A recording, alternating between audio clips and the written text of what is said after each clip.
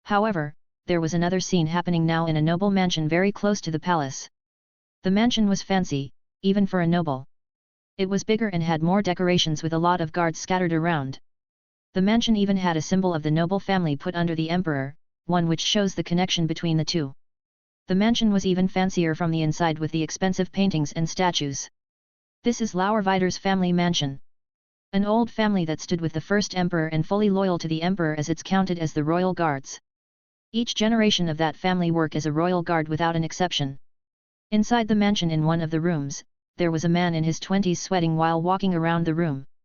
This man named Liam Laurvidor, the second son of the family, which made him free from the royal guard duty as he had a bigger brother. Liam wasn't a talented or strong person. He was a scum like any other noble in this empire, which made his father sigh a lot of times seeing his son like this, but that changed in the past 3 months. Liam had an accident almost took his life, and the fact he's living now is almost a miracle, but the bigger miracle is that he changed. Liam stopped his acts and proceeded in helping others and even asking his father to train him, which shocked his father greatly. But his father doubts vanished when he heard his son say that he learned his lesson and he'll strive to be better, and as a father, he was thrilled with his son's change. Liam is started to be known as one of the best nobles around the citizens, with a good amount of popularity with them as they talked about his sunshine smile. And now the sunshine Liam removed his little mask when he's alone. How could this happen? Liam was asking himself this question for the last night as he didn't find a reasonable answer. Liam is just your average guy getting hit by a truck and transported to another world, but that world had to be Kagaya kill. When Liam was still in his soul form after his death, the system appeared, which is the greatest holy empire system that allows him to grow stronger and build his empire as long as he finishes mission about being an emperor. But his first world was Kagaya kill. Liam saw this and frowned because this world is bad for a newbie, so he thought and mumbled his plan as he first thought about being a noble and get close to the emperor before taking the throne with power. But in the end, he chooses to go with the protagonist team. However, this cursed system took his mumbling as a wish and made him in the empire side with a mission to become the emperor and destroy the rebellion. If this wasn't bad enough, then he got reincarnated into this scum, which makes the mission harder, but luckily his system gave him a gift pack with very useful things. Without mentioning the points and items, he got an illusion skill called Sunshine Smile, which allows him to charm many people, and another item that made him able to beat us death directly. But he chooses to wait until the plot starts. Liam worked hard these 3 months as he finished some missions and got a hypnotizing skill and a strong one-time hypnotizing magic scroll. This allowed him to control the empire in silence while using the scroll on one of his father's friends that have a huge influence in the empire. He wanted to use it on his death, but she isn't here now and he doesn't think it'll work on her with the strong mentality she got. Now, Liam only needs to wait until the plot starts to do his plans, but he had to admit that the taste of the noble is very good, especially in women, as he was just able to hypnotize anyone to love him, which is quite easy. At first, he was against this idea, but Liam felt this noble he reincarnates into affected him. He doesn't care now because he thinks it's better for them to serve him as he'll become the emperor eventually, but something happened today destroyed his plan with the plot. A nuke. Liam saw the giant mushroom cloud as he opened his mouth wide that night. Then he heard Honest is calling for the Taigu users, which means that the plot is gone now. How could that happen? Is that possible? Are you joking with me? The question kept circling in Liam's mind before his system reacted with a red blood mission screen. A huge change in the world was detected. The Fate mission is activated. Fate mission, destroy the external entities. Difficulty, SSS+++ Abyss. Description, 6 external entities have come to this world with the goal of destroying it while hunting you and the system. Survive and kill 2 of them at least. Mission rewards, 10 free purchases from the system store. 1 SSS Bloodline Lottery, 1 SSS Ability Lottery. 10 billion points. Unlock all the system functions. The choice of the next world. Mission penalty, you'll die and the system will get destroyed. After the system destruction, you'll lose everything. Your soul will get destroyed and your body will become aches, so you'll not get revived because even the smallest atom in you will vanish. Did I mention you'll get a horrible and painful death? PS1, Fate mission can't be refused and will continue until you fail. PS2, because the mission is very hard for you now, the system will give you a gift pack to help you. Liam looked at the long list of how he'll die before he held his head in pain. This went from the beginning village to the boss fight very quickly. But before he calmed down and thought that the system will never send an impossible mission, so he opens the gift pack as a smile appeared on his face. With this, I'm not afraid of a nuke as long as there isn't a lot. Liam smiled while looking at the rewards because he doesn't think these hunters will have a lot of nukes. Sadly for him, if Leo was here he'll say he has nukes for days. Meanwhile, the nuke was talking in the capital while listening to the people talking about the recent events. Leo only heard about his fireworks and some other rumors about a noble mansion getting blown up, which made him say, really? I wonder who did it. Leaving the words filled with irony, Leo was walking in the capital while trying to figure out where is the target. He was wearing casual clothes while carrying a backpack because he figured something after his last visit. This world technology tree is messed up and doesn't make any sense. This what Leo felt after seeing the guns and a lot of other modern things, but the theme still medieval with wagons, which makes him wonder if they can't just make cars. Anyway, where's victim *cough I mean system user? Leo started to get bored from this game of who the system user, which makes him think that the system user was with Night Raid and he's just wasting his time. Leo had already sent another batch of scouting beasts, but this time they're mainly to know who's killing them, as they'll send a signal for him at the moment of death. But now Leo is bored by this pointless chase, so he'll take some measures. There are supposed to be here. Leo commanded his beasts around the capital to search for the Night Raid members that usually walk in the capital. Leo doesn't know how far the plot reached, but it didn't seem to start as there was nothing new or a change because of the target, which makes Leo think this target is doing the classic and waiting for the plot. If there wasn't a change in Night Raid, then the target isn't there, which will tell Leo if he has 1 or 2 places to nuke. After waiting for 20 minutes, Leo finally got a result and found one of Night Raid, a blonde woman that he doesn't remember her name, but he knows she isn't the best solution now. Thinking about it for a while, Leo chooses to go because he's bored with this and he needs to finish quickly. Leo went inside an alley as some robbers followed him, but they found nothing except a group of wasps rushing towards them. After teleporting into a place far away from the woman, Leo observed her slightly before frowning. This won't work. Leo looked at the blonde woman with revealing clothes before he sighed because he can't be sure of hypnotizing her successfully. Hypnotizing isn't Leo's specialty even with his beasts, as his specialty now is bombs and fire because his organs are made from drag power. But even if he made a strong illusion beast, Leo can feel this woman will break through the illusion just by pure will, or some nonsense like friendship power when he asks her about Night Raid. Leo observed the woman for a while before he saw her almost staring at a fly before walking away. That fly is one of Leo beasts and this woman felt something weird only by instincts. Leo sighed as he was about to do a thing he'll definitely regret in his life. Venom, do the plan. Leo took a deep breath as he was preparing himself before Venom said, "My lord, I don't think this is a good idea for you." "Don't worry." Leo removed his glasses as he threw them to his shadow before Venom said, "Your mental health won't support this. Something like this won't defeat me. Just do the plan." Leo prepared himself mentally before he walked from the alleyway. Leo walked in the street with his head down while he was mumbling things about he wasn't able to get hired by the government and some other things. This made people look at him before ignoring him after a smile or a mocking look, as they saw this scene a lot of times. But this made the leaving blonde woman look at him before following him from a distance. Testing. Hey. Leo didn't turn his head as he could see the woman by Venom and realized what she's doing. A clear distance which will make normal people clueless, but it'll not work for the wary ones. This is how she picks the targets. Keeping his head down as he gave Venom control, Leo started to make a beast next to his Longinus. "I'll play with you for a while." Leone was doing her usual information gathering in the capital before she spotted a teenager with his head down. Following him for a while, Leone smiled as she understood he was another guy from the countryside who came to this empire looking for success. So after confirming that he's just a clueless guy, Leone walked towards him and said hi.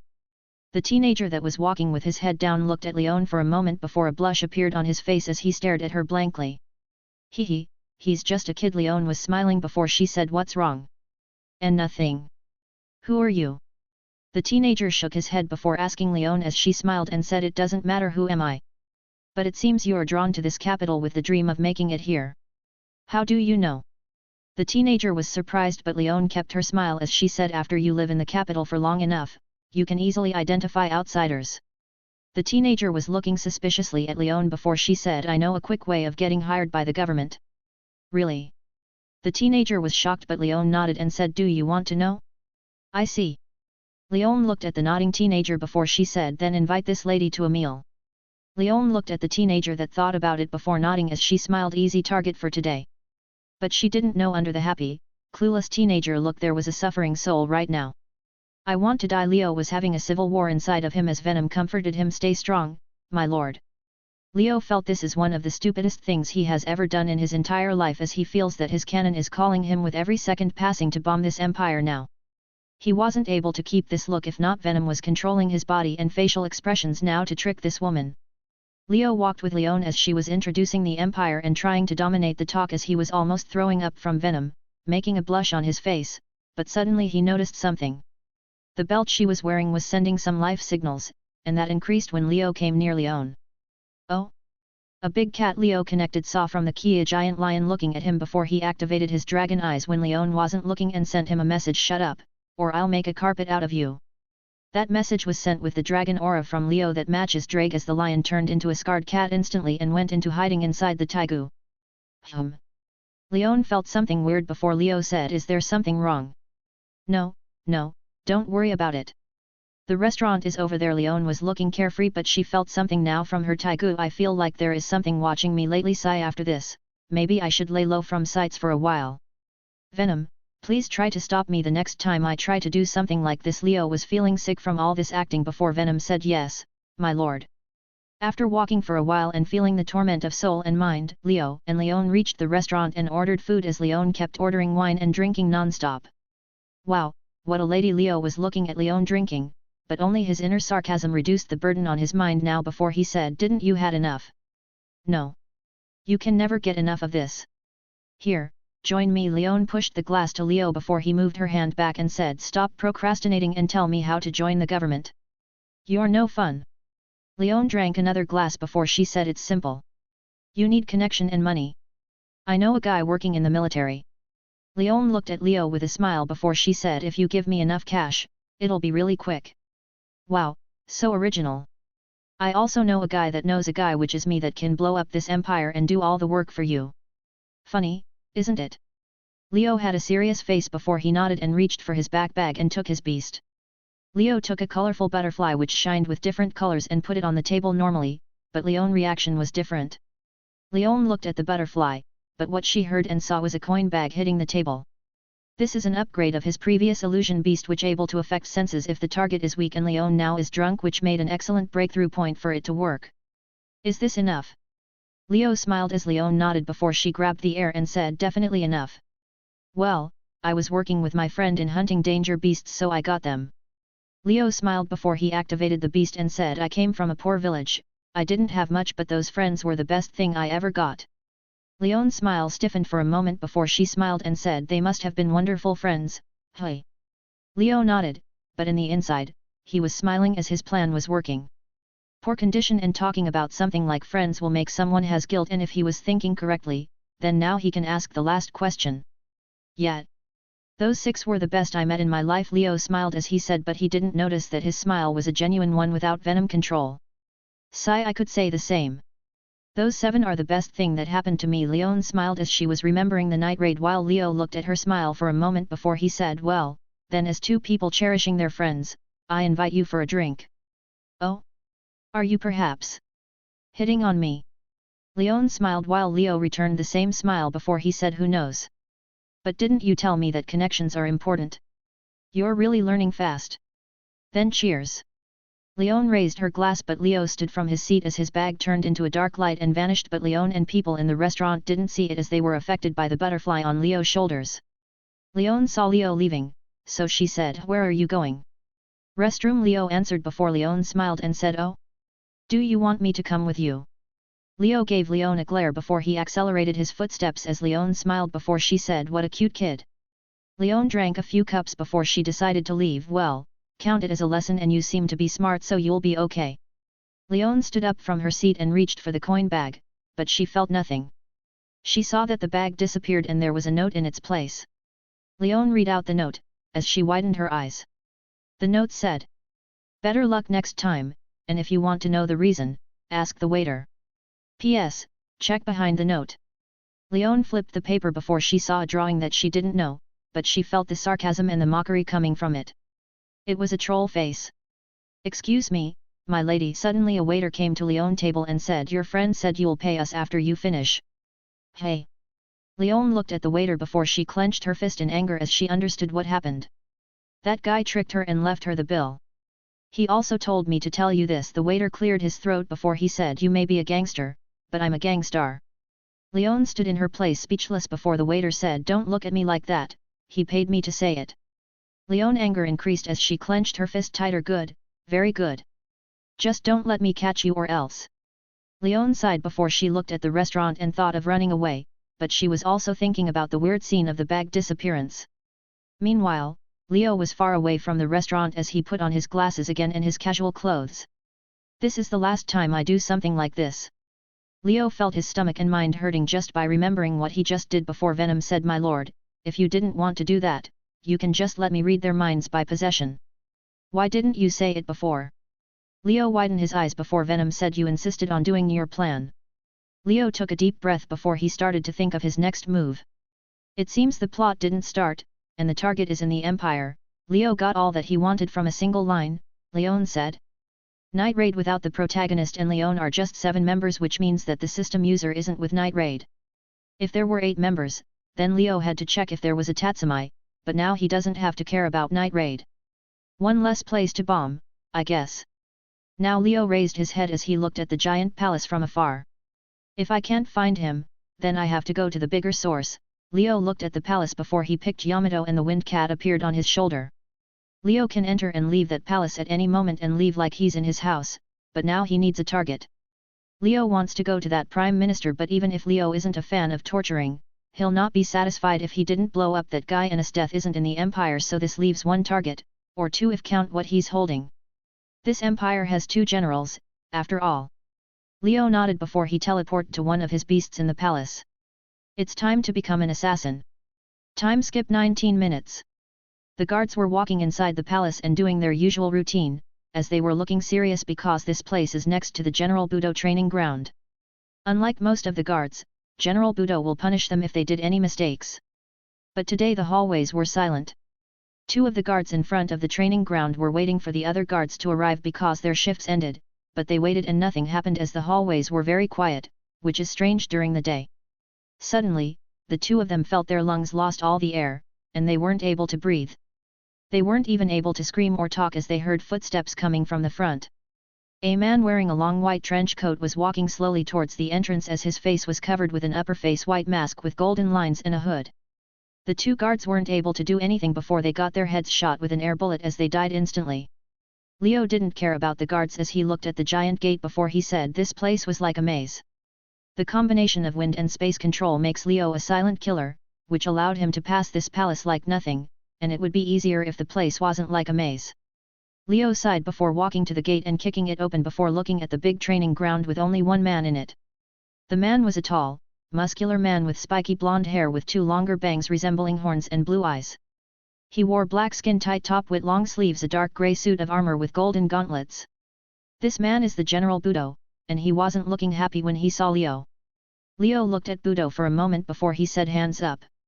This is a robbery. Awkward silence. What the meaning of this?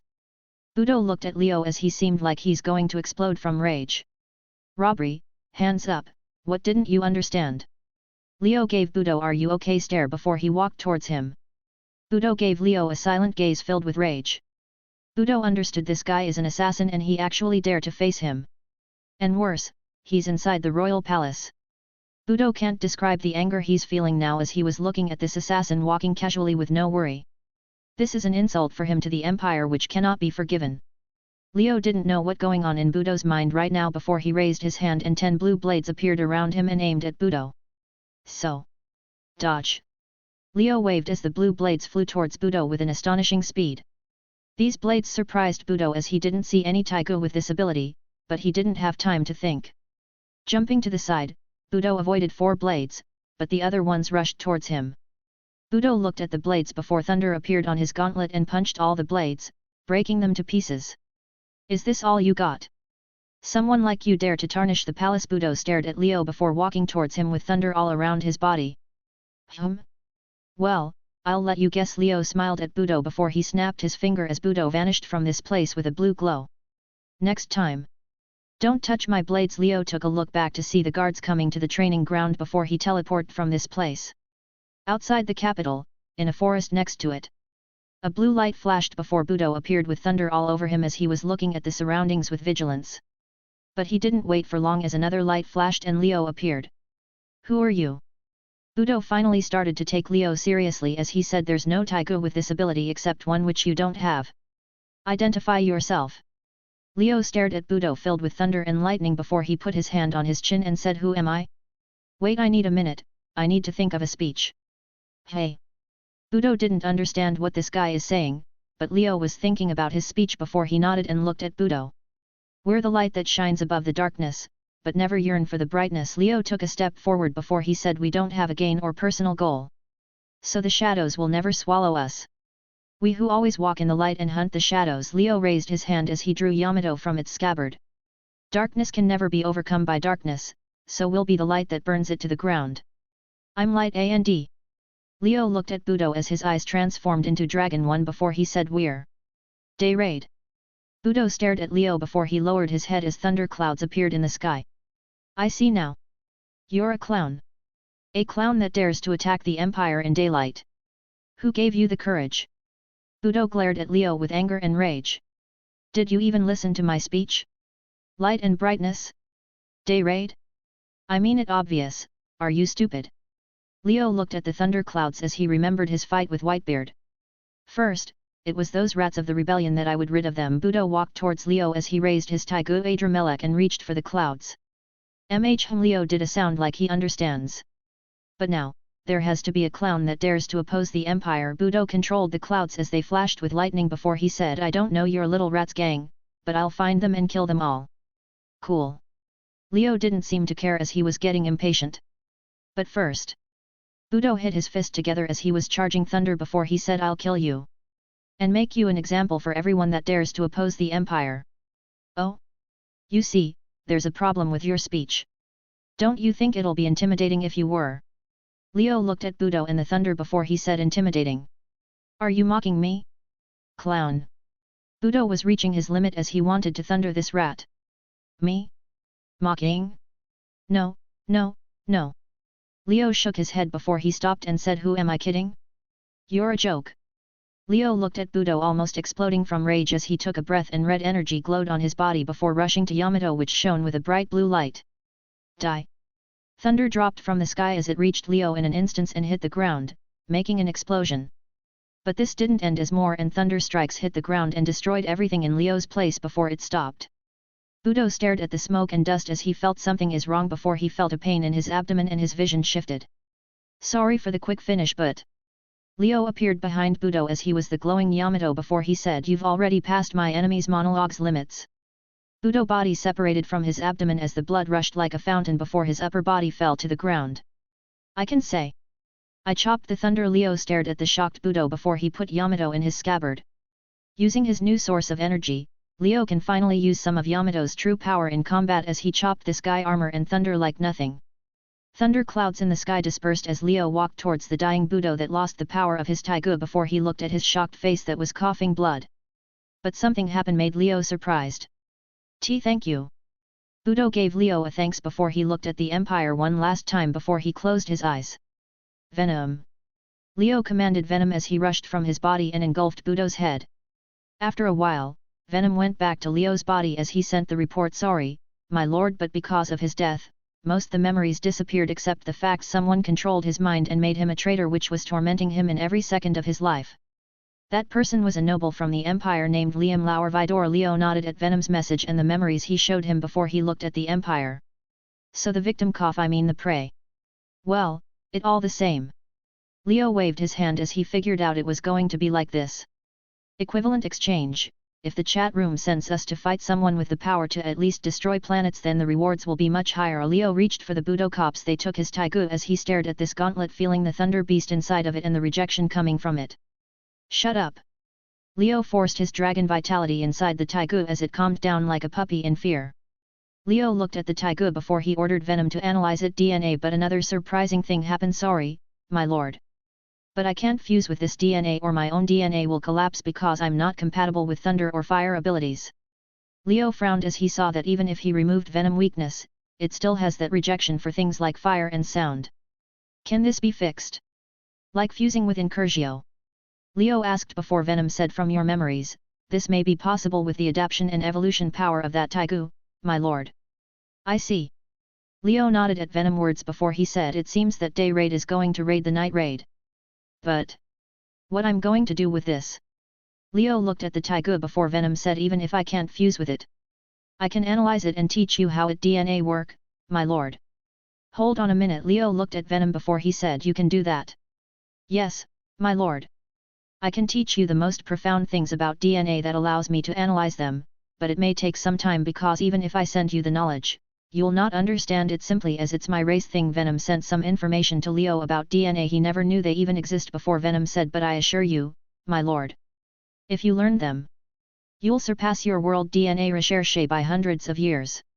Okay, I guess it learning time, but... Leo frowned before he summoned his beasts and said, can you all do that? Meow. The wind cat said it can teach the wind way and how it works from a spirit perspective. Muda. Gold experience gave Leo the biggest gift in JoJo's as he said he can teach him how it works, which means his ability in transforming matter. Yamato vibrated as it said it can teach Leo how space works, which will be helpful for his new beast. Leo stood there speechless as he felt this one of those times that the teacher turned into a student before he sighed and recovered his beasts. What a day! And what an enthusiastic walk Leo had enough today as he put the Taigu in his box monster before he walked in the woods to finish his enthusiastic walk until he reaches his mansion. It's time to learn and study which one of the things he hates, but it makes him stronger, so he's in a huge conflict now. 140. The very best. The sun saw shining down on the land as the clouds were drifting on the sky. It's your typical beautiful day that makes people want to take naps. But it was a different story for the Empire. Today, the atmosphere of the Empire is worse than ever. It was like a gloomy cloud of despair, fear, and rage was upon the capital. This day is a dark day for the Empire as it lost the greatest general it had for years, General Budo. The general that guarded the Empire and one of the most respected figures is now dead. After hearing the noise from the palace, the guards rushed to the training grounds, but they found the general gone before they saw the thunder clouds appearing from a distance. The assassination squad with a lot of soldiers rushed to the scene, but they were too late. General Budo was found dead as his body was split in two by a sharp sword, which made the Empire completely shocked. The great general lost, and from the battle scene and Budo body, the battle didn't seem to be big, which means the general lost easily. This fact made most of the brains in the Empire scared. Even the Prime Minister dropped his plate of food when he heard the report. Even if he didn't like Budo, Honest know the strength of that man, which he never dreamed about him losing easily. Honest realized this event that is happening now is very serious and can't be delayed like usual, so even if he didn't want to do it, Honest sent an order to Death to return and use everything it could to rush to the Empire at the fastest speed. Honest know even if that woman will be angry, she'll also be interested after she hears about Budo's death. But this leaves a question. Who did it? After a few investigations, the guards found that people were killed in the palace with no one knows about them, which means it was the works of the killers. But how can a bunch of killers able to take down the Empire Great General with their powers? This question confused the Empire for a day before they reached a conclusion. It was night raid. Only a group of killers armed with Taigu have a chance of defeating Budo.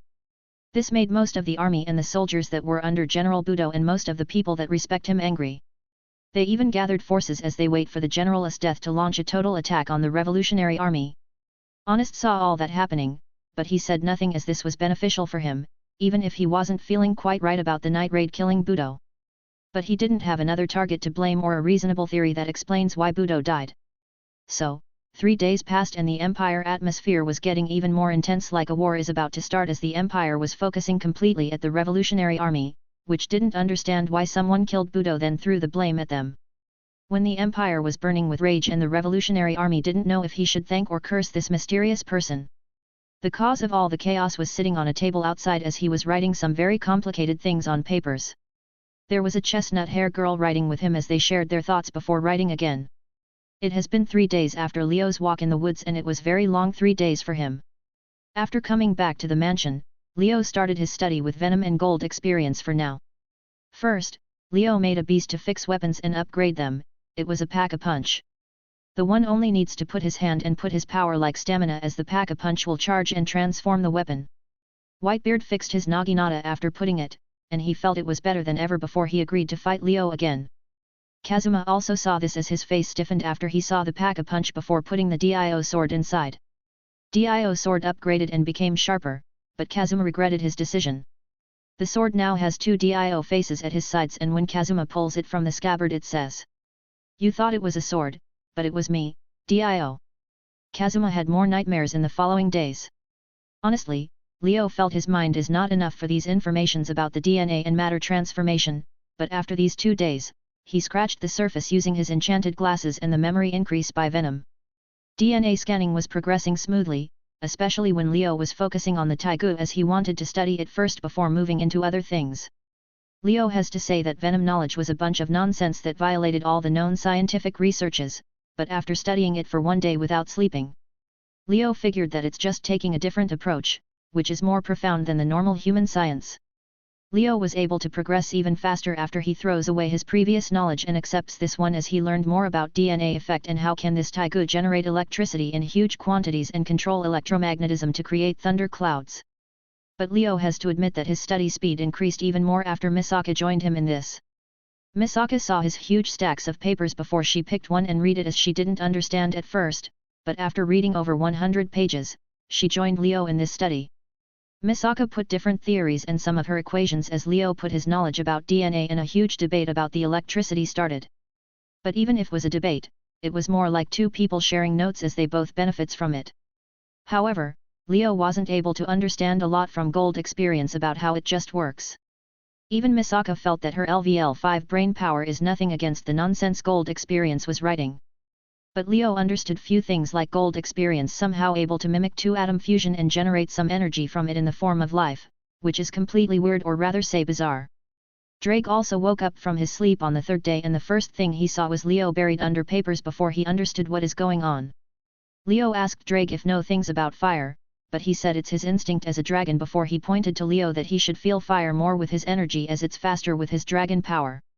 Leo took the advice and could transform his ki into fire and became a living torch as he realized that his resistance to fire is very huge. So this is the 3 days from studying, fighting, and experimenting things like creating a beast based on thunder. Leo really wants to confirm again that his Longinus is a bug, as it gave these things to his beasts without him knowing anything about it. The team was having it easy, especially when Leo told them that the target is in the Empire. Kazuma was training and leveling, Whitebeard drinking or going on a walk. Saitama didn't show up a lot after he learned to fly, Kagaya wasn't showing up, Misaka was studying with Leo. Misaka finished another paper about her modified equation as she couldn't believe what's happening. Her formulas and equations that didn't improve from the moment she reached LVL5 was upgraded with the help of this guy in front of her. Misaka didn't see this form of DNA information in her life. Even the Academy City didn't have something like this. At first, she thought it was just random things, but after 3 days, she felt that this nonsense reached the Academy City level and surpassed it. But even if things were okay, Misaka didn't understand a few things like what's Leo doing? And how are those 2 pens floating and writing at a top speed? As she didn't see Gold experience. Misaka looked at what Leo was wearing now. Leo was wearing a white dress shirt and black pants with a dark blue tie, and a dark blue vest. His glasses changed into a monocle as Misaka didn't understand what this guy is doing, but she had to admit that these clothes look good on him even if that lasted until he opened his mouth. Come on, Mikoto. Leo didn't move his eyes from the papers as he said just do it. No matter how you put it, that's impossible. Misaka was feeling tired from this conversation. Nothing is impossible if you believe in yourself. Leo didn't care about Misaka tone as he said you can do it. Then can you at least tell me why and how I can do it? Misaka didn't understand why she's listening to this guy crazy ideas. It's very simple. Leo looked at Misaka before he said you have to look into that personal reality of yours and go deeper to those little electric signals in your brain. Look for that little spark called madness. Then unleash it in the form of electromagnetic pulses that destroy chemical bonds within the molecule. Leo rotated the pen in his hand before he said it is simple, isn't it? No, it's not. Misaka hit the table as the papers flew in the air. She felt her head hurt from this guy theories that always involve mass destruction. That why you have to believe more in yourself. Leo didn't care about Misaka as Gold experience gathered the papers and put them back on the table. Kazuma that was swinging his sword against Kirito doll looked at the science duo as he wasn't able to understand a single word coming from their mouths. But he wasn't focusing on Kirito as he was focusing on the other monster. Then if you're thinking like this, Misaka massaged her temples before she pointed at the monster and said, "Explain to me, what's that?" Leo looked at where Misaka pointing before he said, "Mikoto, that's a very powerful being. They call him the devil, the thunder beast that was able to defeat countless enemies even hitting the creation god." Leo pushed his monocle as the monster introduced himself, "Pikachu. A yellow fur and long yellow ears that are tipped with black. A large tail is notable for being shaped like a lightning bolt. On its cheeks are two circle-shaped red pouches. This is a Pikachu." Leo made it after he mastered some genetic code of the Taigu, as it was strong enough to drop thunder from the sky and equipped with different skills from Pokemon. "No, I meant, why did you make it?" Misaka looked at Pikachu and had to admit it's cute, but she didn't understand why Leo created it. "I just wanna be the very best that no one has ever was," Leo replied calmly as Kazuma finished his words. "To catch them and enslaves them forever is my real test. To force them to battle forever is my cause." Kazuma began to sing the realistic version of Pokemon opening before Leo said, "Pikachu, use scary face. Pika." Pikachu waved his arms around his face for a moment before he raised his head and looked at Kazuma with a dio face. "What the fu?" Kazuma didn't finish his words before Kirito doll hit him with his wooden sword and said language. Even if Kazuma surpassed the level of beginners in swords, but he's still no match for Kirito doll and its starburst stream. Misaka stared at these two idiots before she sighed again and picked up another paper. "Well, anyway." Leo stood from the table as he said, "I'm going to test the result of our studies. Do you want to join?" Leo looked at Kazuma and Misaka as they looked at each other before they said in the same time, "You're not planning to destroy everything again?" "No, no, no. Come on, you know me." Leo waved his hand, but Kazuma and Misaka looked at him with a gaze filled with disbelief. Leo stared at these two with a deadpan face before he said, "Do you want to come or not?" "Yes," Misaka and Kazuma replied at the same time before they walked towards Leo. "Don't blink." Leo spanned his fingers before three of them disappeared with a blue glow. Far away from the mansion, the trio appeared on rocky grounds as they stared at the place. "So." A moment of silence for this place. Kazuma put his hands together as he said goodbye to this place because it's about to get destroyed. Leo felt the way this group looks at him is very wrong, but he didn't care that much as he took the Taigu from his box. Kazuma stared at the gauntlet with hatred as he remembers he wasn't able to use it no matter how he tried. The gauntlet kept hitting him with electricity the moment he touches them. Misaka looked at the gauntlet as it felt a familiar feeling from it and could use it, but she didn't like a giant gauntlet. Leo put the gauntlet on the ground before he summoned Pikachu and said, "Use thunder." "Pika. Pika." Pikachu raised his hand to the sky as the thunder clouds appeared. After looking at the clouds, Leo turned to look at Misaka and said, "You also use thunder. Do you think I'll do it?" Misaka raised her eyebrow because she felt that Leo and Kazuma eyes are looking at her like looking at Pikachu. "We can go on a long talk about this, but in the end, I'll still convince you." Leo words made Misaka helpless before she raised her hand and more thunder clouds appeared in the sky. "Keep it like that." Leo nodded at Misaka and Pikachu and felt this is kinda ironic before he summoned the boosted gear. Boost. Leo took a deep breath as his lungs and heart generated a huge amount of vitality before transforming it to ki. This situation continued until the sky was filled with dark clouds that were flashing with thunder and Leo boost reached 128 times before he said, "Misaka, Pikachu, now." Shoo. Pikachu released his electricity towards the sky as thunder increased before falling down and Misaka controlled the thunder to fall on the Taigu even if she's feeling this is wrong right now. Leo stared at the thunder and lightning hitting the Taigu before he took a deep breath and rushed inside. A golden red aura appeared around Leo, which protected him from thunder before he picked the Taigu and activated his Annihilation Maker. Asterisk transfer. Asterisk.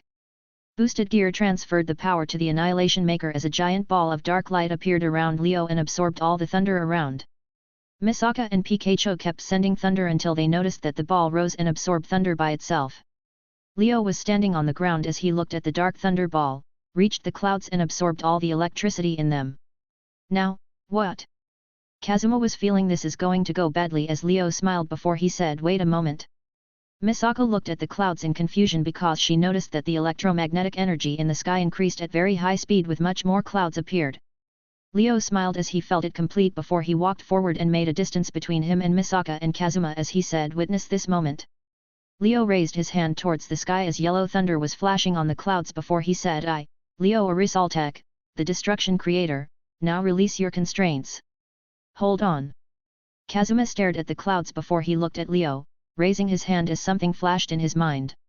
Sigh. Not again. Kazuma covered his face while Misaka was confused, but Leo was finishing his words. Come forth. Thunder dropped from the sky as it engulfed Leo in it, but it didn't hurt him before he said fifth familiar. Regulus Aurum. Roar. With a vast roar, something appeared from the thunder and stood behind Leo. It is a lion-like giant monster who has bright red eyes and has a lightning-like mane. This is a Regulus Aurum, the familiar of the fourth primogenitor from Strike the Blood. Ignoring Misaka's shocked eyes and Kazuma face-palming himself, Leo looked at the fifth familiar before he said, now this is a lion. This is so relevant for me. Leo nodded with satisfaction at his new beast, and for the first time, he used his Longinus correctly. Annihilation Maker usually used to create giant monsters then send them to do the job, but Leo never did that and made all those battles helping beasts without a giant one to unleash it at enemies. And it more fitting with his name. This beast is the fifth familiar of the fourth primogenitor from Strike the Blood, which is a blood vassal that can exist in Leo blood and assist him in combat or throw him at enemies. This familiar can produce and manipulate electromagnetic energy, which is very powerful to destroy everything in its way. And Leo can use it normally as long as he can breathe and his heart still beats. Leo breathed a sigh of relief as his attempt was successful. Even if he already tried with Pikachu, Leo wasn't quite sure about this beast, but the combination of his knowledge, Misaka formula, and a huge boost from the boosted gear did the trick. Leo thought he really needs to thank Misaka after this. Leo lowered his hand as Regulus Aurum went back to his body before he said, call me the fourth primogenitor because I'm about to thunder this night ***, I mean day. Every day with a new weapon of mass destruction. Kazuma removed his hand from his face before he said, you really live up to the title of Destruction Creator.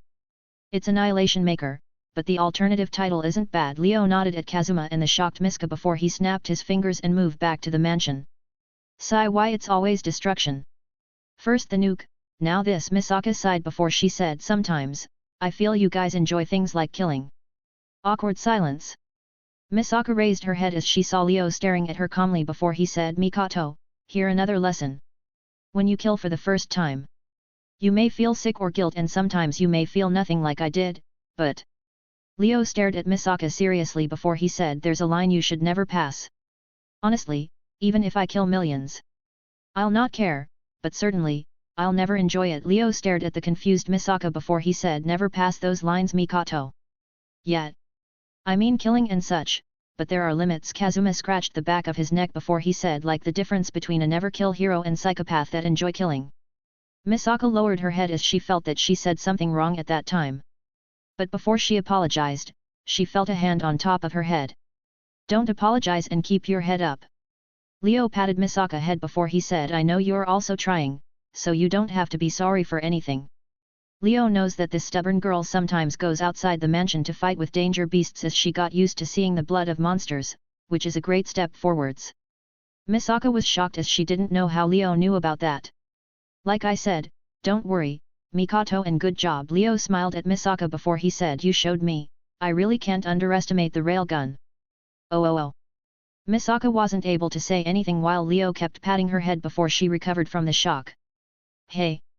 Misaka started to flash with electricity before she said, how long do you plan on messing with my hair? Leo looked at the thunder Misaka before he smiled and said, for a while. Misaka clenched her fist as lightning rushed to Leo, but for Misaka's surprise, a yellow thunder blocked the lightning. Sorry, Mikoto. Leo smiled at Misaka before he said, you're not the only one with electricity now. Kazuma looked at Leo, patting Misaka's head with a smile while Misaka was struggling to remove his hand as thunder and lightning were flashing between them. He felt these common Tsundere acts are hurting his soul before he said, die. Just die, both of you. Suck to suck, Kazuma. Leo looked at Kazuma that was boiling with jealousy, but before he said anything else, he felt something. Sigh, well, this is enough for today. Leo removed his hand from Misaka as she jumped away and she was looking at Leo with hatred. See you later. Leo waved his hand as he walked away before Kazuma said, where are you going now? Me. Leo looked at Kazuma before he said, I'm going on a walk. Please, tell me you're joking. Misaka covered her face with her hand as she remembered Leo walks. First, it was a nuke, then the other one, he brought a weapon which Kazuma told her it's from a general in the Empire. I'll leave that for your imagination. Leo walked away as he said, it's time to see this guy who's messing with my beasts. Misaka and Kazuma sighed as they saw Leo walking away while feeling that another disaster is about to happen. 142. True Power. The sun was still shining brightly on the empire that lasted for millennia, but the sun was a thing and the empire condition was something else. The situation was getting worse and worse with every minute passing. The empire was getting more stressed from the fact that they couldn't find anything about Night Raid, which made the anger increase even further. The flamboyant atmosphere of the empire was telling clearly that it's preparing for the war, which enchanted when some Taiga wielders reached the empire with the prime minister's son. The three beasts also reached the empire as Budo's death surprised them and made them take this matter seriously. The empire forces are already ready for the battle and they were only waiting for a leader, which is the empire's strongest, as death. But something that happened today made the empire startled. They saw lightning and dark clouds appearing from afar without any warning. The loud thunder sound followed by the gigantic roar which they couldn't explain made the empire reach a quick conclusion. The only Taigu and power capable of doing such a feat with lightning is General Budo Taigu Adramelech. The empire stood still for a moment before it rushed to send its forces towards that place. This is a humiliation and a threat to the empire. The revolutionary army actually dared to use Budo Taigu, and the worst part is they found someone that could use it. The empire swear that it'll never let such a coward thief get away with this, and it'll show what happens when you mess with the empire. When the empire was boiling from the flames of revenge, the thief was doing his very friendly walk away from the empire as he reached an uninhabited place next to the empire forest. Leo was walking calmly in the forest as he was feeling the beauty of nature while appreciating every moment in it. Probably. Leo looked at the bright sun and he felt it hurts his eyes, but the wind was quite pleasant, as he was begging to throw Regulus Aurum at someone. This became boring. Leo was walking in the woods as he felt he's almost reaching the beast dying location. Maybe I should just gather all those Taigu and bomb this empire already. Leo has almost finished his goals in this world as he only needs to collect some specific Taigas and study some more, but he thinks it's not bad if collected more Taigas. However, his teammates also need some time to prepare as Kazuma wants more leveling, and Misaka found a good opportunity to study her formula. First, I need Incursio, then 2 more at top priority. Leo was putting the last touch on his plans before he felt something from the front, or rather say it was 2 things. First, there was a huge cloud of negative ki filled with emotions like pain and suffering, which in Leo's eyes was begging to be nuked and erased from the map. And the second thing, he has company. Leo stopped his footsteps as he looked to the front. After waiting for a while, Leo fixed his monocle before pointing towards a tree with his hand in the form of a gun. A small fireball appeared on Leo's finger before it got compressed and became slightly unstable. Leo felt it was almost the same before he said bang. The fireball flew at a speed of a bullet before it reached the tree and pierced it instantly with the guy that was behind it, as his body fell to the ground. Leo waved his hand blowing the smoke as many people wearing masks appeared around him, which make him now surrounded. So, I'm surrounded, which is quite new for me, but I have a question. Leo stared at these people that didn't seem normal as they were walking like zombies before he said, are you the group that will take me to your leader, or the one that will ask who am I? Leo didn't receive a response as these zombies-like people revealed claws in their hands before they rushed towards Leo on 4 feet. Take me to your leader, hey. Leo raised his hand as he tightened the glove he was wearing before he said, but you have to know. The Pokemon battle starts when the eyes meet. Leo looked at these zombies rushing towards him before he said, Pikachu, use discharge. Pika. Pikachu rushed from Leo's shadow as he clenched his little hands before he screamed Chew. A blast of lightning hit all the surrounding and all the enemies around, knocking them back after cooking them to charcoal in a radius of 20 meters. But this didn't stop these guys as they rushed without fear, even some cooked ones stood up like nothing hit them.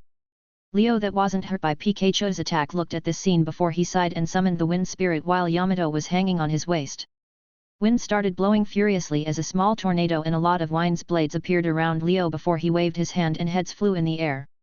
Gold experience appeared behind Leo before rushing with Pikachu as the wind spirit protected them from damage with the wind. The enthusiastic walk starts.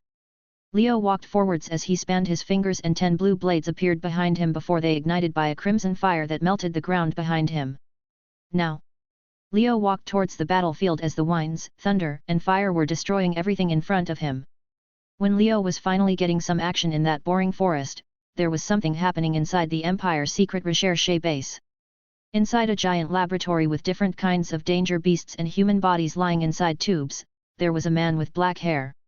He wore glasses, a yellow suit with a tie, and a white lab coat. This is a doctor and scientist that work for the Empire, Dr. Stylish. The man was staring at a mouse in front of him as his eyes shone with madness. He was dissecting this mouse without killing, but after moments, the mouse died and turned into black smoke and vanished. Damn it! The man hit the operation table, throwing all the tools to the ground as he was holding his head maniacally and screaming, "No! I need more! I didn't understand anything. How? Just how? How can this kind of creature exist?" The man was holding his head as he said, "It seems alive and normal creature, but its cells don't age.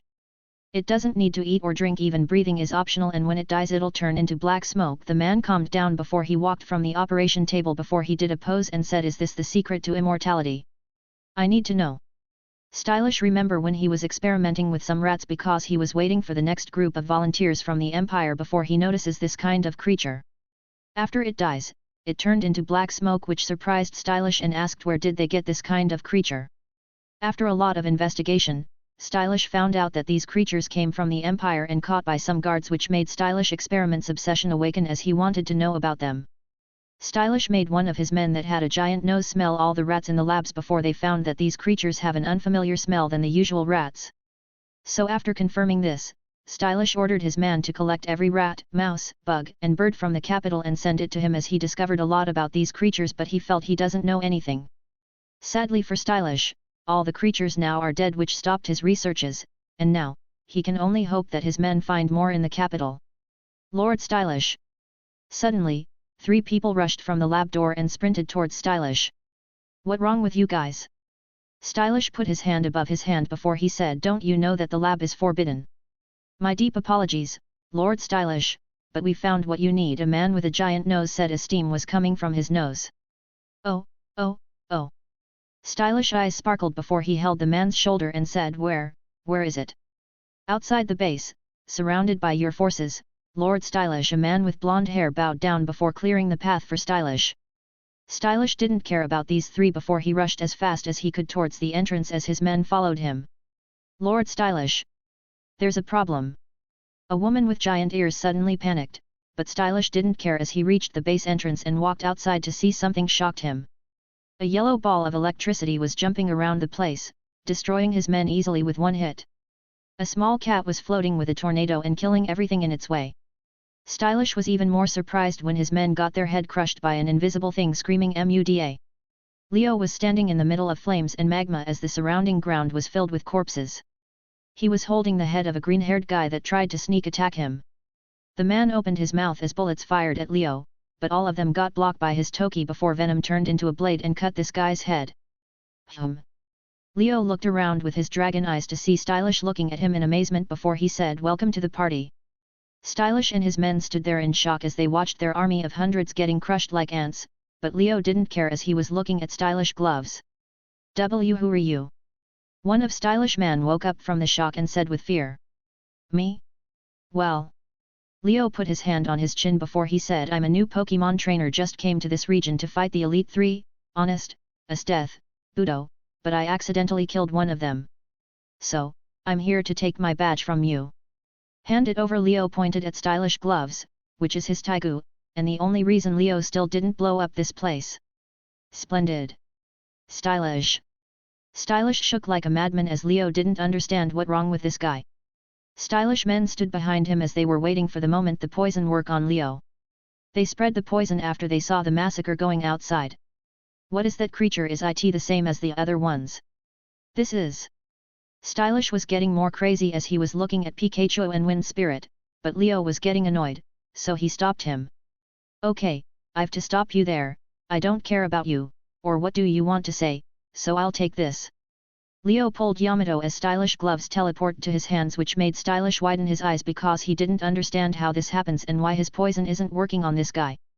"And now?" Leo looked at Stylish and his men before he waved Yamato. "Lord Stylish." One of Stylish men pushed him away as all of them got their head chopped, and Stylish was chopped from the middle. "Gah!" Stylish fell to the ground in pain as he didn't understand how this happens, but he understood that he'll die if he didn't act now, so he took a bottle from his bloody coat and injected himself. "Secret weapon 2. Danger type." Stylish forced those words from his mouth as he was coughing blood before his body started to transform as he said, "Here it comes." Leo watched Stylish turn into a big buff guy before he put Yamato back into its scabbard and sighed as he said the second form, "Hey. This is the ultimate stylishness." Stylish hair grew longer and turned white before his body opened a mouth and ate his men. Leo stared at Stylish, speaking nonsense and growing larger as he turned into a half-robot doing nothing. He now understands Saitama boredom as he waits for his enemies. "Can you hurry up?" Leo didn't understand what this guy is screaming about, but he thinks he should blow him up now. "Not enough, not enough. I need more food to become the true power above all and increase my stylishness." Stylish looked at Leo that didn't care about him before punching him, but he got his hand blocked by a wind barrier before he was knocked away. Crash! The giant body of Stylish hit the ground as it raised a cloud of dust, but Leo didn't care before he said true power. "That's something people don't know about, but it's actually simple. As a man that was poisoned by the culture for many years, I can say I'm an expert in power, so let me tell you something." Leo looked at Stylish struggling to get up before he said people might think power is learning and mastering your techniques or battles to understand your true powers before you get more from it. But actually, that's bullshit. Can't have more power? Mastering your power? That's a bunch of nonsense people keep doing. Listen. Leo cleared his throat before he said, "Although I don't deny the importance of techniques, but those are secondaries for me. So after looking at a bunch of retards and idiots, here are my 3 tips in becoming stronger. First, abuse the shit out of your power and take every chance to become more OP even if you are already OP." Leo looked at Stylish recovering before rushing towards him. Secondly, avoid every situation or a chance of getting nerfed by any stupid reason or anything, which means don't be an idiot. Leo raised his hand as yellow lightning appeared on his body and Stylish got even closer and was ready to punch. Lastly, firepower. And more firepower. Leo looked at Stylish as the dark clouds appeared in the sky before he said, "Come forth. Regulus Aurum." Ruoaar. Regulus appeared from Leo's body as lightning appeared around Leo and pushed Stylish back. Regulus stared at Stylish before he raised his claw while Leo said, "Begone." With this thunder roar. Ruoar. Regulus swung his claws as the lightning and thunder sound filled the world in front of Stylish as he wasn't able to think of anything before he lost all his senses. Asterisk rumbai. Asterisk asterisk crash. Asterisk. Everything around Leo was getting destroyed by the raging lightning as the trees vanished and the ground was annihilated. The scene continued for almost 10 seconds before the lightning disappeared and left a giant pothole with more than 500 meters wide and over 100 meters deep. And all of this was a casual strike from Regulus. Leo nodded as he finally tested how strong this familiar in the subject of destruction, especially as he can go all out as long as Leo has energy to give him. Leo knows that if he wants, Regulus can destroy Miles by one casual strike if he was in his top form, but it's unnecessary now. Well, I guess this is the end of this walk.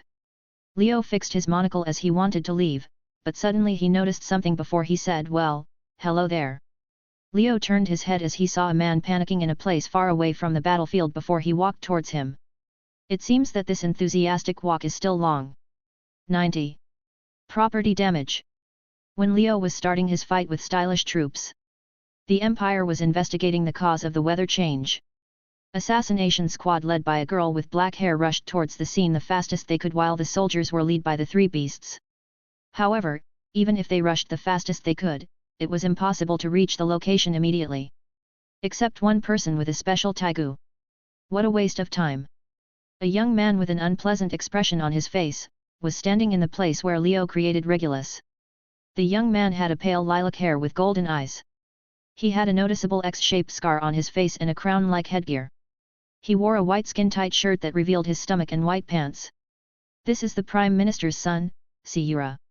After the Empire discovered the lightning storm, Honest that was paying attention to this event, ordered his troops to check the situation before ordering his son to go there immediately. Siura is a scum on Earth in which his actions can go from brutally murdering civilians for no reason to showing a more perverted murderous side just by counting all those women that disappeared around the Empire. Despite that, Siura is a spoiled brat that thinks everything should go as he pleases, and becomes violent whenever someone gets in his way.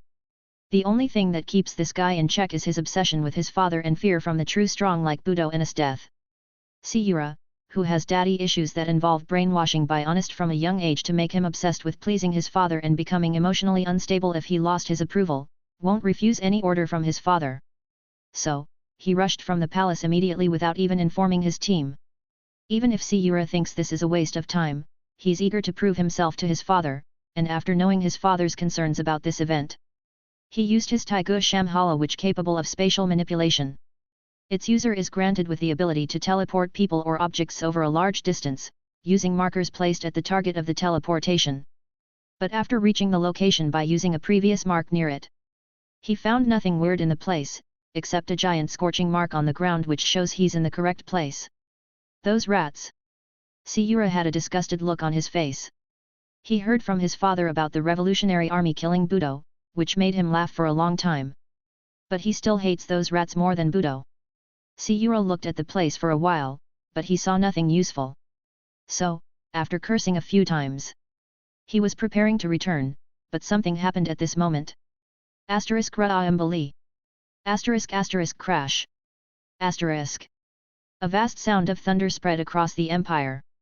Everyone near the capital raised their heads to see a giant pillar of lightning. Black thunder clouds reached the empire as they saw the lightning was very close to the capital. Assassination Squad, and the army turned their heads to see the lightning before rushing back to the empire the fastest they could. Sayura was surprised by the scene because he didn't understand how could the thunder reach that place. He recognized the place as the Empire's secret base which Dr. Stylish control. Sayura shook his head before he held his Taiguo and was prepared to teleport to a location near the base.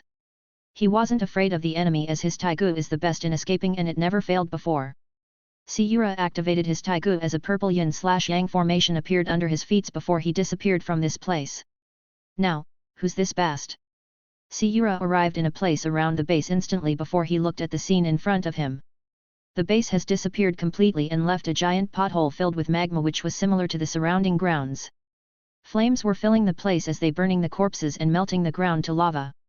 Sayura recognized those corpses as Dr. Stylish toys, but he wasn't paying attention to them as he was looking at the only person standing here.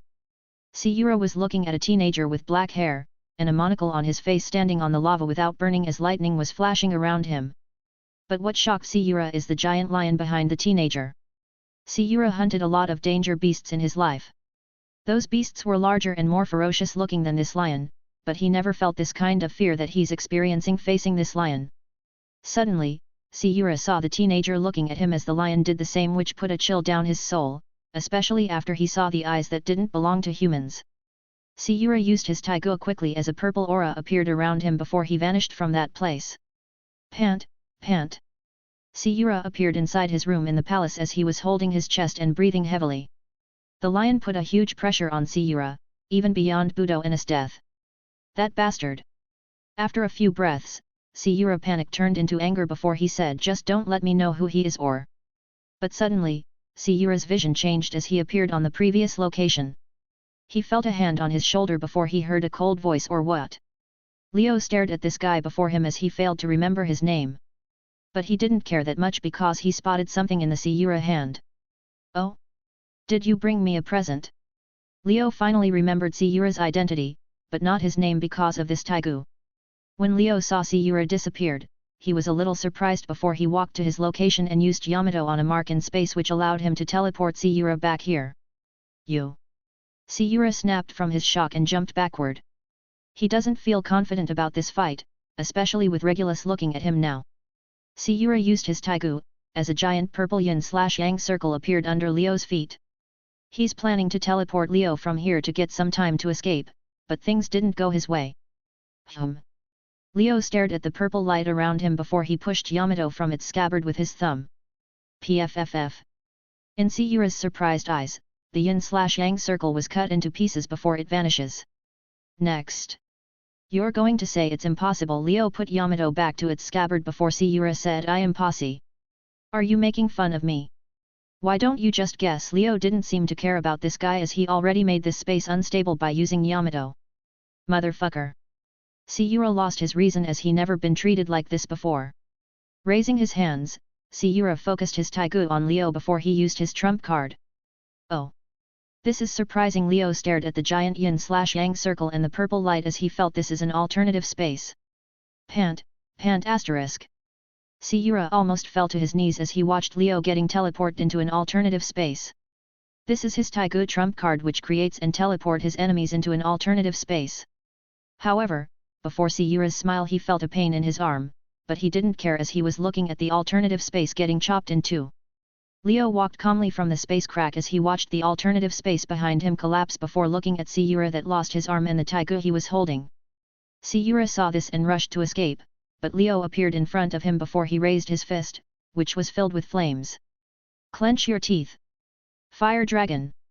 Leo watched Sayura putting an attack posture as he was planning to attack him in his vital spots before he said Iron Fist.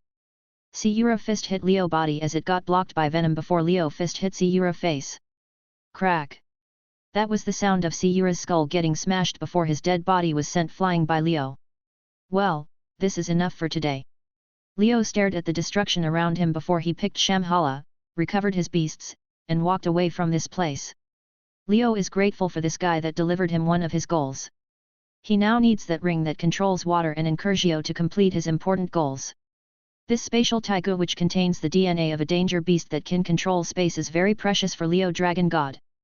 The ring taigu which Leo doesn't remember its name is also important for the Dragon God as its power involves the water. But Leo was more interested in the gloves that he got from the crazy doctor. This taigu called Perfector, which increases the speed and precision of the user's fingers by several hundredfold. However, what if this increase was used by Venom to boost Leo's body precision and speed by 100-fold? Then use this boost in controlling ki or fighting and even learning by paying enough attention to details. Honestly, Leo thinks this taigu was the biggest gain of today. Leo walked away as he felt that 3,000 pages of research aren't enough for these taigas. Meanwhile, when Leo was walking away from the crime scene, Whitebeard was looking at the sea at a village far away from the Empire. As a man that lived in the sea for most of his life, Whitebeard doesn't like to stay away from it for a long time, even if it's his weakness. So, Whitebeard looked for this place after he saw a map in the stuff Leo brought, which takes half an hour to reach it if he rushed with his fastest speed. Whitebeard has to admit that this world is very different from his world as his height surprised everyone. He met a lot of interesting people in his journey, like a boy with blue hair and his group of Navy. Whitebeard felt weird that he friended the Navy in this world, but he doesn't care that much. Hey, old man, you're here. Suddenly a young man appeared behind Whitebeard. The young man had dark blue hair and eyes. He wore a blue leather jacket and a red scarf with an anchor on it. Under that is a white shirt with a single blue line down the middle. He also wears a pair of grey jeans with a belt and dark blue boots. This is a young man Whitebeard met here, and his name is Wave. Wave looked at the giant in front of him as he had a helpless smile on his face. He remembers his surprise when he met him for the first time, but what surprised him more was this old man charm. It has been only 2 days and the whole village and its navy know the name of Whitebeard. Even his comrades in the navy keep talking about him. Wave was really surprised by this old man that can gather those stubborn navy members and make them listen to him. Well, after he defeated all of them easily, but Wave knows this isn't just power. Didn't you go to that empire? Whitebeard looked at Wave before he noticed something wrong. Whitebeard likes this young man in front of him and wants to make him his son, but he still needs to see if he can come back to this world again. He doesn't want to have a son then has to leave him in a completely different world. Well. Wave scratched the back of his neck before he said that trip got cancelled. Cancelled? Whitebeard stared at Wave before he notices something missing. Where's your little toy? Whitebeard noticed that Wave knife that gives him that armor has gone. He had a fight with Wave and saw the power of so-called taigu, which wasn't impressive. Please, don't call the taigu a toy. Wave sighed as he remembered the one-side fight with this old man which made him think about the identity of Whitebeard. Somebody stole it. Wave had a dejected face while Whitebeard raised his eyebrow before he said got stolen. Even if he didn't think that taigu is powerful, but Whitebeard know that Wave isn't someone to lose his weapon randomly. Except if it was Leo. But Whitebeard knows that Leo is writing some complicated stuff now. I was holding it in my hand. It was in my hand. Wave held his head before he said then the next moment, it just disappeared. Whitebeard looked at Wave that was having a breakdown as he felt he saw something like this before. And it's not just me. Wave held his head tighter as he felt a headache before he said taigu across the empire are disappearing without any reason. Some swear they were cleaning them before they just vanish. Whitebeard looked at Wave having a breakdown before he hit his head. Wave felt the iron fist of love hitting his head as his brain was vibrating before Whitebeard said stop whining about it. If you have time to whine about it, then go do something useful like trying to find it. Whitebeard looked at Wave, raising his head in pain. But I tried everything I could. Wave started complaining again as Whitebeard clenched his fist. Today Wave saw the sea and sky inverted for the rest of the day. When Whitebeard was giving Wave the iron fists of love, there was something happening in the sky. In very high height, there was a bald man walking on the air as the wind was blowing his cape. Saitama looked at the clouds under his feet and the sun as he was feeling this is interesting because, for him, this is a whole novel experience. Now, Saitama was feeling the true hero mode as he arrives from the sky with the wind blowing his cape. Saitama wanted to experience this to the maximum until he gets bored from it. So, he went on his usual heroic walks which are almost the same as Leo with all the damage they both did, except Saitama saved some people from danger beasts. Saitama walked slowly as he was looking for something to do before he heard something above. Raising his head, he saw a giant whale type of creature with wings reaching hundreds of meters, rushing towards him with an open mouth. Saitama felt this monster is trying to eat him, so he raised his fist and hit it first because his breath stinks and he doesn't want to waste his only hero suit in this world. Boom! The poor danger beasts didn't understand anything before his head was blown by Saitama punch and his dead body fell down. Saitama looked at the whale corpse falling down as he didn't care about it, but suddenly he saw something in the ground.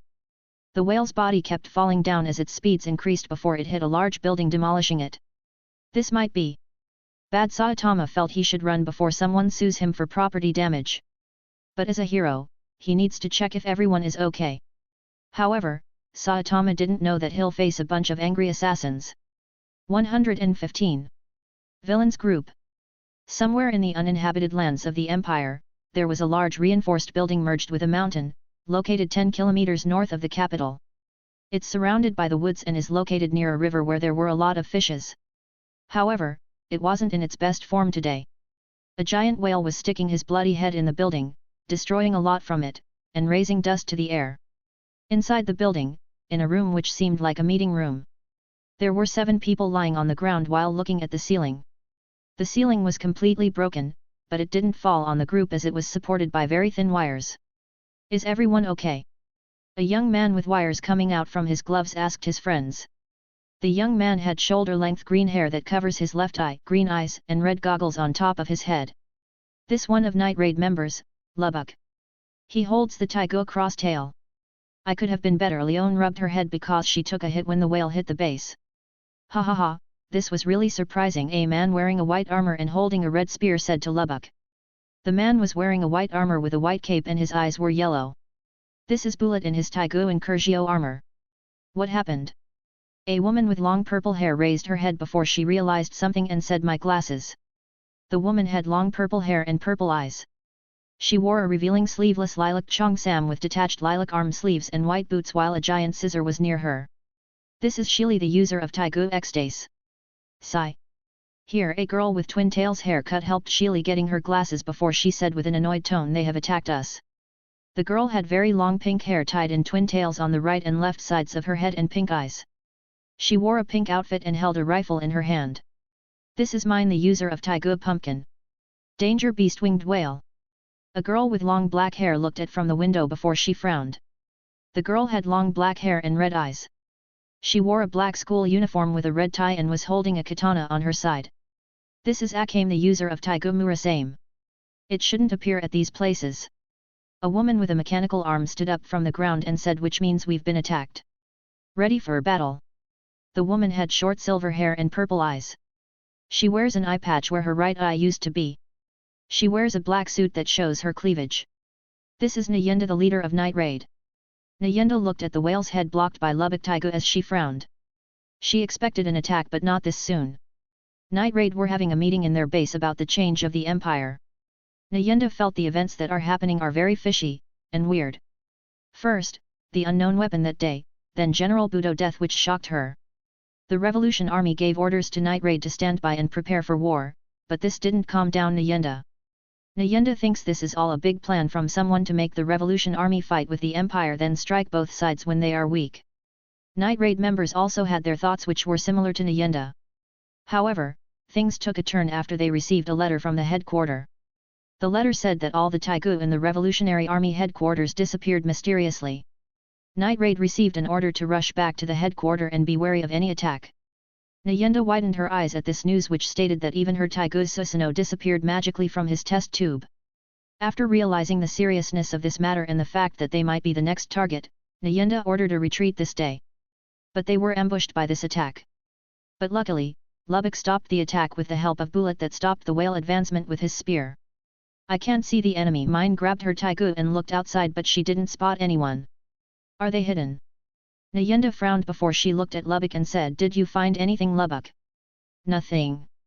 Lubbock didn't feel anything from his taigu even if he had put wires across the base for detecting enemies. Nyenda felt this troublesome, an enemy which can't be seen to touch explain why the taigu were disappearing strangely, but it also bad news for them if they want to fight. Akame was feeling something off before she looked at the sky from the window and said above. Night Raid members raised their heads before they stopped for a moment. After a moment of silence, all the members except Akame and Shili said at the same time Hui. Saitama, that was having a small conflict inside of him, landed on the ground and looked at the destroyed building. He saw some signs that there were people living here which made him sigh. Saitama scratched his head as he didn't know what to do. No. He usually never does these types of things in his world because there are always some robotic things to build and help the civilians, but they don't exist in this world. This is the first victim-saving mission Saitama is facing, which makes him confused, and especially because he caused the accident. Now, what to do? Run? Or apologize then run?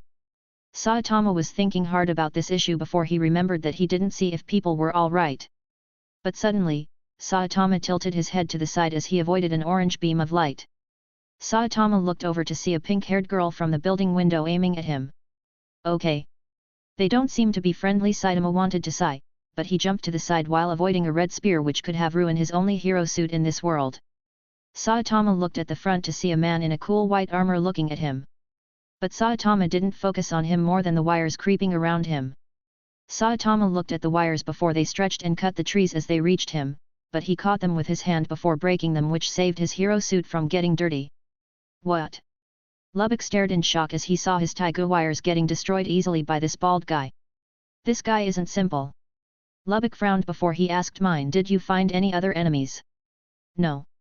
Maybe they are hiding. Mine clenched her taigu as she was sniping Saitama, but she missed every shot. Or maybe this is the enemy. Nyenda clenched her fist while watching all Night Raid attacks getting dodged by the bald man. Akame, wait for the opportunity to strike. Akame. Nyenda gave orders for battle before she saw something she couldn't believe. Akame was shivering in her place while holding her taigu. Akame felt she couldn't use any strength right now. She felt that all her instincts she trained as an assassin was screaming at her to run away, flee with your life without knowing why. Akame couldn't understand why she's afraid, she felt nothing from that bald man. But strangely, she felt there was a monster hidden under that look. Boss. Akame stood up slowly as she took a deep breath before she said, let's retreat. Lubbock and Mine were shocked by Akame's words while Nyenda was sweating slightly as she finally understood what is happening. There's a third party in this war that holds a power equal or above the Empire, and they are trying to weaken the Empire and the Revolutionary Army. Nyenda clenched her teeth as she felt this revolution is almost impossible now. The threat of a death from the Empire, the unknown force which can kill Budo silently, and the man that can fight the Night Raid heads-on easily. Nyenda took a deep breath as she wanted to announce retreat, but Leon suddenly appeared next to her and she was shivering like Akame. Boss. Leon's voice was trembling, but she managed to talk clearly. That guy isn't a human. I don't know how to describe that thing. Leon watched Saitama focusing on Mine. So she took the chance and attacked him from the back. But she rushed back at the moment Saitama turned his head and looked at her. Death, I will really die. Those were the only thoughts that filled the mind of Leon at that moment. Nyenda felt a cold sweat on her back as she put Saitama in the same position as his death now. Saitama was dodging the bullets as he felt bored from this, but the fact he's at fault and his precious hero suit made him continue this dodging. At this moment of his life, Saitama realized something important as a hero. He lacks social skills which bring heroes charisma and allows them to win battles without a fight. However, Saitama doesn't know anything about this or someone who does. Suddenly, Saitama flinched because he knows someone with charisma. Saitama activated his chat room screen and called the only person he can rely on in this situation to a private chat.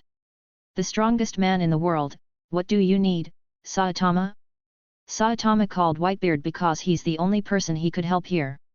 He heard that Whitebeard is an emperor or something, which means he should know what to do in these situations. As for why he didn't call the other?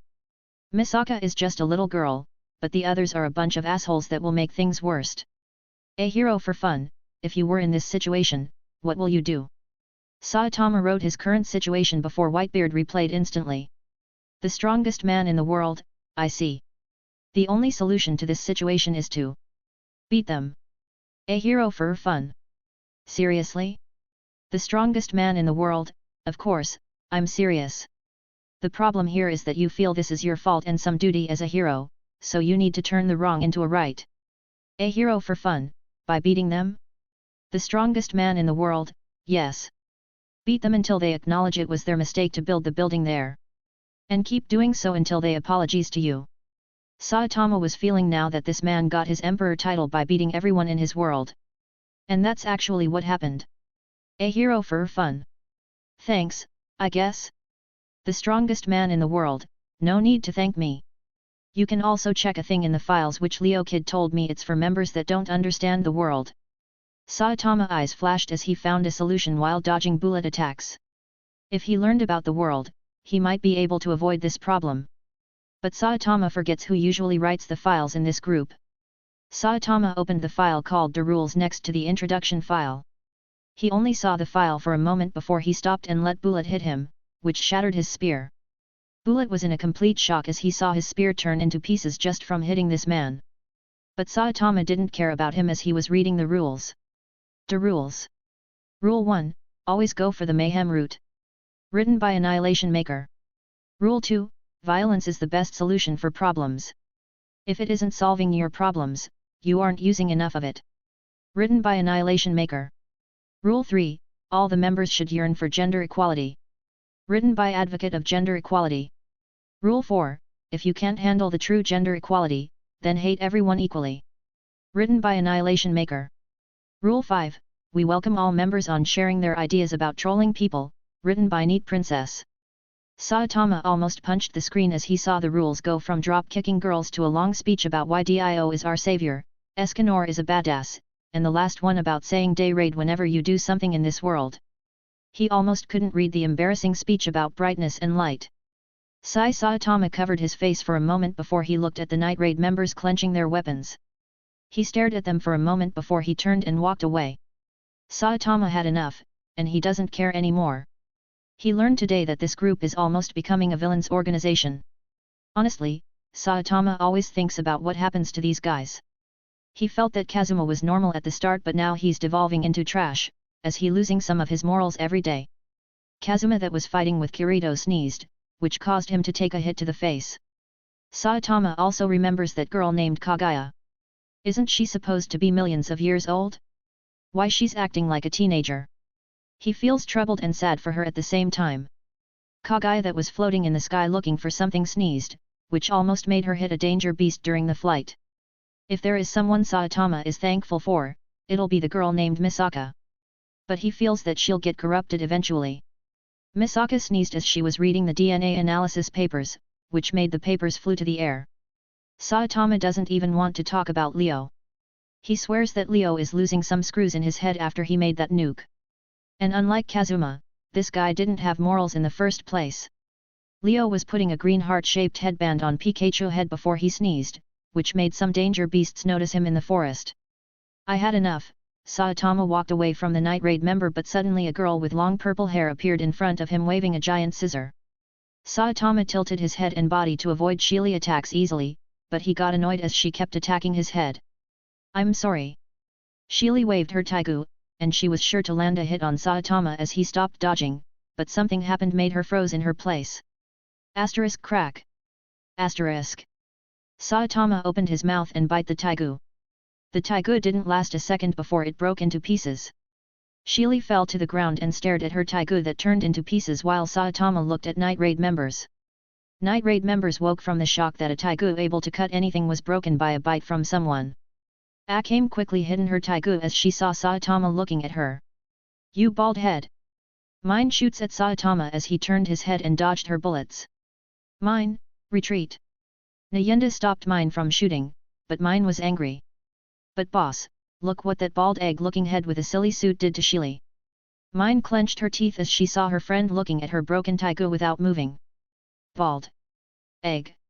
Saitama touched his head as his expression darkened slightly. Mine, this is an order. Nayenda ordered Mine furiously this time, which made Mine stop.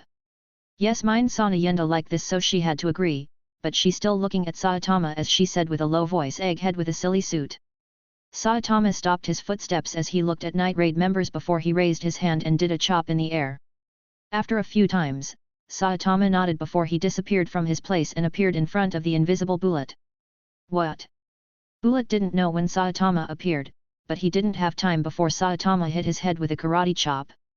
Bullet head was implanted to the ground as he was knocked out. Bullet! Night Raid members were shocked and angry for their friend, but they didn't have time as they all got the same treatment from Saitama. Mine took a hit without even reacting. Lubbock tried to block the attack by his wires, but that didn't stop Saitama. Akame slashed with her taigu, but she didn't even do a scratch on Saitama before she took a hit. Leon tried to block, but Saitama just avoided her hands, and Nayenda got her mechanical arms broken because she tried to block the hit. Saitama looked at Night Raid members with their heads implanted to the ground before he looked at Sheely, that was the only survivor. He stared at Sheely for a moment before he raised his hand while nodding. Sheely was surprised for a moment before she shook her head quickly. Saitama ignored everyone at that moment before walking away and leaving all the Night Raid members lying on the ground except Sheely, that didn't know what to do now. I think I can agree with that second rule. Saitama stopped his footsteps for a moment as he felt something, but he ignored it and walked forward. While Saitama was leaving by moonwalk, there was something happening to the unconscious Night Raid members. The world stood still at that moment as time was stopped at that place near Night Raid base. That was close. A girl with long black hair was picking Night Raid members' taigu and putting them inside her sleeves, which seemed to have a separate space inside of them. Oh Leo, Leo, Leo. Kagaya picked Incursio as she stared at her reflection on it before she said, you need to get good if you want to challenge me. Kagaya breathed a sigh of relief because Saitama almost felt her time stop. She still can't understand how can that guy be immune to time stop, even if she can stop him if she put more moments into eternity. But she felt the world is helping that guy, which made her curse the privileges of the protagonists. Anyway. Kagaya dropped a picture to the ground before he put Incursio in her sleeve and left this place. Kagaya can't wait to see Leo's reaction after he knows that she took all the taigu to make them a prototype model collection. Creators' thoughts. Soul_Calibur Soul_Calibur. Well, there is a Discord about this novel. This Discord is only for asking me about stuff you didn't understand or giving me suggestions which will be helpful. No spoiler and I'll not reveal anything from the plot. Thank you for your support and have a great day. https://discord.gg/6kyqb46 102. True Madness. 6057 words. Inside the forest, next to Leo's mansion. There were a lot of danger beasts surrounding a young man. The danger beasts varied from earth dragons to wolves and other small creatures in the forest, but the young man didn't care about them. Leo stared at these danger beasts that were almost reaching him before he took a deep breath and raised his hand. Buzz! Yellow electricity appeared on Leo's hand before it gathered and became more concentrated. More and more electricity appeared before it formed a blade of lightning instantly. Danger beasts sensed the danger, but it was too late as Leo moved forwards and waved his hand. Lightning blade. A yellow flash passed in front of Leo before most of the danger beasts were cut into two pieces. Other danger beasts saw this and ran from this place as they understood that this isn't an easy prey. This taigu is really underrated. Leo looked at the blade of lightning in his hand as he realized the power of the perfector when it used on his whole body. Leo finished his walk as he rushed back to the mansion. He gave Venom the two taigu and made him copy their powers, which gave Venom the ability of space and extraordinary precision. Leo is now trying this new power as he learned how to control the power to a whole new level. Creating an armor of lightning for defense or increase the speed and power by lightning is an easy feat for Leo now. Leo control on his body and energy reached a very high level using Venom, and that will slowly be learned by him and become an instinct. Well, this is enough. Leo stretched his hands before he said, now, the field is ready and what left is the players. My lord, I don't think this will work. Venom voice sounded in Leo's head. If the enemy was the system user, then it's very unreasonable for him to do these actions. Venom, who has a connection with Leo mind, know about the plan which Leo made, but he can't understand how can an enemy with something like a system make some ridiculous mistakes that his lord predicted. Venom, you need to know that humans aren't really reasonable most of the time, and our target is one of the easiest types to keep an eye on. Leo smiled as he fixed his monocle. He's a coward. Sometimes you'll feel that people's actions are unpredictable and unreasonable. But honestly, they are simple and easy to predict after you learn the pattern of their movements. Leo looked at the south in the capital's direction. Do you remember the user of Thunder Taigu? Yes, my lord, the one that was mind-controlled by the enemy. Venom answer made Leo smile before he said that was the first sign. Do you know, Venom? Mind controllers split into two categories in my opinion. One is an excellent strategist, and the other is just a coward that likes the effortless way. Leo's smile grew wider having the general in his hand, but he still waits for the plot is just an unconfident act. These kinds of people are just too easy to read, even if I didn't meet them. Even if it was unintentional, but that nuke is the spark that broke all that guy plans. First, the nuke put him in total confusion about what's happening now, and with the system mission if he gets it at the start or any other time, will make things more confusing for him, as he'll be pushed into an edge called things went out of control. Leo raised his hand as fireball appeared on it. Then do you know what will happen to him when he knows I found his puppet? He'll get overconfident. Overconfident? Shouldn't he be worried? Venom started to feel that people's emotions and actions are very complicated and don't make sense. No, he'll get overconfident because I, who hold the nuke, didn't come to him after knowing his identity, and as with any friendly system, he surely got something good if the mission difficulty was high. If that didn't give him confidence, then I don't know what will. Leo made the fireball turn into small butterflies around his hand. Then I had to give him another simulation with that doctor. Killing that doctor with all that light show will give him some worries, but that will let even more confidence sneak to him, which will turn into a poison called pride. Leo made the butterflies gather on his hand before he said, this is a roller coaster of emotions and mind plays which put our victim in the worst position ever. Leo made more fire butterflies before he said that why I said he's a coward. His weakness and lack of security made him a puppet. A puppet who has two strings.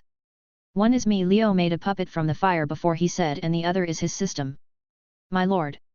I can't seem to understand how people think, and why they do such actions. It seems totally out of logic. Venom didn't understand why that victim in his lord's mouth will act like this. It doesn't have logic or a clear goal, and it's filled with mistakes. One day, you'll understand that even if it's just some predictions, but they are very close to the truth. Leo extinguished the fire before he said, from my past life, I learned that I should always look for details and never miss a single one. That's why I always observe and try to understand people around me. Leo smiled before he said, why don't I give you an example? Example? Venom was confused by his lord that usually never share these kinds of thoughts before Leo said, yeah, let's start with Mikoto.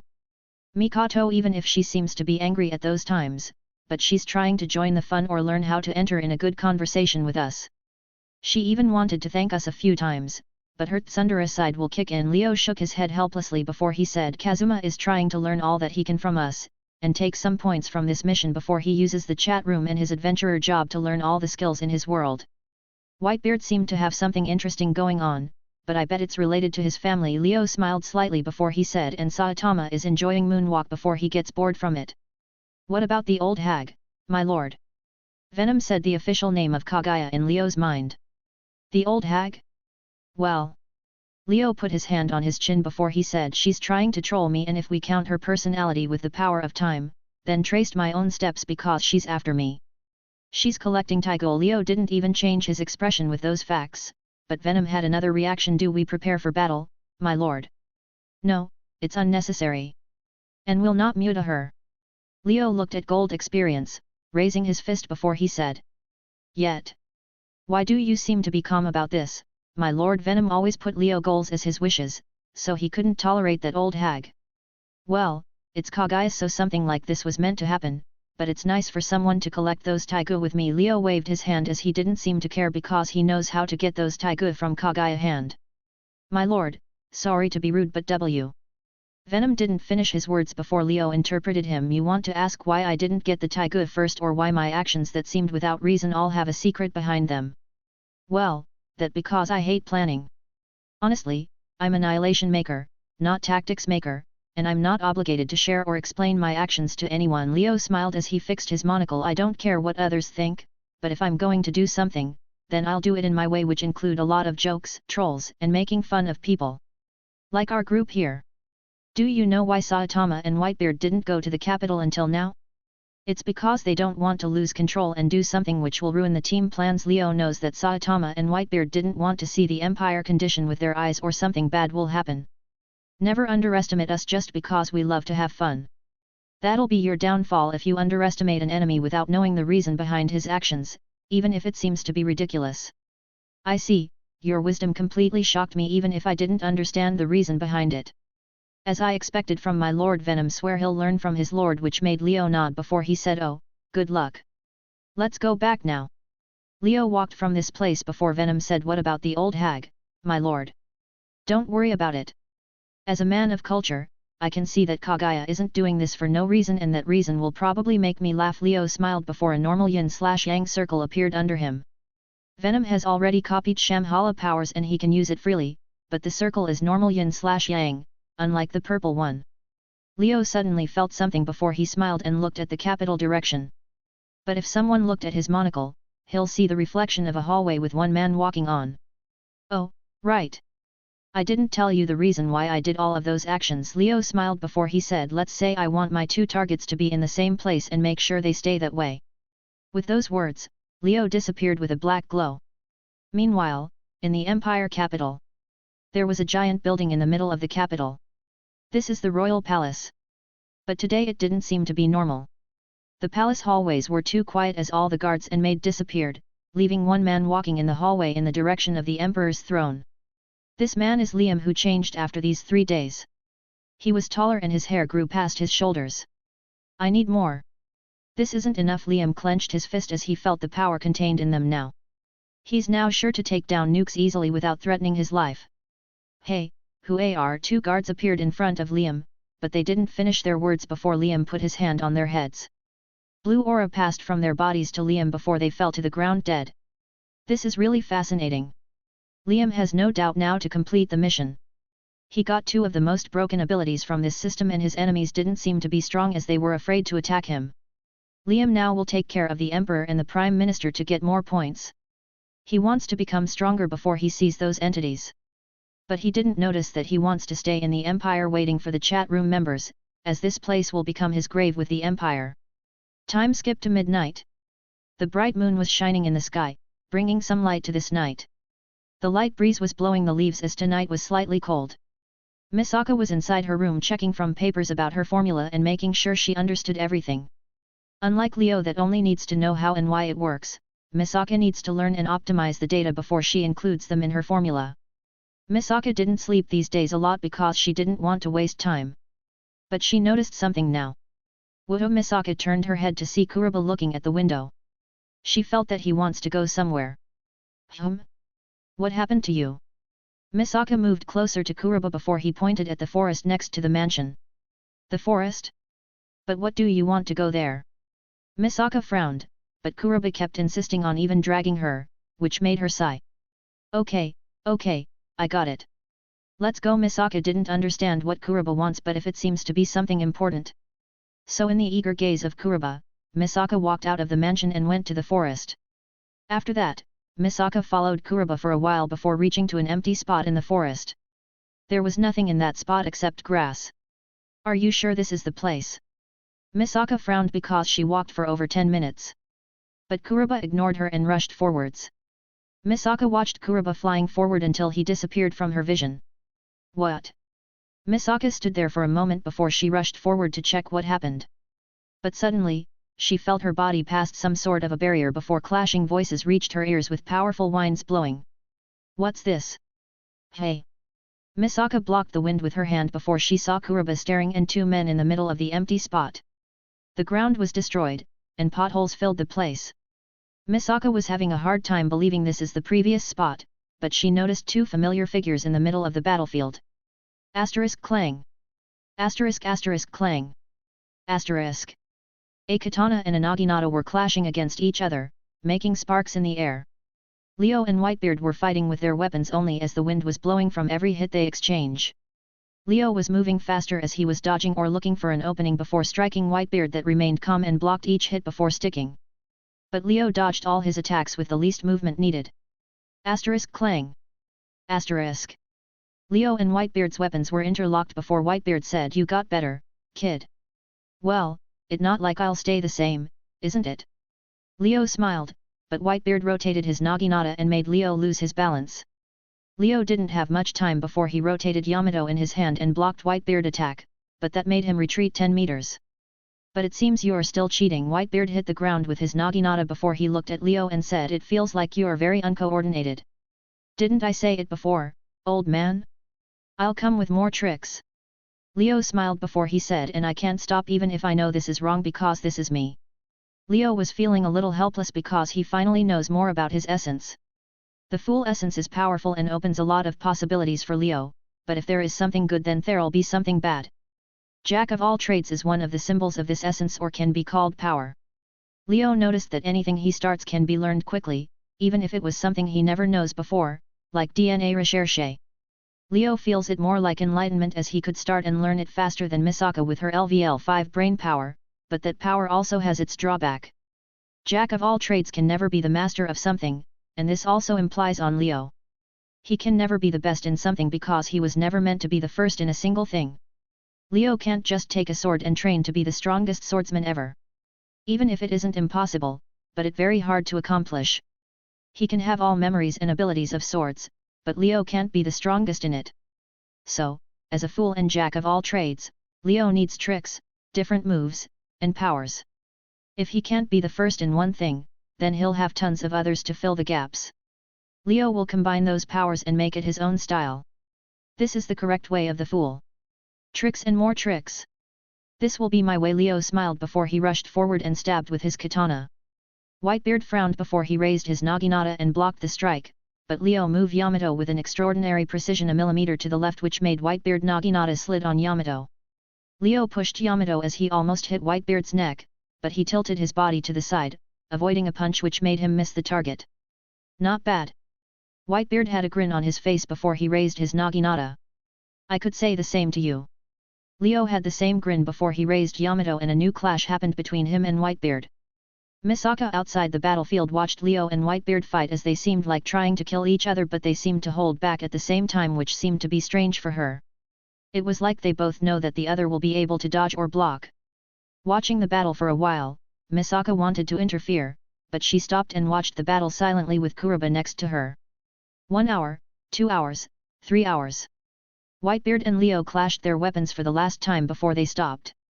Leo put Yamato in his scabbard before he massaged his shoulders. Even if the dragon organs are stringing Leo's body by their vitality, but Whitebeard is still a monster. This is enough for today. Whitebeard rotated his naginata before he put it on his shoulder. You're free in which way to become stronger. Whitebeard acknowledges that Leo's actions are correct. Everyone will have differences, and that will also reflect in their powers. Leo chooses to walk in his way, which earned Whitebeard respect as this is the right thing to do. Before you leave, take the little girl with you. Leaving those words, Whitebeard left the place by moonwalk. Sigh. What she's doing here anyway? Leo stared at the side of the battlefield to see Misaka sleeping next to a tree. Misaka didn't sleep well these days, and it cost her too much to make lightning with Leo this morning.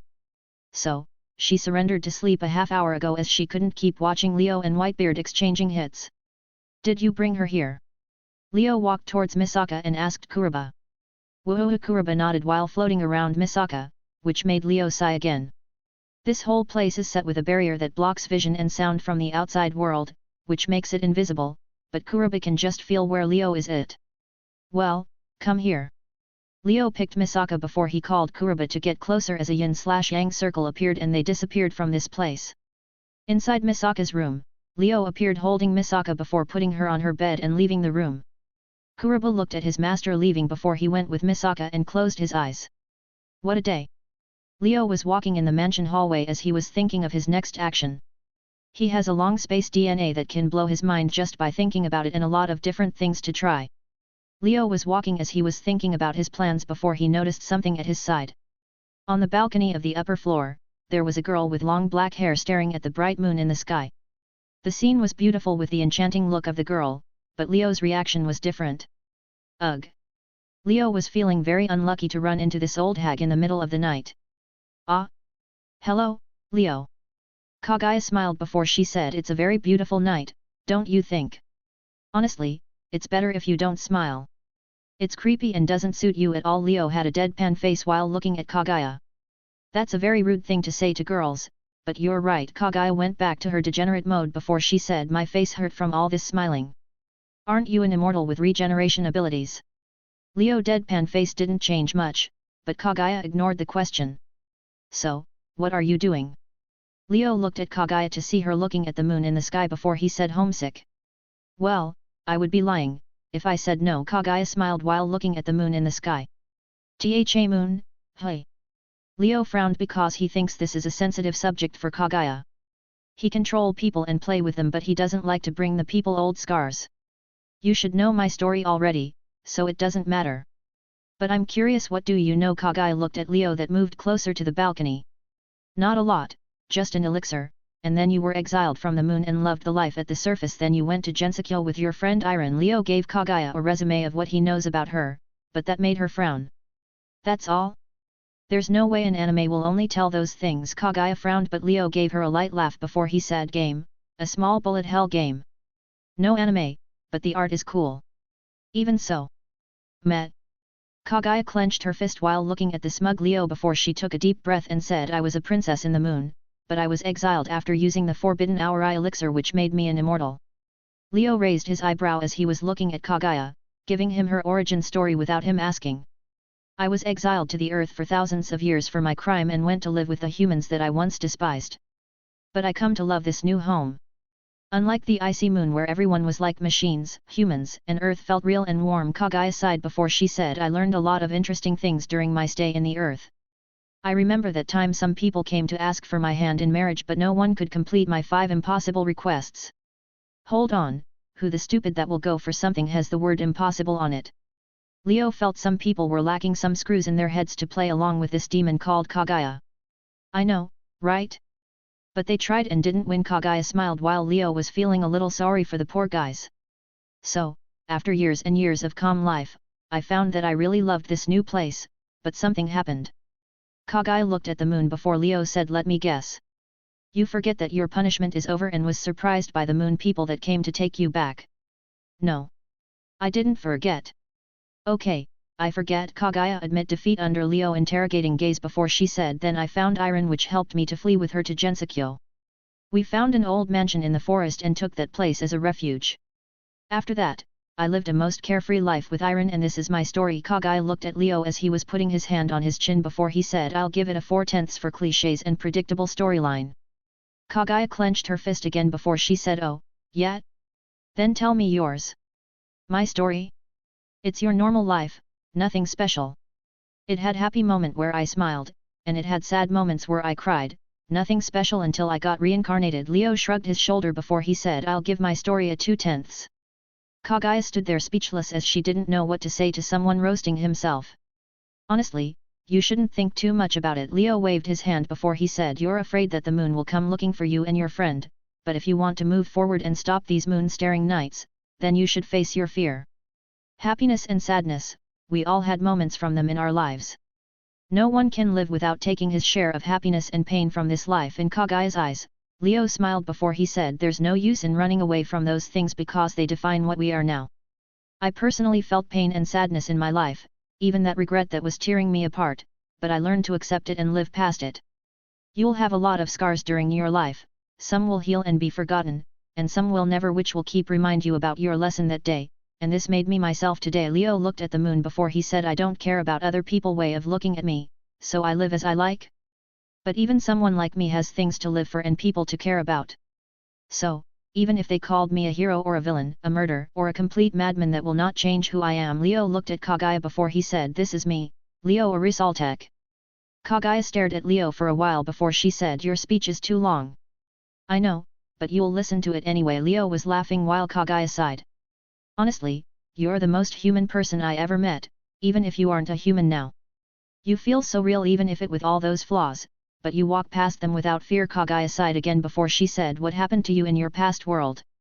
Sorry, those are personal information. Leo answered instantly, which made Kagaya frown before she said, shouldn't you tell me your after I told you mine? You told me without even asking my approval to listen to you and your story. Leo fixed his monocle before he said, even if you are ready to live past your regrets, sharing them with the world is another step. Kagaya pouted, but Leo didn't care about her as he walked away, but suddenly Kagaya said, why don't you stay and watch the moon with me? What the point in looking at a giant rock in the sky? Leo raised his eyebrow at this request before he said, or you're inviting me. Oh. Kagaya put her sleeve in front of her mouth before she said, who knows, maybe someone asked for my hand first. Leo remembered the accident when he first arrived in this world before he said. Good grief. Did you have to make it a JoJo reference? Kagaya sighed, but Leo smiled at her before he said, do you think I'll wait for you to make it a JoJo reference? Well, you can say. Kagaya smiled before she said, I was waiting for the new moon. Then you'll have a stand that can control gravity. Leo raised his eyebrow before Kagaya nodded. Both of them stared at each other before laughing slightly. Leo sighed and moved next to Kagaya and looked at the rock in the sky with no reason while Kagaya smiled.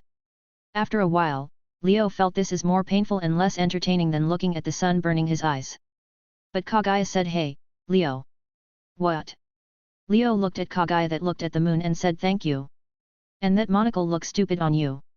My badass style isn't for you to worry about, and you're welcome. Leo looked at the moon again as the silence filled the place again. Hey, Kagaya. Leo broke the silence before Kagaya said, yes, Leo. So.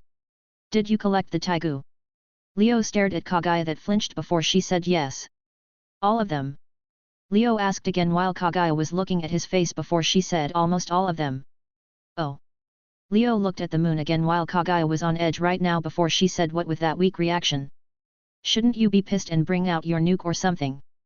Kagaya felt her prank went downhill without any result before Leo said, should I run after you with a nuke? Are you a masochism? Kagaya stared silently at Leo before she said, at least, show me a reaction. A reaction? Leo put his hand on his chin before he extended his hand to Kagaya and said, I'd like to order one Incurgio and a water ring. It's called Black Marlin, get it name straight. And do you think this is a store? Kagaya almost crushed the balcony fence. This isn't a store. Leo had a shocked expression before he calmed and said, well, after jokes and the fact you're trying to troll me, what's your other goal? Oh? How did you know? Kagaya was slightly shocked, but Leo had a deadpan face and said, honestly, I know you better than all this team and it's something I'm not proud of. I think that's a blessing. Kagaya had a serious face, but Leo said, no, it's a curse. Sigh anyway, I want to be the very best. Kagaya raised her fist as Leo understood that she wanted a Pokemon, but the next words shocked him slightly. I want special effects on my ability. Kagaya said it like it was the most important thing in her life before Leo said, what? Leo, I realized in my long life that I always lacked something in my power. It was coolness.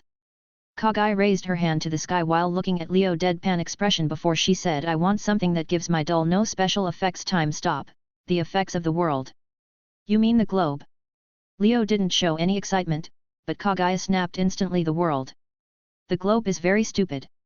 Okay, but you have to know that I'd give it to you, if you asked nicely without doing these ridiculous actions. Leo met Kagaya gaze before he said, I'll tease you a little first, but I'll give it to you. I can't believe that someone like you will do something like that without a reason to anyone. Kagaya's tone was filled with disbeliefs, but Leo stared at her and said, you guys aren't anyone. Kagaya stood in her place before she sighed. She felt defeated in both physiological and reasoning warfare, which made her surrender. Okay, here. Kagaya pulled Incurgio and Black Marlin from her sleeve, which made Leo eyebrow twitches, but the next scene made him put a Saitama face.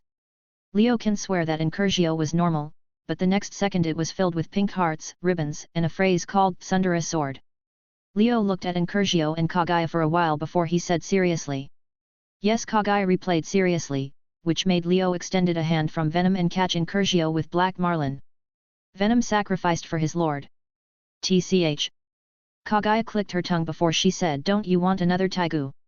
Maybe later, and I don't think I care about other taigu as most of them are just exaggeration and don't have the ability that matches the title. Leo words made Kagaya nod because there was a lot of taigu with false abilities like that divination one, or the dead controlling taigu. Kagaya thinks that the title of the dead katana should be changed for puppets control and the divination to inaccurate predictions. Hey, when we're here, how about you help me in my beast? Leo asked Kagaya, which stopped in her place after she understood what help means. This guy wants to use her as a battery. Before you disagree. Think of this. Leo raised his hand before he said, I'll upgrade that cooking octopus to Food Wars level.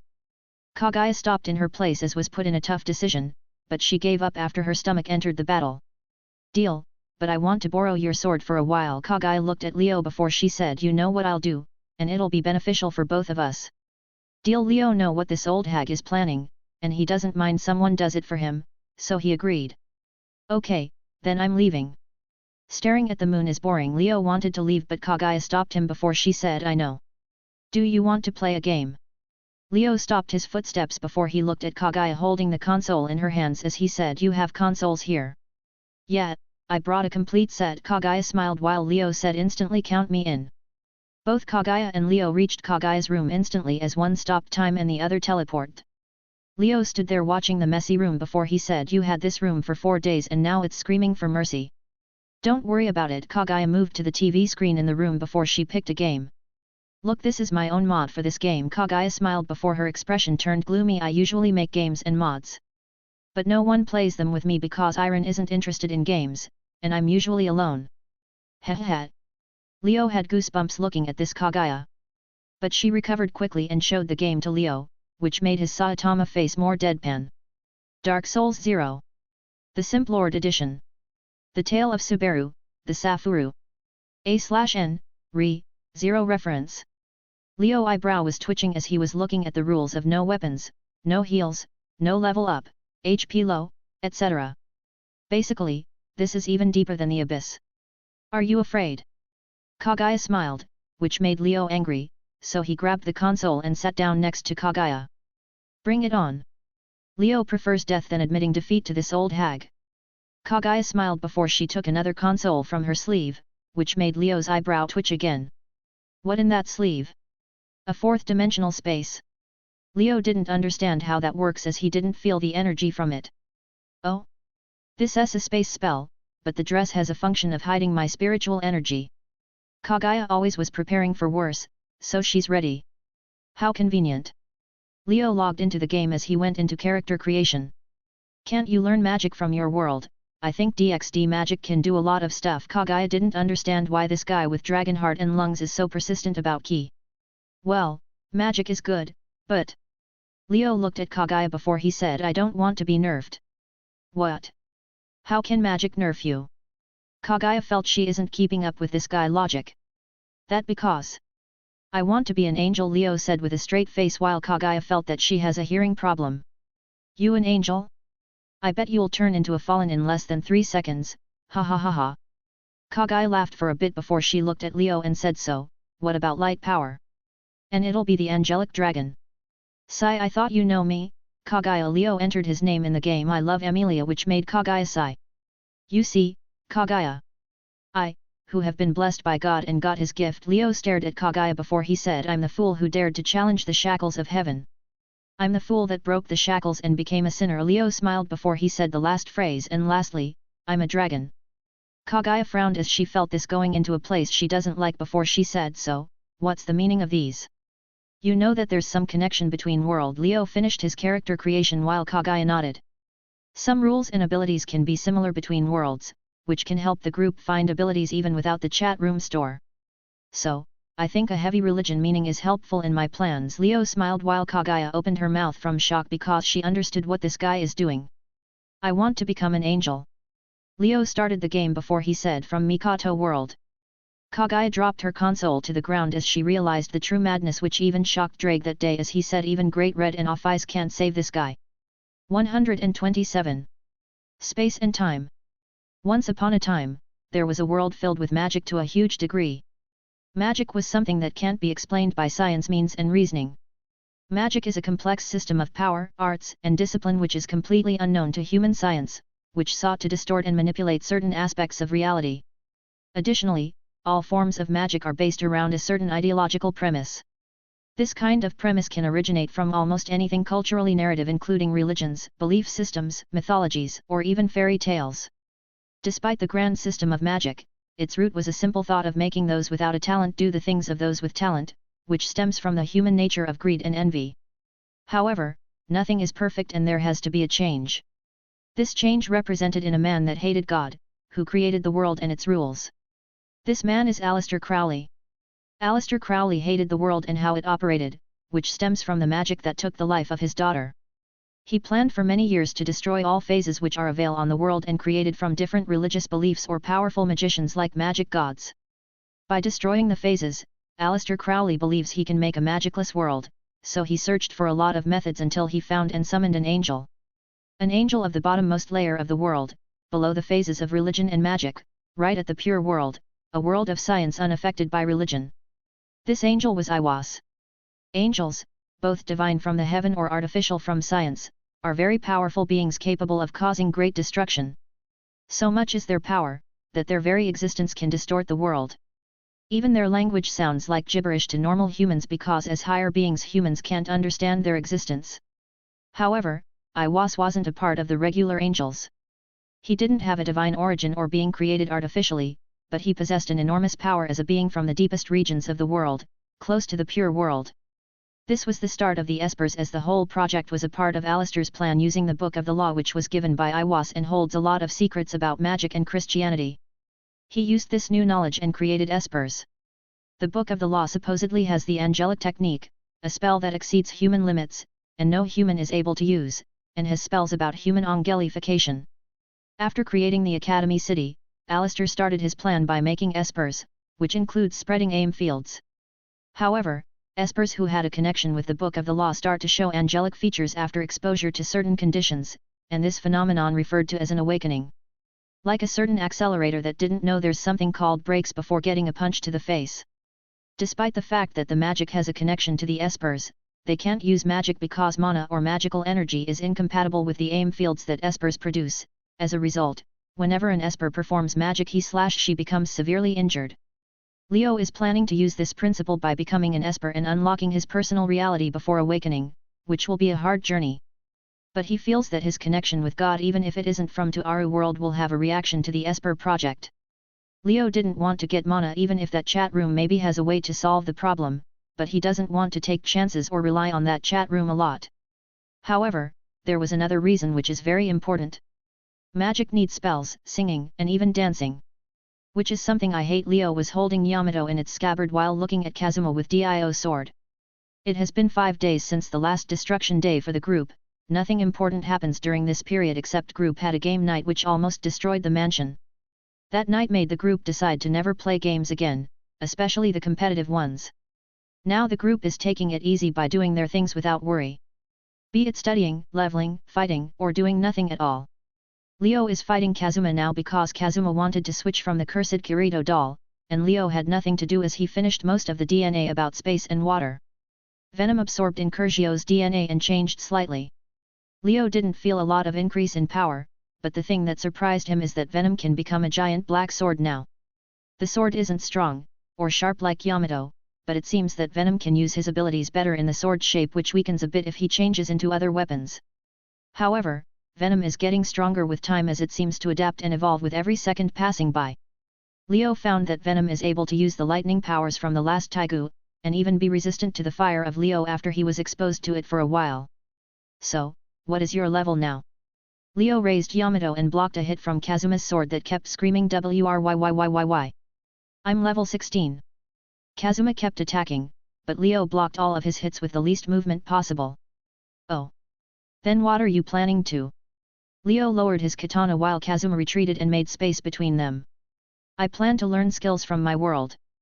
The chat room can give me skills points in the ability store. Kazuma clenched the Dio sword before he raised it above his head to activate his sword power.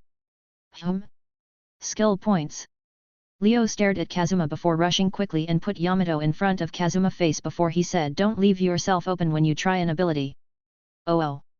Kazuma lowered his sword as he surrendered before Leo said, can you buy skill points? Yeah, it cost 100 points to buy 1 skill point, but... Kazuma sighed before he said, I don't have skills now. Nothing showed up in that card, hey. Leo nodded as he was wonder what do the other guys have in their chat room. Leo usually ignores that chat room ability increase because it basically useless and expensive for him now. Leo powers that stem from an ability like his Annihilation Maker don't appear in that store like his beasts. Ignoring Kazuma that was complaining about how the world work, Leo opened his chat room and checked those abilities. Annihilation Maker Balance Breaker. Cost, 632, 1447 point. Boosted Gear Balance Breaker. Cost, 1256321 point. Overall body reinforcement. Stage 4. Cost, 20,000 point. Leo 2 Longinus costs are getting lower with each day passing by, especially after he got those dragon organs. His body reinforcement was keeping up with his power as the price increased. Are you done? Leo looked at Kazuma cursing the world which is their boss for a while before Kazuma calmed down and said, "Yeah, I feel better. Let's go back." Kazuma said with high spirit before he looked at Leo and sighed. "I don't know if that thing you made was a curse or a blessing." Kazuma sighed more, but his stomach was betraying him. Kazuma remembers what this guy made 3 days ago. At first, it was a normal cartoon-looking octopus wearing chef clothes, but that was a mistake, and the bigger mistake was eating his food. The food was so good that Kazuma explained it without even knowing a thing about it, but at that moment Kazuma realized what Leo made. He made a cook from Food Wars. Maybe both. Leo felt all the food he ate in his life was nothing compared to the food that his beast made. This beast made Leo realize the power of food as it calmed the Tsunderum Misaka instantly. Leo felt this beast is very powerful in negotiation as no one can refuse his food. "So, how's your plan going?"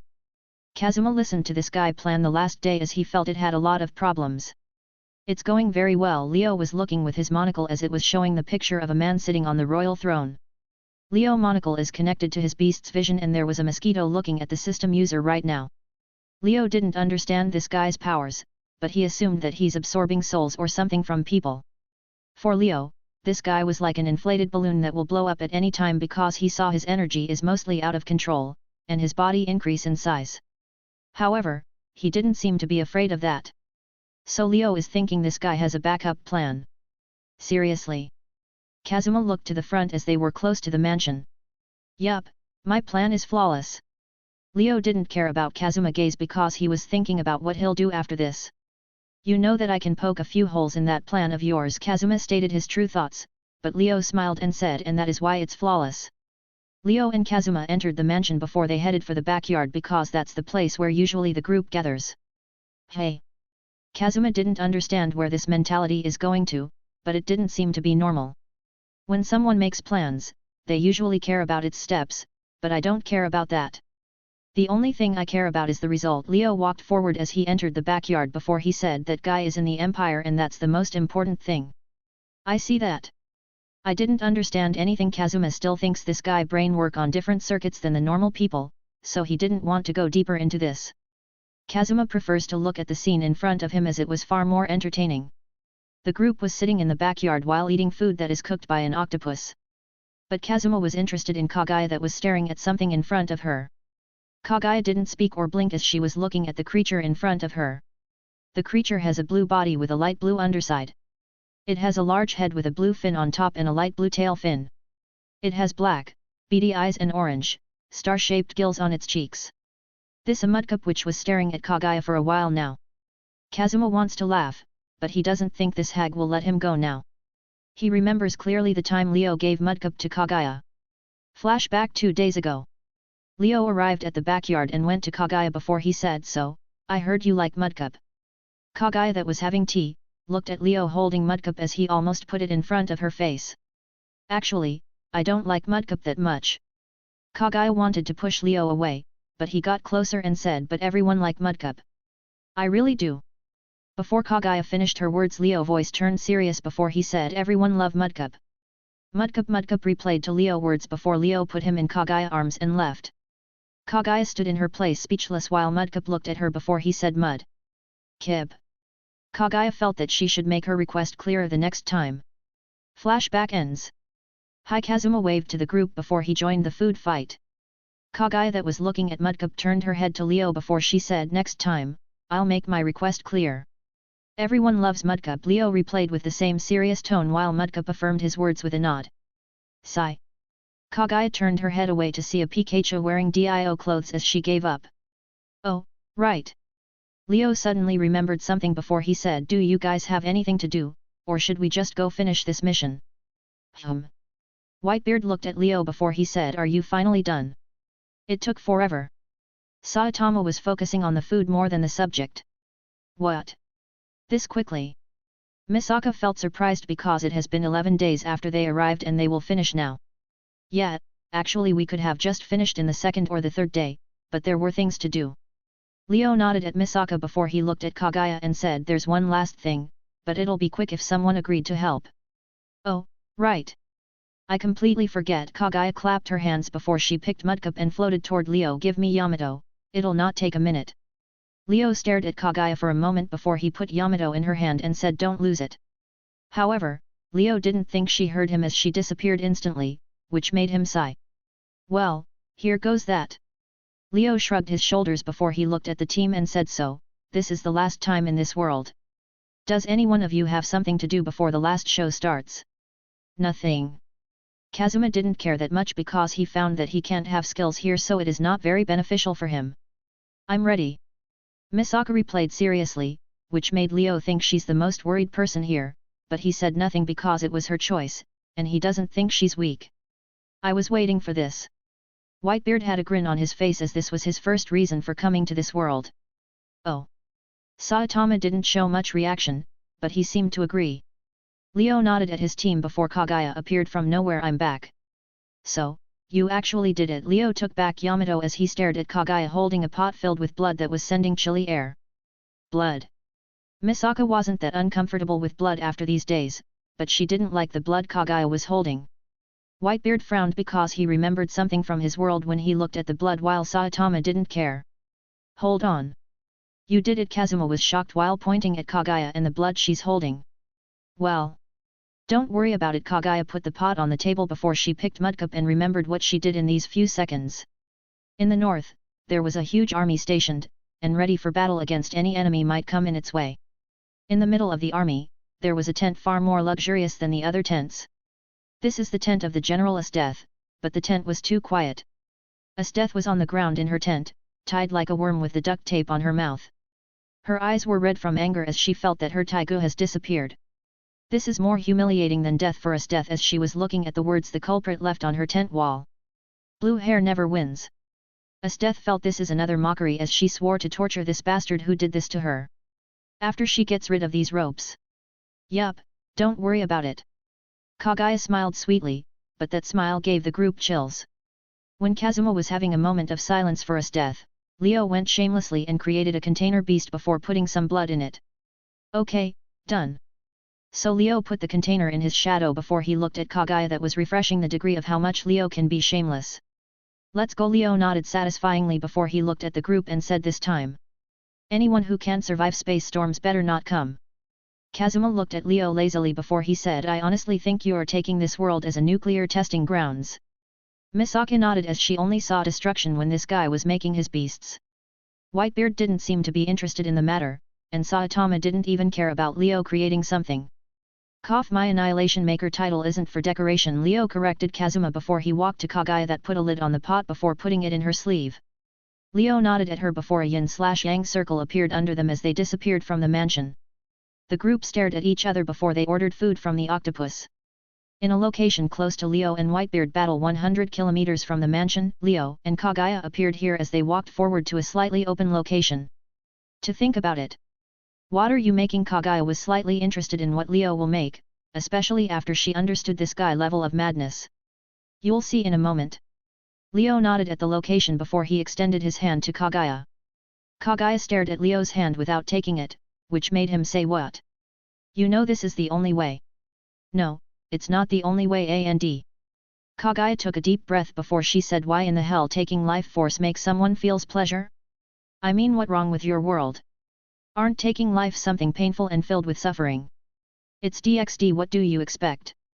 Leo shrugged his shoulders, which made Kagaya sigh before she said, I'll do it on my own. You prepare or whatever. Leo looked at Kagaya, taking some papers and saying some word spells before he activated his boosted gear. Boost. It seems you'll finally make it. Leo heard Drake's voice in his head before he replied, yeah, are you interested? I'm interested how dragons in different worlds look like. Drake didn't hide his interest in this topic. You'll see after a moment. Leo smiled slightly as he was focusing on boosting, and Kagaya already made a link to her life force with a spell. Leo power was multiplying with every boost. 2 times, 4 times, 8 times, 16 times, 32 times, 64 times, 128 times, 256 times, 512 times. After feeling the power was more than enough, Leo took a deep breath before taking the beast from his soul. The beast was still the same, a white-pink orb that sends space power just by beating. The beast was only in his 11% of creation before Leo said to Kagaya, "I'm ready when you're." Kagaya nodded as she took a paper and put it on the white-pink orb. Then she waved her hand as it linked her life force with the orb. Leo watched the vitality being sent to the orb before he put his hand on it and activated his 2 Longinus. Transfer.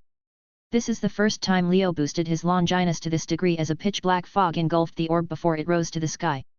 Leo didn't stop here as he commanded Venom to use the trump card of his space ability.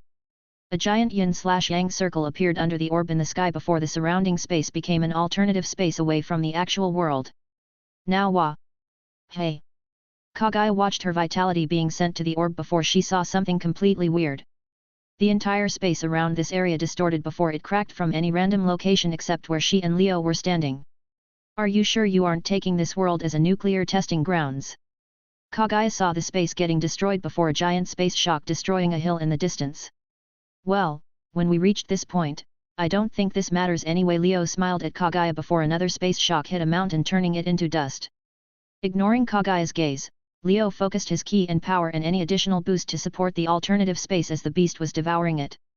So, this scene continued for almost 10 minutes as the place getting erased from the map before a space storm, appeared in front of Leo and Kagaya. Space was completely chaotic now, like it was the end of the world as the sky was cracking apart. "You weren't exaggerating about the space storm." Kagaya felt this guy's level of danger is increasing with each day passing by. "Where do you see me exaggerating?" Leo pointed the apocalypse happening in front of them before he picked Yamato and protected himself while Kagaya used her time manipulation to block space. "Any sane person will think you were exaggerating." Kagaya started to send more life force because she just wants this to finish. Transfer. Leo sent another boost with 128 power multiplying to the orb before the storm grew worse for a while until something happened which made Leo and Kagaya widen their eyes. The space in Leo and Kagaya's eyes stood still at this moment. Cracks, space shocks, even space storms stood still without moving at this moment. Huff asterisk huff asterisk.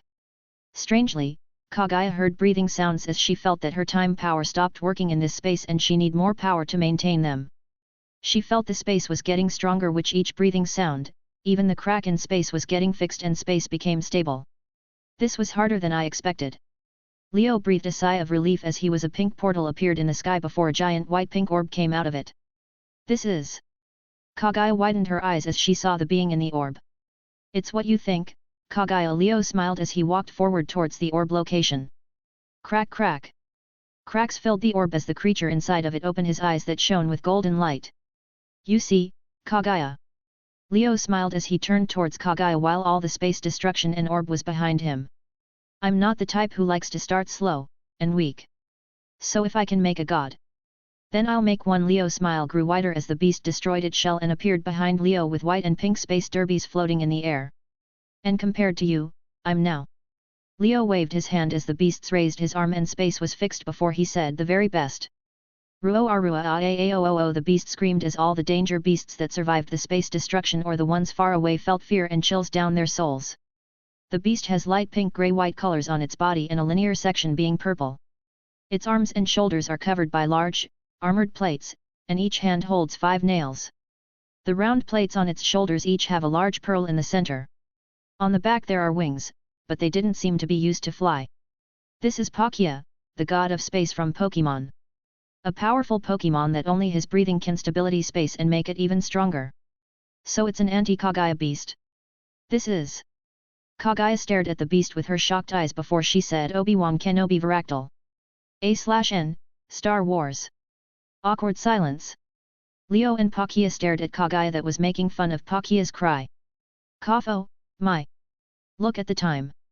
I need to go." Kagaya smiled at Leo and Palkia before she activated her ability. With a cool dubstep sound, the world lost its colors before time was stopped with everything around, except Kagaya. And the other two. Kagaya stared at Leo and Palkia with pink aura as they were unaffected by her time stop. Kagaya sweat a little because Palkia's eyes weren't that friendly, especially after she used time powers. "So, Kagaya. How about we HAVEATL? WH at the Leo and Palkia started to stop and move in a weird way. It was like they were lagging. Kagaya was leaving the place as she was switching between her moments at a very fast speed, which caused Pakia to adapt to the new time stop and caused the lag. Yo-yo! Leo clenched his fist before Pakia that was already mad, raised his arm as a pink barrier appeared around him and Leo which slowed the lag. So, a chase started to between a million-year-old time-controlling hag and a fool with a space god. This really showed that time and space are always destined to fight each other. 139. Annihilation. The sky was cloudy this day as the temperature was slightly cold, but it didn't seem that it'll rain. The Empire was having its usual day as the clouds in the sky were the best representation of the capital situation. The capital never saw days like this before. The atmosphere is boiling as the preparations for war are ready. The army is stationed around the capital as it was ready with all its soldiers while waiting for us death in the north. The Empire situation went worse with each day passing by, especially after the Empire's greatest treasure the Taigu were lost.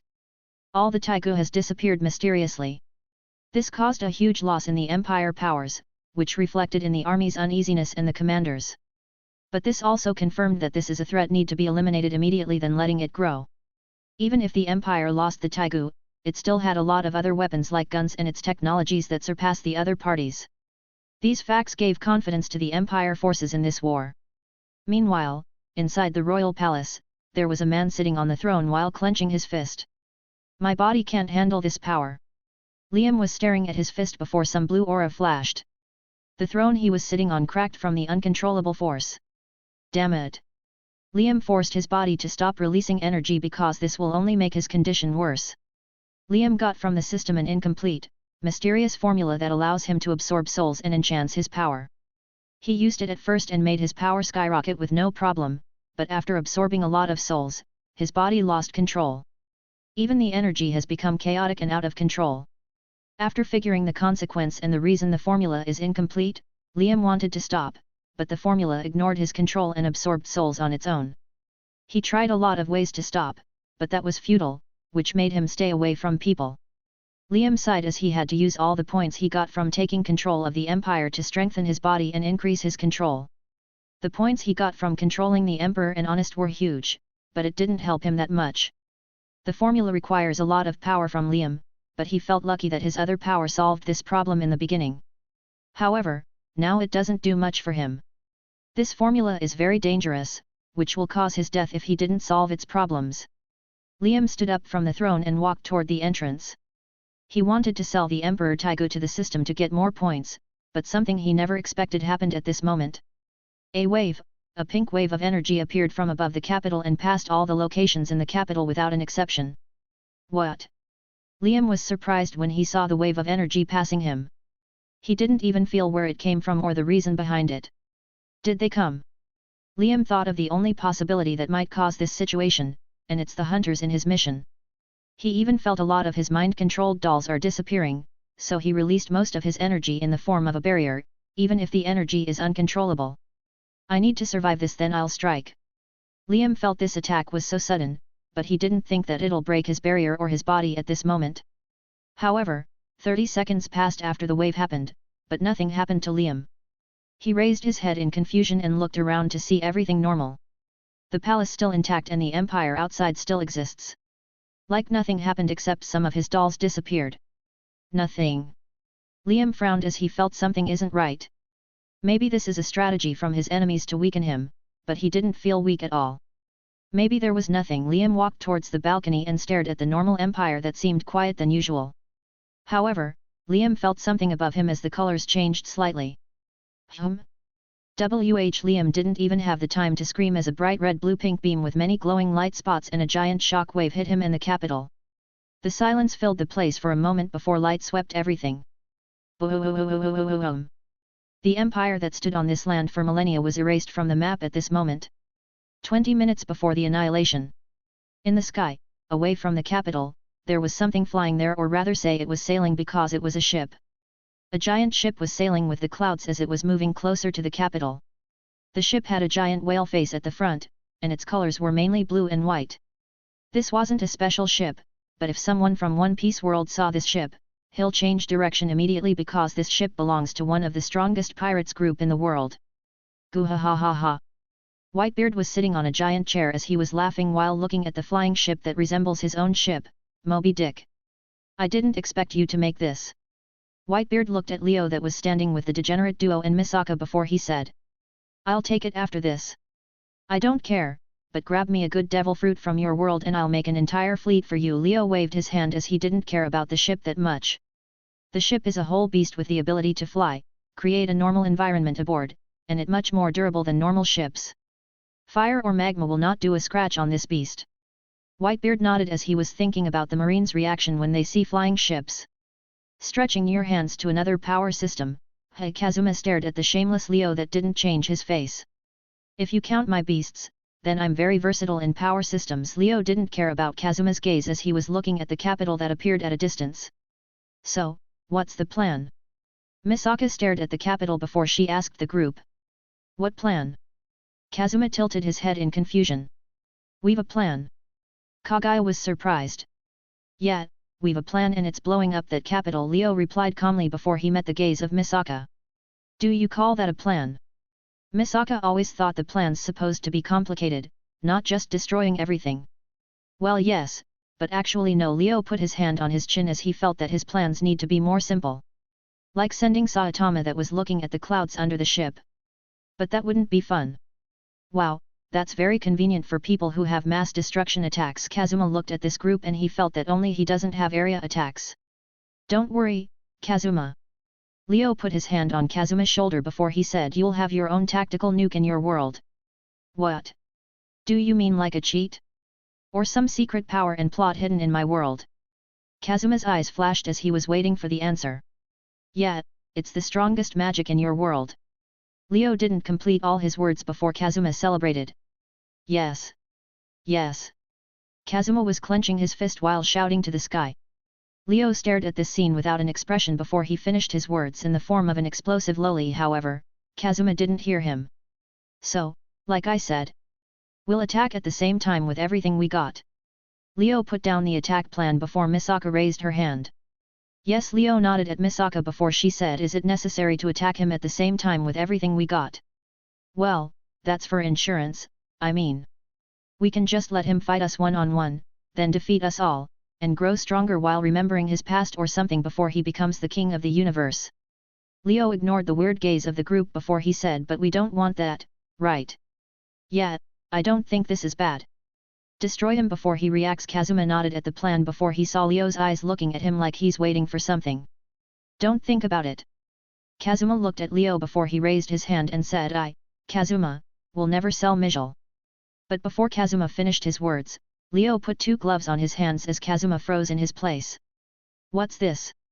Kazuma stared at the two gloves as he felt a connection from them and his fingers started moving smoothly. Kazuma moved his fingers in very different forms, he even played a song by tapping on his hand. He never felt something like this, so he made his choice. As I expect from Leo-sama. Your wisdom always put me in awe. Kazuma sold himself to the devil without a single thought. He's sold. Misaka widened her eyes at this scene while Kagaya felt this is a plan she should learn. Hey, guys. Suddenly, Saitama spoke, which drew the attention to him before he said, can we hurry up? I'm kinda late for a sale. Isn't the time stopped in your world? Kazuma asked as he didn't think Saitama world will be different. Yes, but it more like I was already kinda late for the sale and now the time is stopped. Saitama looked at the clouds before he said, I'm late and now the time is stopped. Should that make me late or not? The group looked at each other before they ignored this deep question that involves the philosophy of life. We've arrived. Leo looked at the capital under the ship before he said, let's finish this mission already. Asterisk boosted gear. Annihilation dragon. Asterisk. Boost. Leo raised his left hand as a giant dragon head appeared on it. This is the beast stored inside the boosted gear and used to amplify its powers. Pakia. Leo called his beasts as Pakia appeared above the ship from space. Activating his key scanning ability, Leo sent the instruction to Pakia. Pakia understood Leo's thoughts immediately before he stared at the capital. Raising his hand, Pakia started to generate pink waves of energy that rushed to the capital with a quick speed. The wave scanned all the capital and locked a lot of civilians and some soldiers before they disappeared from the capital. Kagaya stared at the capital as she understood what Pakia is doing. You're teleporting them. Kagaya was slightly surprised by this scene as it drew the attention of the group. Don't get me wrong, I just want you guys to go all out, and. Leo started channeling the energy to the cannon before he said, I'm not a mass murderer who'll kill for no reason, so why are you guys looking at me like that? Nothing. But it might not be bad to count you as a leader. Kazuma smiled as he felt that this guy is caring about people that don't like to kill everyone like Saitama, Misaka, and himself. Leader. Leo raised his eyebrow as the cannon was flashing with red, blue, and pink energy. These colors represent Leo, Yamato, and Pakia as the strongest combination to destroy everything around. Boost. After creating Regulus, Leo was thinking about making a power link with his beasts to he can borrow some power without having them living inside his body. Yeah, kid. Whitebeard stood from his chair as he walked towards the front to prepare his attack. A captain is someone his crew should look up to, and he also should guide them when they need to. Whitebeard smiled before he said, for this time, you're the captain. We're counting on you, Leo. Misaka gave a genuine smile to Leo. You're the admin. After all, Kagaya also gave Leo a smile. Saitama said nothing except giving Leo a thumb up. Leo widened his eyes while looking at this scene. He didn't know how to describe his feelings, but he decided to let them go, anyway. You guys are really. Leo's smile and surprise vanished as he said in an emotionless voice, bastards. Except Mikoto, you all want to throw work at me while you can just relax, don't you? Leo's voice was getting colder with every word. Ha ha ha ha. Kazuma turned his head to look at the clouds while laughing slightly. Gwahahaha. Whitebeard didn't care about Leo's gaze as he was preparing to attack. Really? Misaka looked at these guys as she didn't know what she should feel about this. Yes, Kagaya admitted directly in Leo's face, which made Pakia stare at her. Saitama shrugged his shoulders as he didn't care that much. Sigh. Leo ignored these guys as his cannon was almost ready. Boost. Kagaya raised her hand as her 5 impossible requests appeared around her, with a lot of light spots appeared above the ship and formed a barrage of colorful energy bullets. A white quake bubble appeared on Whitebeard Naginata before he clenched his Naginata. Kazuma watched the show. Misaka didn't feel like joining, so she's just watching, and Saitama didn't know if he should join or not, but he was stopped by those 3. Saitama, can you let us have the first wave? I mean, it'll be very boring if you join. Leo was almost ready to shoot the nuke. Boost. I have to agree on that. Whitebeard felt this all journey will be wasted in a moment if Saitama punched. And very anticlimactic. Kagaya felt this ending will be very boring if Saitama joined from the start. Saitama stood in his place as his colors turned grey while Kazuma was patting his shoulder. Well, sorry. Leo apologized to Saitama before he stared at the capital. Boost. Vanish. Leo aimed at the capital before he pulled the trigger. Asterisk Longinus shot. Asterisk. A bright red beam shot from Leo's cannon as the effect was even stronger than the last time, with the space literally shattering when the beam passed, but the ship was okay with Pakia protection. Divine treasure, jeweled branch of our eye, dreamlike paradise. Kagaya waved her hand as hundreds of thousands of energy bullets fall down like rain towards the capital. Whitebeard increased the quake bubble power and size before he waved as a vast shock wave launched towards the capital. Boom! The world lost its colors down at the capital before a vast explosion swept everything. Even space wasn't spared by that destruction. Pakia waved his arm as a pink barrier appeared around the ship and protected it from damage. Kazuma and Misaka stared at the destruction happening down there as they were speechless and felt this is an overkill. After a while, the explosion cooled down and the picture of a giant pothole filled with lava appeared in front of the group with a lot of space cracks that showed a dark void. He isn't dead. Leo raised his eyebrow as he didn't get any notification that he killed the system user. He watched the place where the capital was erased from the map before he raised his cannon again. Apparently, not. Kagaya put her sleeve in front of her mouth as her bullets appeared again. It seems that's the case. Whitebeard raised his Naginata as another quack bubble appeared on it. Pakia stared at his lord and his friends before the pearl on his shoulder glowed and a pink aura appeared on his arm. Again, hey. Kazuma felt that this group is the evil guys here, while Misaka joined Saitama that was looking at the clouds that turned orange-red from the explosion. When the group was charging for the second round, Liam was lying on the ground with only his half-body as he lost most of it in the explosion. However, a red glow appeared on Liam's skin before his body recovered from all the damage. It was like the time was reversed on his body. Shit! A blue energy appeared on Liam's body before he stood up from the ground. He died 8 times in that explosion, 8 times. If it wasn't for his body and second power, which is the noble phantasm from Hercules in Fate's Day Night, God hand that allows him to revive 12 times, then he might die there. But that attack took more than half of his lives. What happened? How can this be possible? Liam was in a complete panic now. He didn't understand how can a nuke hurt him with God hand and his powerful body, but he didn't hear about space-destroying nukes. Raising his head, Liam spotted a ship in the sky with a pink barrier as he understood that those are his enemies. But Liam widened his eyes as he recognized 2 things from that ship.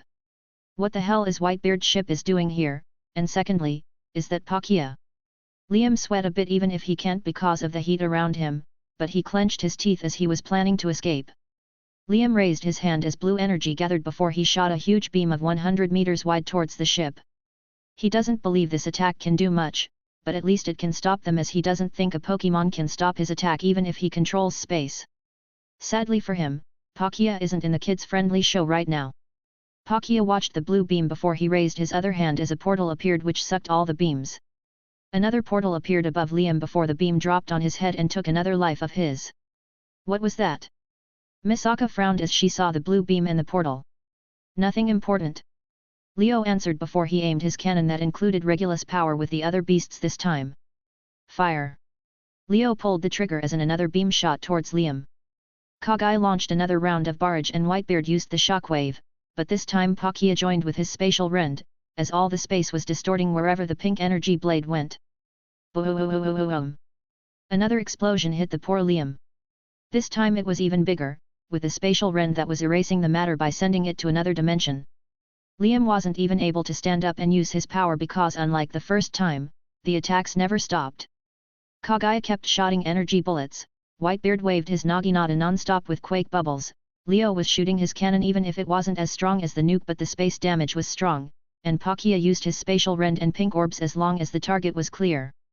Kazuma saw all the colors flashing before his eyes as the world was getting destroyed in front of his eyes, but something he didn't expect happened. Raamble. Lightning fell from the sky and joined the destruction, which made Kazuma look at Misaka that was flashing with electricity. What? Misaka asked Kazuma that turned his way before he said nothing. Kazuma felt he should join the grey Saitama to look at the non-existing clouds. The barrage continued for a while before a message appeared from the chat room. System user died. First objective complete. Liam died with agony, hatred, and a lot of attacks that didn't leave him any chance to even stand up. The group stopped his attacks as they stared at the completely annihilated ground where the system user turned into ashes. This is it. Whitebeard frowned as he felt somehow empty from the inside. Like he was expecting something, but it didn't happen. I'm feeling empty. Kagaya floated in the sky while feeling this accomplished nothing.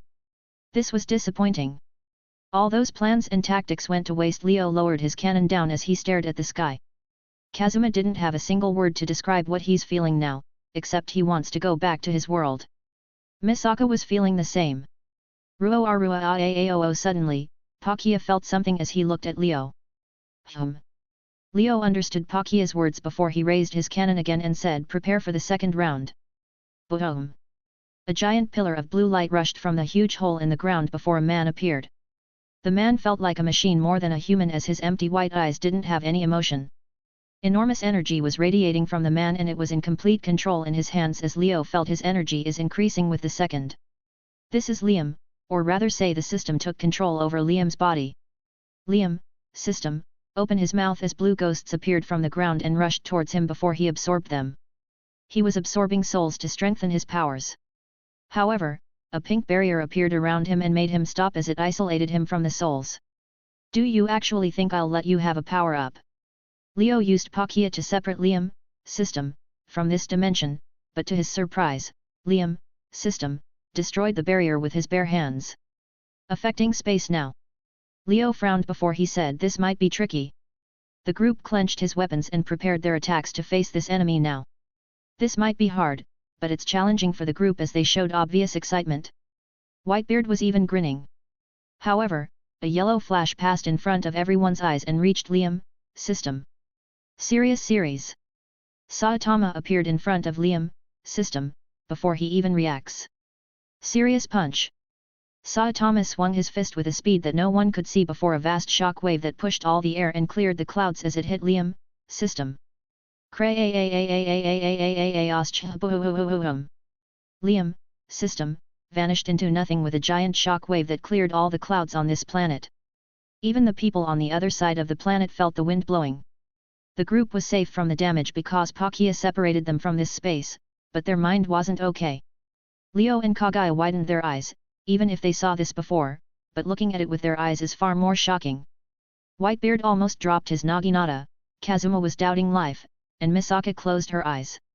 Saitama stood on the air before he looked at the shocked group behind him. What? Didn't you say use all what you got? Saitama scratched his head before he said that wasn't all, but I guess it's enough. All the team looked at Saitama without a word. They felt this is the most anticlimactic ending for this fight. When Saitama was confused and the group was doubting life, a white orb appeared from the remains of Liam as it raised in the air. The orb was almost broken as it was dropping shards, and it was glowing dimly. What a waste! A deep, cold voice sounded from the orb before a face appeared from the orb. The face didn't have any facial features as it didn't exist at all, and it was made from a black smoke. I guess this is what do you expect from a waste. But this is surprising. The face frosty voice had a tone of interest before it said so. This is the alternative solution. I think I should congratulate you. The group finally noticed the face existence, as they stare at it. This is the outer god behind the system. But how about it? The face didn't finish his words before a bright red beam hit him and dropped the system to the ground.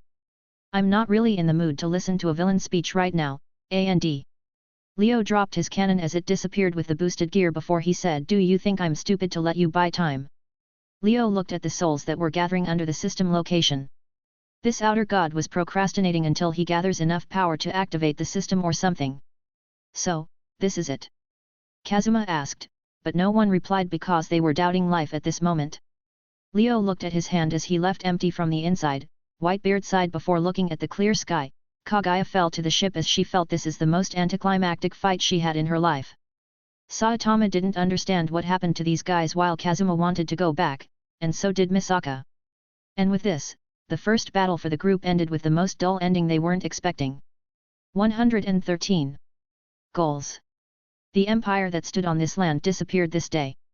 All that's left is a deep giant hole filled with magma at its end. The Revolutionary Army spies that were stationed away from the capital, watched the empire vanish with their own eyes, which put them in shock for a long time. All their thoughts were, this is it, and all that we fought for was archived. But strangely, they were feeling empty. Even the commanders of the Revolutionary Army were in the same state of joy and emptiness. They shared the same feelings as the culprits who did this. However, they had more things to take care of as a lot of people appeared in a place very close to the spies' base. In the sky, far away from the capital, Moby Dick was sailing slowly away from the crime scene. The team didn't want to pay for any losses they may cause during the battle. The group was standing in a circle while looking at a white orb on the ground. The orb was slightly dim as it was almost broken, but the group didn't grab it. The silence continued for a while before Misaka broke it. So, what should we do with this thing? How about we sacrifice it for the great gods? Chat room. Kazuma didn't want to touch the system as there might be an outer god in it. And how we do it? Whitebeard frowned while looking at the small ball. He couldn't believe they came all the way here for this little thing. Put it in the chat room. Kagaya also didn't want to touch the system. Good idea. Saitama Leo nodded before he looked at Saitama, and so did all the group. Saitama felt this group is kinda angry about how he finished the fight before he said why me. Leo pointed at the clear sky where there were no clouds or even sign of them existing because of Saitama punch. Saitama felt this group is targeting him now before he sighed and picked the system from the ground. Saitama didn't feel this small orb had any weight as he was putting it in the chat room screen while the group was waiting. Both of the orb and the chat room screen glowed before the holographic screen absorbed the orb. The group activated their chat room as they noticed that all of them were glowing. Detecting a part from the root of DXD. Extracting the root and sending it back to the original world. Wait, what? Kazuma stopped completely as he looked at the name on the screen. DXD. Kagaya opened her mouth from the shock as she couldn't believe what she's looking at.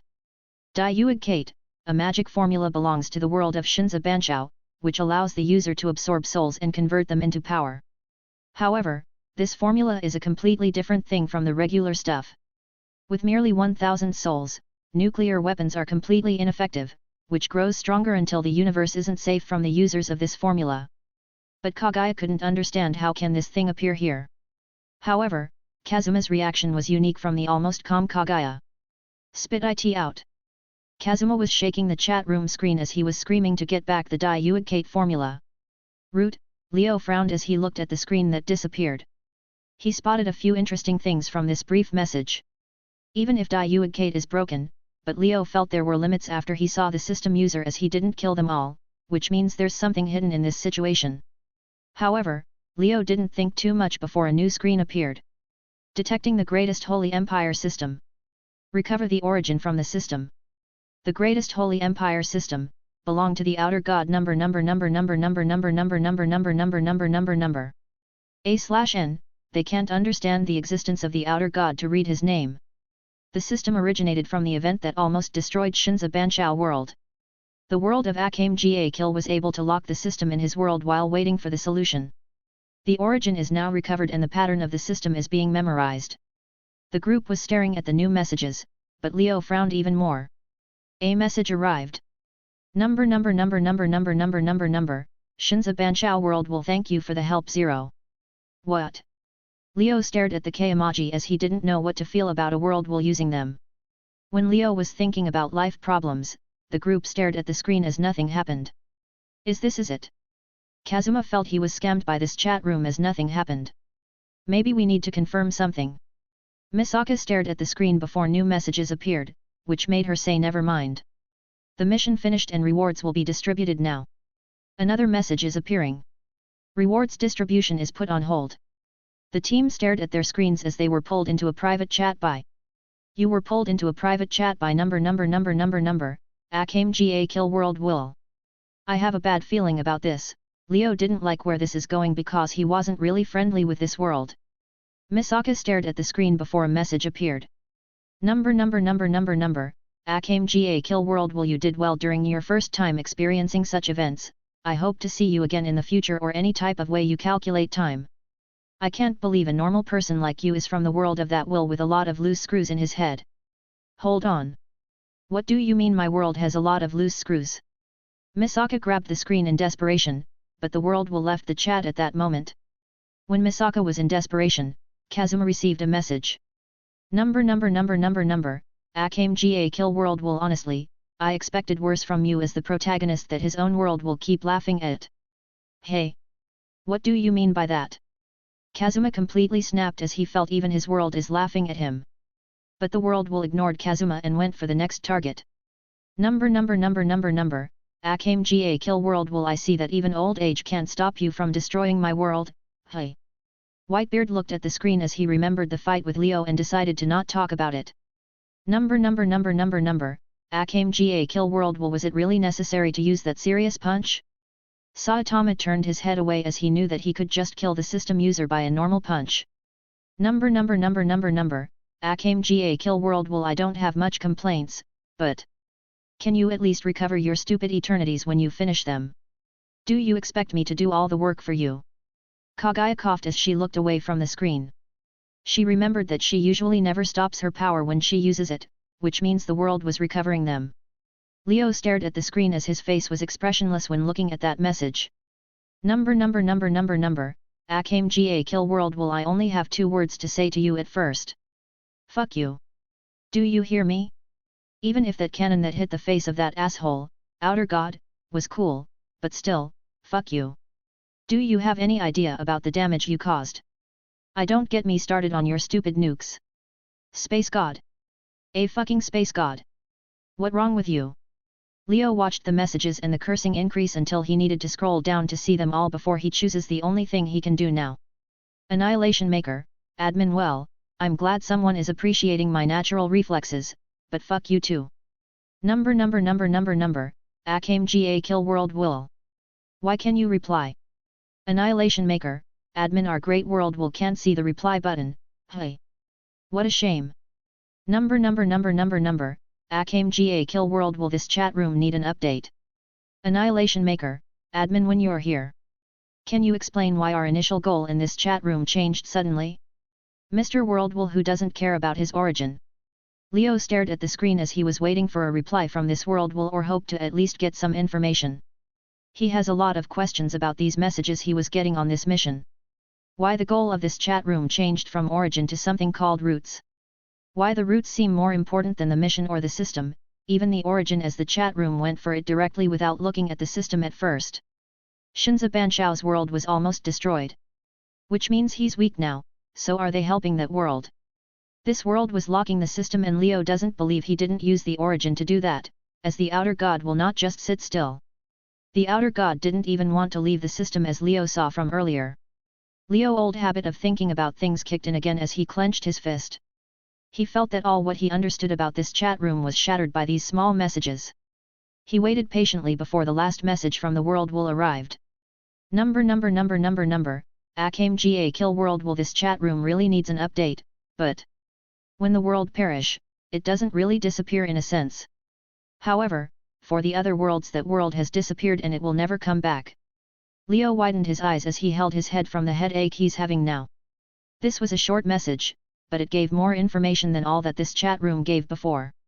Root is probably something even higher than the origin, and it's something that determines the life of the world. Leo doesn't know how far can it go, but it seems that the roots aren't recoverable like the origin. The root of Shinza Banchao was stolen when it was almost destroyed, and Leo has all the reasons to think the world was in critical condition all this time. This can explain why the outer god will go as far as buying time to recover the system, and why Akame kill world wasted his origin to lock it in here. Leo even thought that the outer god didn't expect them to come here, as he gave the system user a lot of powers because he didn't want to lose the root. And that was only possible because the root acted like a cheat. But the chat room memorized something called pattern, which may be a protection system from these kinds of things, so they can never happen again, or to recover the missing roots, which can also be a reason why the outer god was desperate. But what shocked Leo is the next part of the message. The world will seem to know each other, and all of them have a different personality and even feelings. The worlds even seem to act like friends and a big family that try to protect each other. The last phrase was meant for the world wills. If one world perishes, it doesn't mean it'll disappear, as it'll reborn at some point, but the world will and the family member will never be the same. It'll be a completely new world will. If this was the goal of the world wills, then what the reason of the outer gods to join this war? And those multiverse spaces. Leo took a deep breath as he felt that the situation became very complicated. Leo covered his face with his hand as his thoughts kept racing in his head, but he woke up by a scream. Leo turned his head to see the group looking at him, and Misaka was the one that just screamed. Ah? Oh, right, what happened? Leo shook his head before he asked Misaka. The chat room gave rewards. Misaka wanted to ask what happens to Leo, but she chooses to not talk about it. Maybe it was something personal. The group also decided to not go deeper into this problem, as they know that Leo will tell them if it's important. Really? Well, we have a lot of things to talk about when this is over. Leo sighed before he looked at the rewards. Distributing the rewards. A hero for fun gets 350,000 points for destroying the system. Annihilation Maker gets 350,000 points for participating in killing the system user and stopping the outer god from recovering the system. The strongest man in the world gets 150,000 for participating in killing the system user and doing more damage than a scattered barrage. Neat Princess gets 100,000 points for participating in killing the system user, and the barrage didn't do a lot of damage like the other members. Bree gets 40,000 points for dropping some lightning of the system user, which didn't do a lot of damage. Advocate of Gender Equality gets 10,000 points for guiding Bree were to shoot and stealing some points from her. Everyone stared at their rewards before looking at Kazuma, that didn't even feel shame from stealing some points from Misaka. Why, I'm the lowest in the attack group. Kagaya stared at her point before he grabbed the screen. Surprisingly, Scattered Barrage doesn't do a lot of damage on a single target. Leo waved his hand as he laughed at Kagaya's weak numbers, which made her even angrier. However, before another fight between space and time begins, another message arrived. The store function is open. Members can buy world travel cards, world power compatibility cards, and sell things for the chat room to give them points. The abilities sending function is open. Members can send their abilities to other members for free without losing it just one time, and in the other times, they can buy it if they want the ability. Because this is the first mission, and a very important thing was recovered from this mission. All the members will get one gacha opportunity sponsored by the World Wills. One member from this world will join the chat room after the members leave the world. Leo, Kazuma, and Kagaya stood in front of the screen as they were trembling. Gacha is a word that brought terror to their hearts in the past. What happened to them? Misaka asked Saitama, that shrugged his shoulder and said they remembered a terrible past. Whitebeard didn't even have anything to say while looking at the degenerate trio trembling in their place as they were whispering Gacha is a bad civilization. After a while, Leo, Kazuma, and Kagaya stopped trembling as they took a deep breath and calmed themselves. So, this is it, hey. Leo looked at his team before he said, I can't say it was the best time in my life, but I'm glad to meet you all, said the guy who kept destroying everything around him. Kazuma corrected Leo's words before he said, well, I guess I'm happy to meet you guys.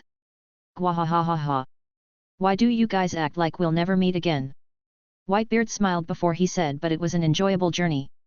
Thank you all. Misaka had a slight blush on her face because she saw surprised as the group suddenly became emotional. Saitama nodded at everyone in the group even if he saw better days, but having such an interesting bunch isn't bad once in a while. Getting emotional. But I also hope to meet you guys again. Kagaya put her sleeve in front of her mouth as she was slightly smiling. The group looked at each other as a slight smile was on their faces. This wasn't a fake one like the usual jokes, but a genuine smile. What do you guys plan to do? Misaka saw the group is getting disbanded as she felt some sadness in her heart. Even if the group can gather. But this team put a mark on Misaka's heart. Well, I'm going back to my world. I finished all my games here. Kagaya waved her sleeve as he was planning to leave immediately after this conversation finish. I'm also leaving. There's a lot to do in my world. Kazuma scratched his head as he was thinking about what he should do with the points. I'm going to fetch my mansion before leaving. Old man, here's the ship ownership. Leo gave Whitebeard the control of the ship and the right to take it with him. I will meet someone before leaving. Whitebeard seemed to have plans to do before leaving this world. My sail. Saitama said a few words which reminded the group about the philosophy of life in the last conversation. I think I can just teleport you, old man. Leo stared at Pakia above the ship before he said once again, it was fun to meet you all. Let's meet again. The group stared at each other before they smiled and said yes. This is the last goodbye between the group members as they smiled one last time to each other. However, they knew this isn't the last time, and they are looking forward to the next time the team will gather. Biggest mistake. With the last goodbye between the group members, Kagaya, Misaka, Saitama, and Kazuma left this world. Whitebeard was teleported by Pakia after he gave the coordinates on the map, and Leo went back to his mansion to grab his beasts and leave this world. Kazuma appeared on the plains of Axel as he felt that journey was all dream, but the scream of the Dio sword woke him up to see the useless goddess. Hey? What happened to you? Aqua wiped her eyes as she saw Kazuma's clothes changed in 1 second. I was in a journey to save the world. Kazuma stared at the wide plains before he said in a manly voice by destroying it in the process.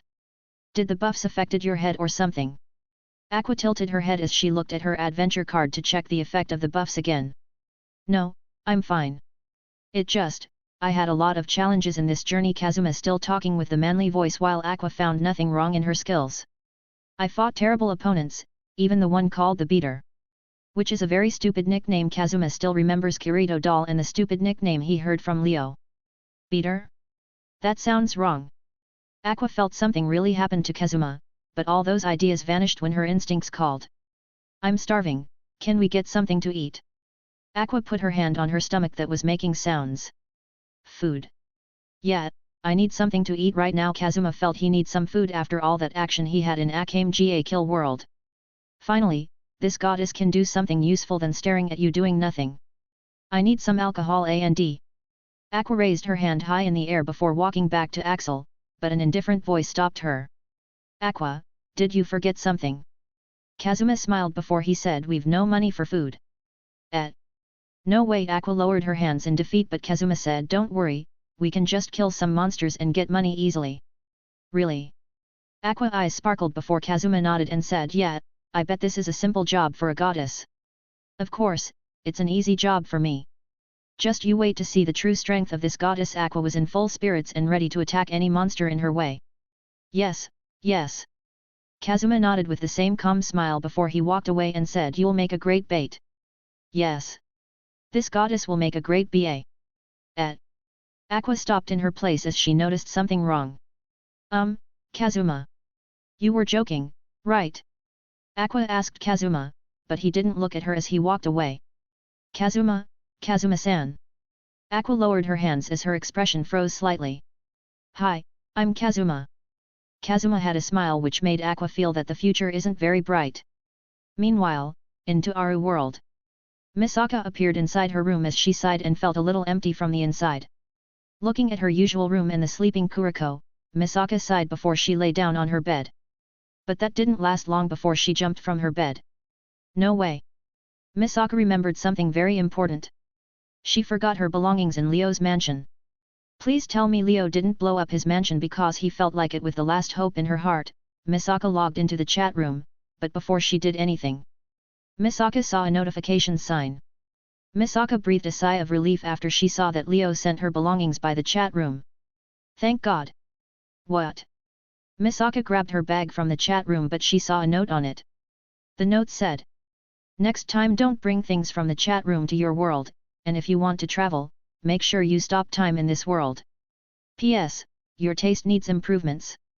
Misaka felt the level of danger of her world is increasing very quickly, but she stopped at the last phrase. My taste. Misaka opened her bag to see her underwear and shorts before she blushed like a tomato. Leo. Misaka was like a volcano that was about to explode, but she misunderstood that Leo was talking about her taste in cuteness, which adds another misunderstanding to the group. Misaka was almost exploding from shame while Kuriko didn't wake up because of all those electric shocks she took yesterday. In One Punch Man world, Saitama appeared in his world as he missed his calm world in which everything can just be punched away, but that vanished when he saw his broken apartment. Saitama stood in his apartment for a moment before he walked outside. He's planning to run and let the people blame monsters for damage. Meanwhile, in Gensokyo, Kagaya appeared in her room before she fell down on the sheets as she hugged Mudcup. She appreciated her home where she does nothing all day. Really, Akame ga Kill World sucks. Kagaya felt the world civilization was backward and advance in a very weird way. Now, what to do? Kagaya stared at her games and consoles as she was planning to pull a whole week of non-stop gaming, but she stopped at a certain computer screen. It was the chat room. Kagaya remembered that she was using this computer as a chat room, and after the mission, it went back to the computer. However, this reminded Kagaya about the biggest boss in her life. Gacha. Sweat was dropping from Kagaya's forehead as she felt this chat room is very scary. In Kagaya's eyes, the whole screen was clouded in an evil aura of despair as it was whispering like a devil. Kagaya took a deep breath before she asked the council about this problem. Neat princess, I'm going to do it. Annihilation Maker, Admin Nu. Stop right there. Advocate of gender equality, are you crazy? Leo sent Misaka bag and recovered his beasts which are the mansion, Kuroba, Diachu, Food Wars Octopus, etc. But he stopped when he saw Kagaya's message. Gacha is something that destroys the balance of the universe with the amount of salt it pours. Leo didn't want to experience Gacha again until he has at least 10 chances. Kazuma was buying powers and skill points from the chat room as he saw the message which caused him to have the same reaction as Leo. Neat princess, I'm already doomed, there's no turning back after you start. I hope that you guys to be fine after this. Advocate of gender equality, don't make it sound like you're doing a noble sacrifice here. If you pulled the gacha then we'll also pull because of curiosity. Annihilation Maker, admin all that left will be an empty void in our souls, stop. Neat princess, there's no turning back. When the degenerate trio was having a debate about the gacha, Whitebeard arrived at the coast city and met with Wave. After everyone ignored the flying ship like they ignored that Whitebeard doesn't have a beard, Wave listened to the explanation and the offer to be Whitebeard's son.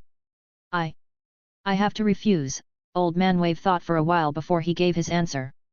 Honestly, Wave was very skeptical about the different worlds thing, but even if he believed in Whitebeard, he can't just turn his back on his friends and crew here and just leave. I see. Whitebeard nodded at Wave before walking away. He isn't the time to offer things twice, and this is Wave choice. What are you doing you, idiot? Suddenly, a group of sailors appeared behind Wave. You guys. Wave was surprised by his friends to appear here.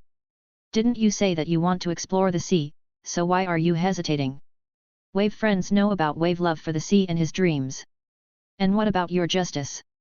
Another sailor knew about Wave losing his Taigu, and after looking at Whitebeard's strength without a Taigu, they thought Wave has a chance to achieve what they never dreamed of. The sailors didn't give Wave any chance before they pushed him toward Whitebeard's ship. Wave had a wry smile on his face as he didn't know what to do in this situation. Whitebeard watched this scene with a smile before he said, "So, what is your choice?" Wave looked at his friend before he stared at Whitebeard seriously and said, "I agreed to be one of your crew and your son." Whitebeard smiled before he jumped to his ship and signaled Wave to follow him. Wave climbed the ship as he was waving towards his friends before the ship raised from the ground and flew away from the town. Staring at his town for a while, Wave waved one last time before he looked at Whitebeard sitting on the chair. He didn't want to ask about how this ship is flying, but he had a very important question. "Old man, what is your crew?" Wave asked a question that made Whitebeard grin before he said, "Pirates." "Excuse me." Wave stopped in his place for a moment before he raised his head and saw the pirate flag he ignored because the ship can fly. Wave felt the future is bleak while Whitebeard was laughing before they disappeared from this world. While Wave and Whitebeard left the world, Leo and Kazuma failed to stop Kagaya that was using the Gacha now. Gacha. Special Worlds Edition, something useful for you. Rate up. Kagaya stared at the Gacha screen as she regretted it already. But she can't go back now. Taking a deep breath, Kagaya pushed the screen and started the Gacha. The screen bloomed with different colors and rotated, which gave dizziness to Kagaya. After a while, the screen stopped, and a book appeared in Kagaya's hands. "What is this?" Kagaya stared at the book before trying to open it, but it didn't open or even moved an inch. Kagaya frowned at the book before a message arrived from the chat room. "Congratulations on using Gacha and getting the Universal Martial Arts and Techniques book. Universal Martial Arts and Techniques book. Description: a book made by the world power that can give it user any martial arts or techniques he/she wishes for as long as it exists with some limitations. Usage: wish for the martial art and open the book. Limitations: the martial arts or techniques have to be something a normal human can learn, and it doesn't need some special conditions. P.S. Learn something useful, you filthy casual." Hey! Kagaya stared at the book and especially the last note before she almost throws the book out the window. The world is actually telling her that she sucks and needs to learn something else. This book can only be used to learn some basics for Kagaya. Like the Big Dipper God Fist from Hokuto Renkatsu or the breathing styles from Demon Slayer, which is something Kagaya doesn't like. As a full mage, Kagaya doesn't like to be involved in close combat, and stopping time with a lot of attacks is her ideal combat, so this is basically useless. "Can I sell this?" Kagaya put her hand on her chin before putting the book on the chat room screen as several options like sending appeared, but she chooses to sell. Abilities and items from the chat room can't be sold, but it can be put in the store, so the other members can buy it. Kagaya nodded before she chooses the store option. Universal Martial Arts book price is 20,000 to 100,000 points. Pick your price. Kagaya felt this system need to be optimized before she put the book American Samoa 30000. She doesn't really care about small points now because her abilities and powers need hundreds of millions to upgrade, and she feels that someone might like this. Maybe someone will find it useful than throwing it out the window. After finishing the preparations, Kagaya put the book for sale and looked at the chat room messages. Advocate of gender equality, damn it all. Annihilation maker, admin, you brought evil to this land. Are you satisfied? Neat princess, I'm satisfied, but this emptiness can only be filled by games. Advocate of gender equality, what's this book, anyway? Universal book? This is useful, but can't you make the price lower? Neat princess, the price limit was 20,000 which you can't afford. Sigh. Kazuma sighed again while Aqua was being chased by the Devil King avatars. Frogs that even a god can't defeat.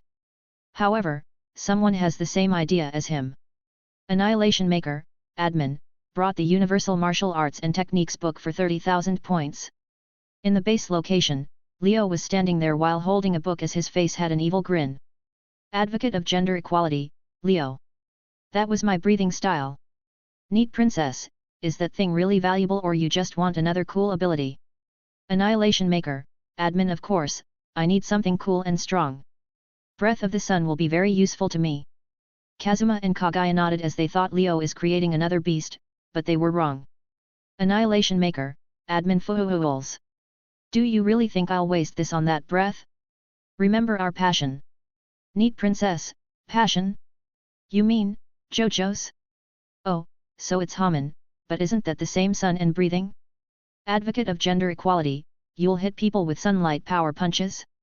Annihilation Maker, Admin no, Haman is sun and life power which will have some connection with gold experience, so it's useful. Kagaya and Kazuma sighed as they felt Leo is really thinking about things, but they underestimated the madness levels. Annihilation Maker, Admin again, why do you guys limit your vision this much? Always go for the things that destroy dimensions at minimal dimensions. Wait no. Kagaya stood up as she stared at the computer screen in panic. Neat Princess, no, Leo. Think about this. Advocate of gender equality, Leo, it doesn't have to be like this. Kazuma was in the same panic state as he ignored Aqua's screams for help. Annihilation Maker, Admin there's no turning back. Now. Leo stared at the book before he thought of a technique he wants and opened the book. The book opened easily as it glowed with numerous light spots that rushed to Leo. Annihilation Maker, Admin, used the Universal Martial Arts and Techniques book and got the spin from JoJo's. No, Kagaya dropped her hands weakly as she saw a message arrive at this moment. Annihilation Maker, Admin you spin me right round, baby right round like a golden ratio right round. Kagaya felt she did one of the biggest mistakes in her life. The spin. The world is a very vague concept with all the mysteries surrounding it. How huge, or how many aren't question that should be asked for the world because in this multiverse nothing is certain.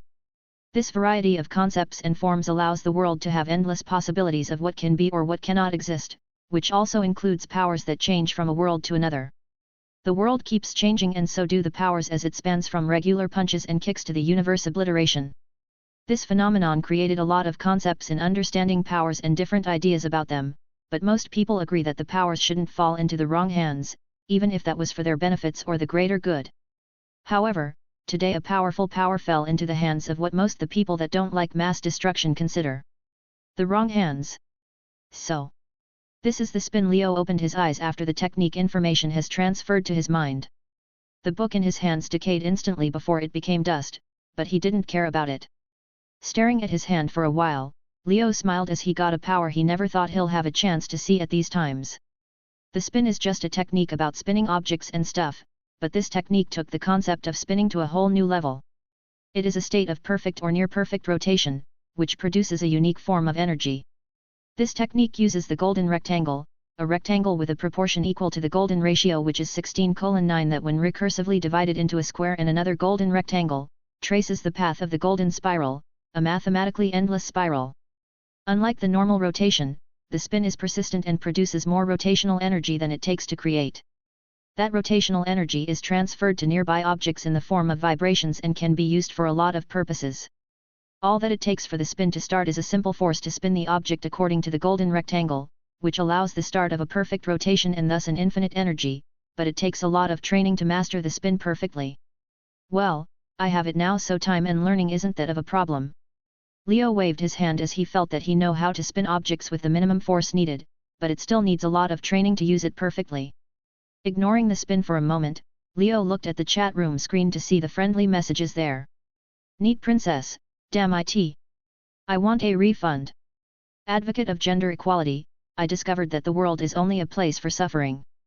Kagaya was almost smashing the screen at this point when she thought that the spin fell into the madman's hands. Annihilation Maker, Admin hey? I bought this fair and square for 30,000 points, which was expensive. You should have made it lower than that.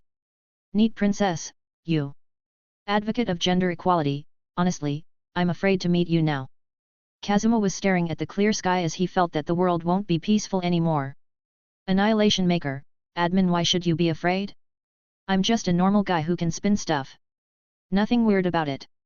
Advocate of gender equality, yet. Nothing weird about a spinning object breaching multiple dimensions barriers and realities or ignoring the time stop. Annihilation Maker, Admin yup, it's not weird, it's bizarre. Kagaya stared at the screen as she was taking long, deep breaths to calm herself. She swore at this moment that she'll never put something in this chat room store again. This was a crit to my heart. Kagaya calmed down as she realized that Gacha is really the source of pain and suffering, but as a good friend, she should keep a fair spirit and introduce her friends to this wonderful event in life.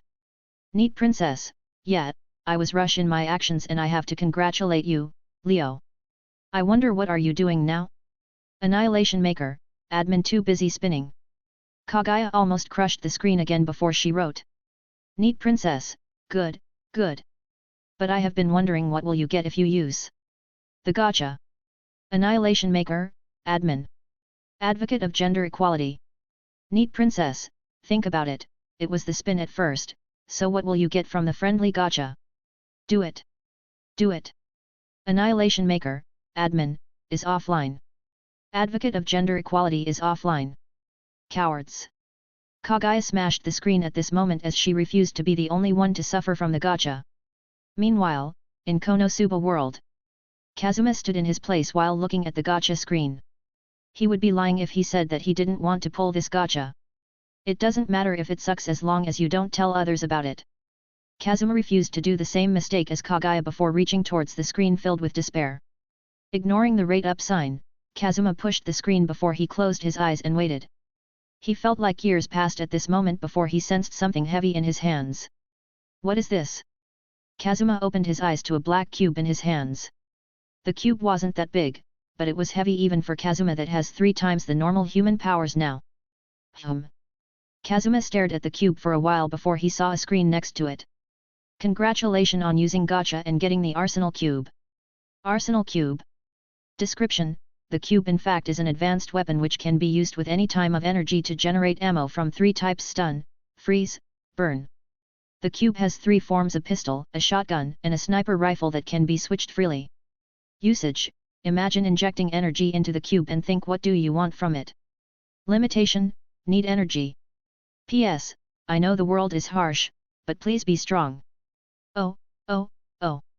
Kazuma stared at the cube with stars in his eyes, but he saw the extra note. What the meaning of this? Kazuma felt something very wrong from this note before he said, at least give me a joke, you bastard. This makes it worse. When Kazuma was doubting life and ignoring Aqua that was swallowed by the giant toad, Leo was looking at his palm before a black light flashed and a green steel ball appeared on it. Leo stared at the green steel ball for a moment before he applied force gently with the spin instructions. Buzz. The steel ball rotated slowly at first, but the speed increased a lot in mere seconds until Leo lost control and the steel ball flew before hitting a tree, making a pit in its trunk. Leo stared at the result before he raised his hand as the steel ball flew towards it. The steel ball is a beast and it can float or change directions. Second try. Leo did the same steps as the first time, but this time it seemed more natural as the steel ball didn't just fly from his hand. After reaching a certain speed, Leo made the ball rotate on his finger while keeping its speed the same. First lesson is done. Leo nodded as he made the steel ball rotate around his hand without falling to the ground. The spin is deceptively and relatively easy to learn at the basic, as novices can do normal spins within a day. However, it is extremely difficult to master. This technique requires a lot of understanding in fields like anatomy and very fine control to use the spin to its fullest. Like using it to control other people's bodies or control the projectiles after throwing them. Leo doesn't lack control after having the power of Taiguchi from the doctor, but he needs to learn more to use the spin to its full potential. So now that I have the spin, can I make a stand based on it? Leo put his hand on his chin before he went to the most obvious option. Tusk, the stand of Johnny Joestar. Tusk is a stand with a very close relation to the spin and its main combat power is to spin the nails of its user and make them a weapon of close combat or a gun. Tusk has different forms and abilities that change with the mystery of the spin. Nails. Nails. Why it has to be nails? Leo felt lightning hit his head as he got one of the most crazy ideas until now. Why not make Tusk use the spin on his entire body without damaging it? By making Leo's nails the starting point, Tusk can use the spin on Leo's body to archive a total spin which can not only rotate his body but also his energy like ki. This requires Tusk to be in a very important center in Leo's body and in a position where it can affect Annihilation Maker to send the energy of the rotation to it, which makes Tusk the second gold experience in changing how the sacred gear works. JoJo's stands are the easiest way to change the whole structure of a Longinus, which is something no one has ever done before. But I need to master this spin first. Then Leo clenched his fist before he said, nothing is impossible with my bug Longinus, the boosted gear, JoJo bizarreness, and a vast amount of energy. For his dream of becoming overpowered, Leo decided that he'll not only use the spin, but he'll become the spin. I guess this is all that I had to do here. Leo waved his hand as he caught the steel ball before choosing to go back to his world. Leo finished everything he has to do here, and it's time to go back since he doesn't want to pull the gacha here. He has a hunch that this world will do something to him for all that damage, like lowering his luck, so he'll pull it away from here. Closing his eyes for a second, Leo appeared in his last position when he left DXD, a park where his beasts put a protection field. Well, this is a familiar feeling. Leo raised his hand as he felt the familiar key of DXD world. He thinks this key feels more comfortable than the other world key. All the members returned to their worlds. Sending the invitation for the new member. I totally forgot about that. Leo stared at the notification before ignoring it. He's preparing to face the gacha, and he doesn't think the new member will accept very soon unless he's an idiot. Sigh. I already got the spin, so as long as it's not something ridiculous, I'm fine with it. Leo pulled the gacha as the screen flashed with different colors that gave Leo dizziness before a card appeared in his hand. A card. Leo stared at the card as it was completely blank with no distinguishable features. Congratulations on using gacha and getting the blank card. Blank card. Description: an empty card that can be filled with something. Usage: fill it with something. Limitation: the thing has to belong to the user. PS: it's like getting a gift box, but only the box. Well, look at the bright side, life is empty too. Leo stared at the blank card before he said the only thing in his mind now: why the fuck there's notes now? Leo entered the chat room as he saw all his abilities have notes on them now. Annihilation Maker note. This is too bugged to exist. Nerf please. The boosted gear note. The rising of the foolish dragon emperor. While the spin was different as it made Leo eyebrows twitch. The spin, low mastery. 20,000 points. PS1, the martial arts and techniques separate with low, mid, high, and perfect mastery. PS2, this is the first lesson, Leo. There's a long time before saying, thank you, Gyro. I can ignore the stupid remarks, but where do you see me in the first lesson? Leo was spinning the steel ball in his palm easily as it was getting faster and faster without losing control.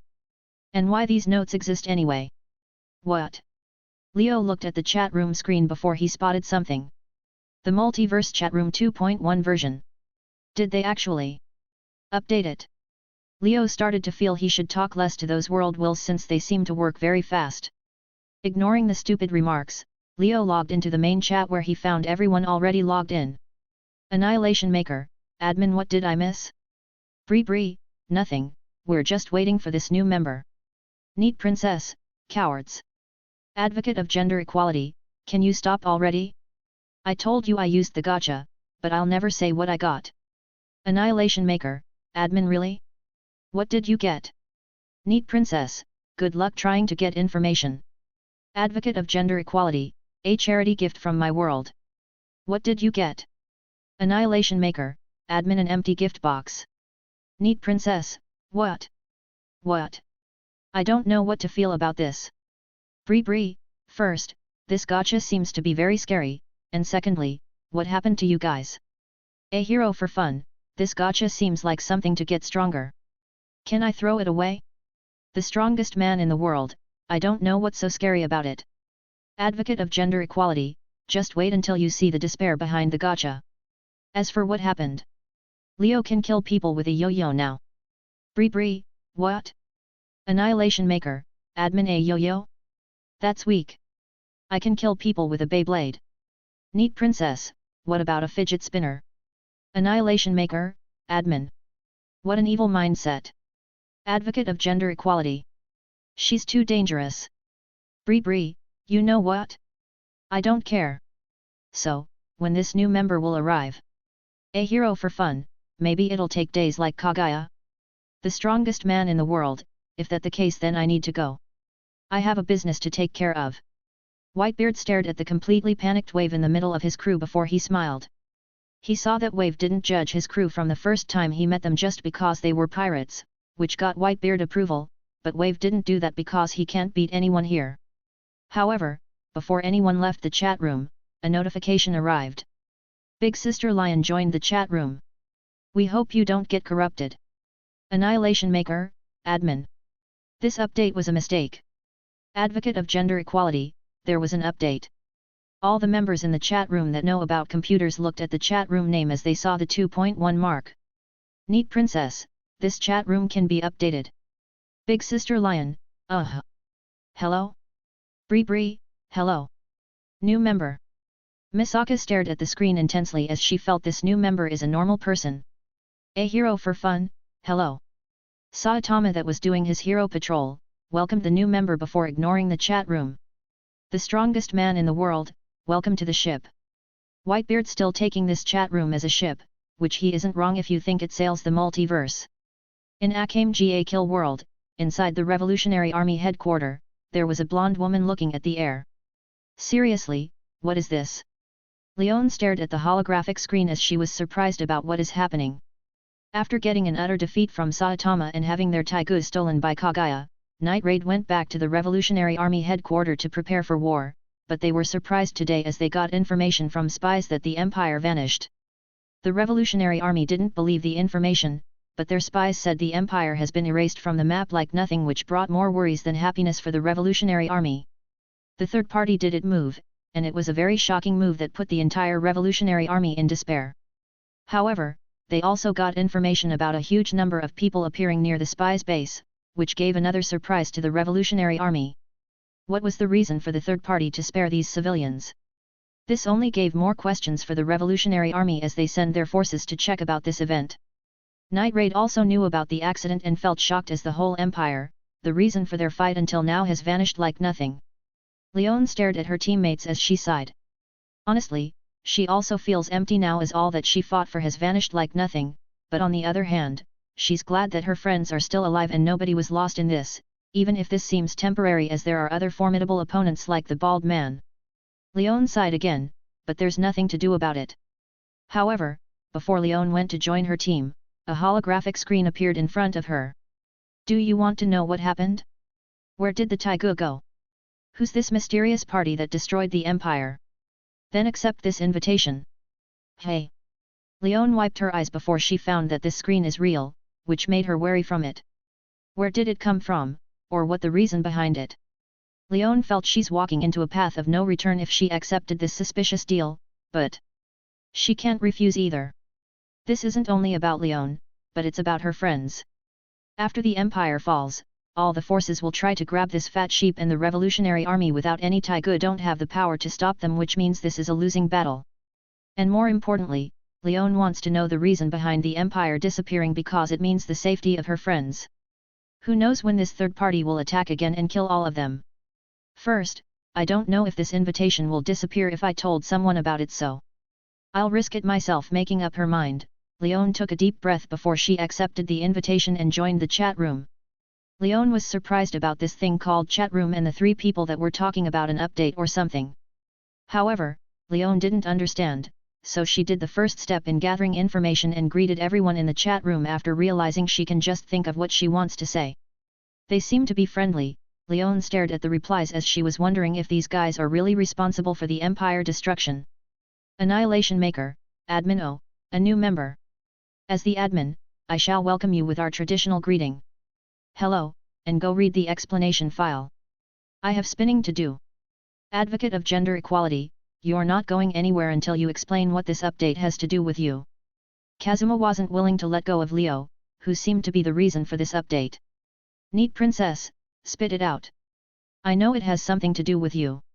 I don't even know. Leon stared at the trio that kept battling in the chat as she didn't even know how she should react to this. Bree, don't worry about them, they usually fight like this. How about I tell you about the chat room? Big sister lion, thank you. You're really nice. This group seems to be made of good people if you ignore their words, but I have to gather information first. Leon could see that the other members weren't really fighting, but just joking with each other, and this group seemed to get used to that scene. Bree, no problem. This chat room is a device or a tool that allows people from different worlds to interact with each other, but if you want a deeper explanation, you should read the explanation file. I'm sorry. Big sister lion. Leon thought this was a mistake to accept that invitation. But she went to the explanation file according to Misaka's instructions and read it. After going through a lot of words and explanations, Leon stared to believe this chat room has a problem and this thing about different worlds is probably right. Big Sister Lion, is this different worlds thing is real? I can't believe something like this exists. Bree, I know it may be hard to believe, but we have been to your world before and there are some photos and videos about different worlds too in the chat room files, you can check them. Photos, videos. Leon remembered she saw something about those in the explanation file before she followed the instructions and found the photos and videos, but that froze her completely. I start to believe these are the guys that destroyed the Empire. Leon scrolled down in the photos as she saw Saitama sitting in his apartment before she stopped again as she saw another person she didn't want to see. Big Sister Lion, it's you. The guy who tricked me in the restaurant. Leon forgot most of the mission now as her eyes were flaming from anger while staring at Leo's name in the chat. Bree, it's Leo, isn't it? Misaka covered her face as she felt this group can't just take it easy for once. Advocate of gender equality, hey, Leo. I think she's talking about you. Kazuma felt only Leo will actually mess with people during a mission. Neat princess, are you a magnet of hatred? Kagaya put her sleeve in front of her mouth as she was waiting for the show. Annihilation Maker, admin. Oh, it's the third-rate gangster. Next time, don't complain if you lost, and don't make it sound like you didn't try to trick me, especially if it was only you who ate the food. Advocate of gender equality, is this Leon? Great. We have 2 Leos now, but I guess it was bad luck to meet this guy, hey.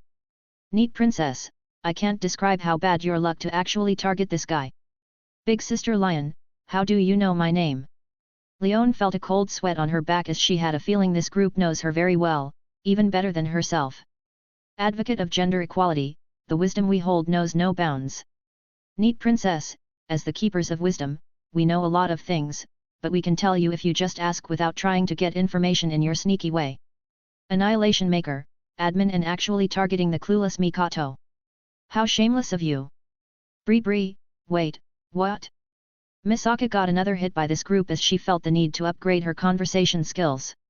Leon was sweating as she saw that this conversation turned into a minefield that can explode on her at any moment. Big Sister Lion, I don't know what you're talking about.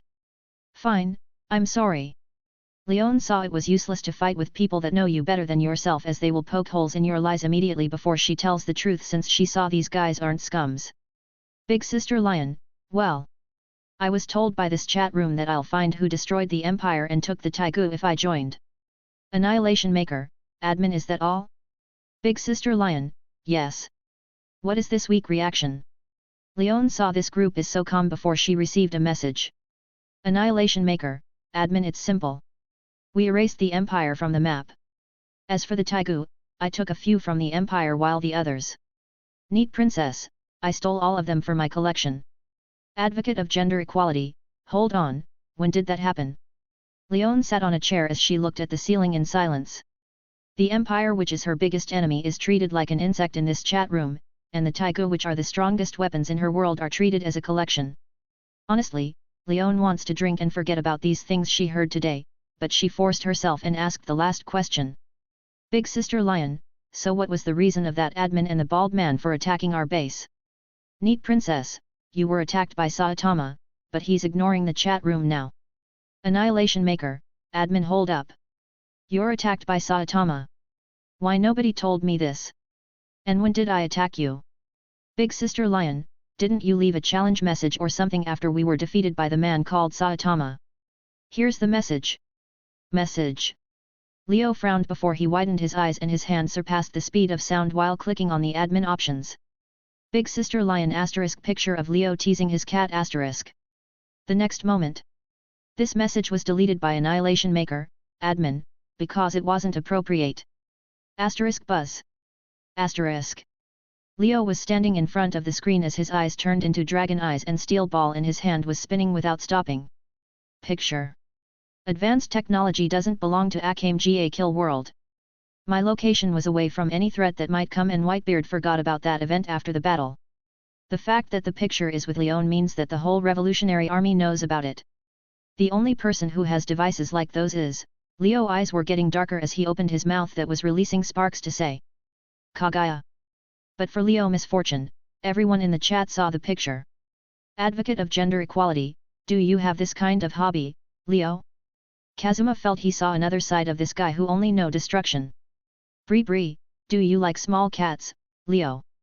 Misaka felt she and Leo might have something in common and can talk about without realizing she is awakening a volcano now. I honestly forgot about that picture. But hey, you know what they say. Kagaya smiled before she said, fake it until you make it. Neat princess. Oh, do you like small cats, Leo? How cute. However, all the messages were greeted by silence. The group waited for Leo to reply for over 10 minutes as this silence became scary. Advocate of gender equality, I have a goddess to save, I need to go. Advocate of gender equality is offline. Kazuma saw the situation is wrong, so he decided to run before the bomb drop. Big Sister Lion, I think I'll also go. It was nice to meet you all. Leon felt she stepped on one of the biggest landmines in this group before running away. Meanwhile, in DXD world, Leo was standing in the same position as the steel ball did a small tornado around him, but he didn't care. Leo now is the definition of a volcano that is about to erupt. Glancing at the chat room before choosing the crossing function, he's planning to delete the memories of some people in Akame Kill World first. Normal world travel card. 1000 points. PS, only for the worlds of the chat members. Leo didn't even look at the price before choosing Akame Kill World, but a red screen appeared in front of him. You have been banned from visiting this world. Reason. Akame Kill World will I see suffering and anger, and I'm planning to enjoy them to my fullness. And fuck you. Leo face completely darkened as an aura that even scared his beasts was emitting from him. What is this huge wrath? Inside the boosted gear, Drake felt Leo rage and anger as he saw the boosted gear and Annihilation Maker getting closer to Balance Breaker. It seems that this host will keep surprising me. Holding this amount of anger without losing control. This is interesting. Drake saw the boosted gear and the Annihilation Maker even showing some different reactions before he closed his eyes, but in the real world. Today is really beautiful. Leo was staring at the sky with a blank face before he said, but why the sky is a little bit red? Today is the day that almost opened the doors of hell because of a picture. Back to the school. Inside the park of GOOOOSE City, Leo was looking at the steel ball that was smoking from heat as his eyes were serious than ever. Leo spun the steel ball again as he felt there was something wrong, but he didn't understand it before he said, I need more than this. More than ever to break the world barrier. It has been 2 hours after Leo came back from Akame Kill World and he's now trying to find a way back. All this time, Leo was training the spin to achieve higher levels in this technique, but all that he accomplished is moving closer to the golden ratio and nothing more. Moving closer to the golden ratio augmented the spin power and speed, but this is far from mastering the spin and even further from the golden spin which can breach dimensions. Maybe I need more control. Leo spun the steel ball on his finger before he remembered the genuine cause of his obsession about the spin. He wants to use the spin to breach the world barrier, which is something impossible and ridiculous at the same time, but this isn't going to stop him from trying to pay a visit to the Revolutionary Army. Even at this moment, Leo was still feeling the urge to smash this chat room screen, but he stopped as it was pointless. Sigh. It has been a long time since I was this angry. Leo stared at his hand before closing it. This brought for Leo some memories, but he needs to focus on work, which is planning how can he travel between worlds without the chat room help. He won't stay still until all the memories about that photos are deleted from this world and about his teammates in chat room. There'll be some casualties, especially an old hag. So, for control, I need more focus or calculations. Leo dropped the steel ball as he looked at the time from the chat room because as a matter of fact, his phone was broken at the Dragon Vein. It's 7:22 am and there's no time to waste as the school will start at 8:30 am, which means it's a boring day.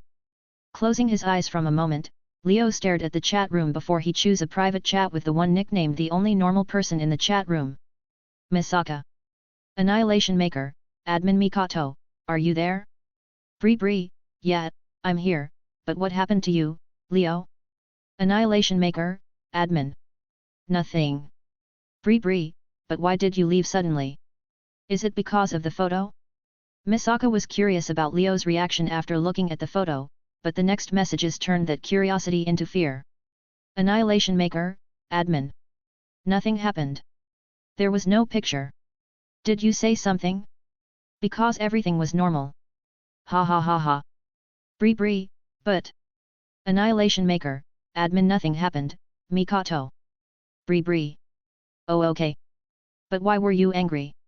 Of course, nothing happened. Misaka chose her words carefully because this situation seemed very weird and far from the other situations this group had seen before. Annihilation Maker, Admin. Personal reasons. Bree. Oh, so what do you need from me? Annihilation Maker, Admin, I want to be an Esper. Bree, an Esper? Sure, let's me. Repeat what you just said. Annihilation Maker, Admin, read the previous message. Bree, but why do you want to be an Esper? Aren't you a spinning nuke? Annihilation Maker, Admin. Who said that? Bree, nobody. Okay, it's Kazuma-san. Annihilation Maker, Admin, I see. What a good friend. Misaka felt sorry for Kazuma before she tried to shift the topic. Bree, do you want me to send you my powers? Annihilation Maker, Admin, no, I want the Power Curriculum program and I want to pay for it.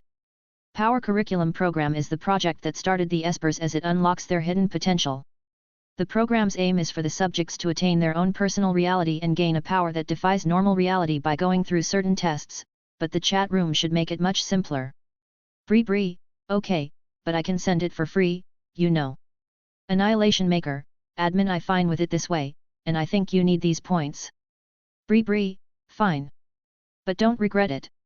Leo sighed at the last message before an icon appeared next to Misaka's name with a small screen.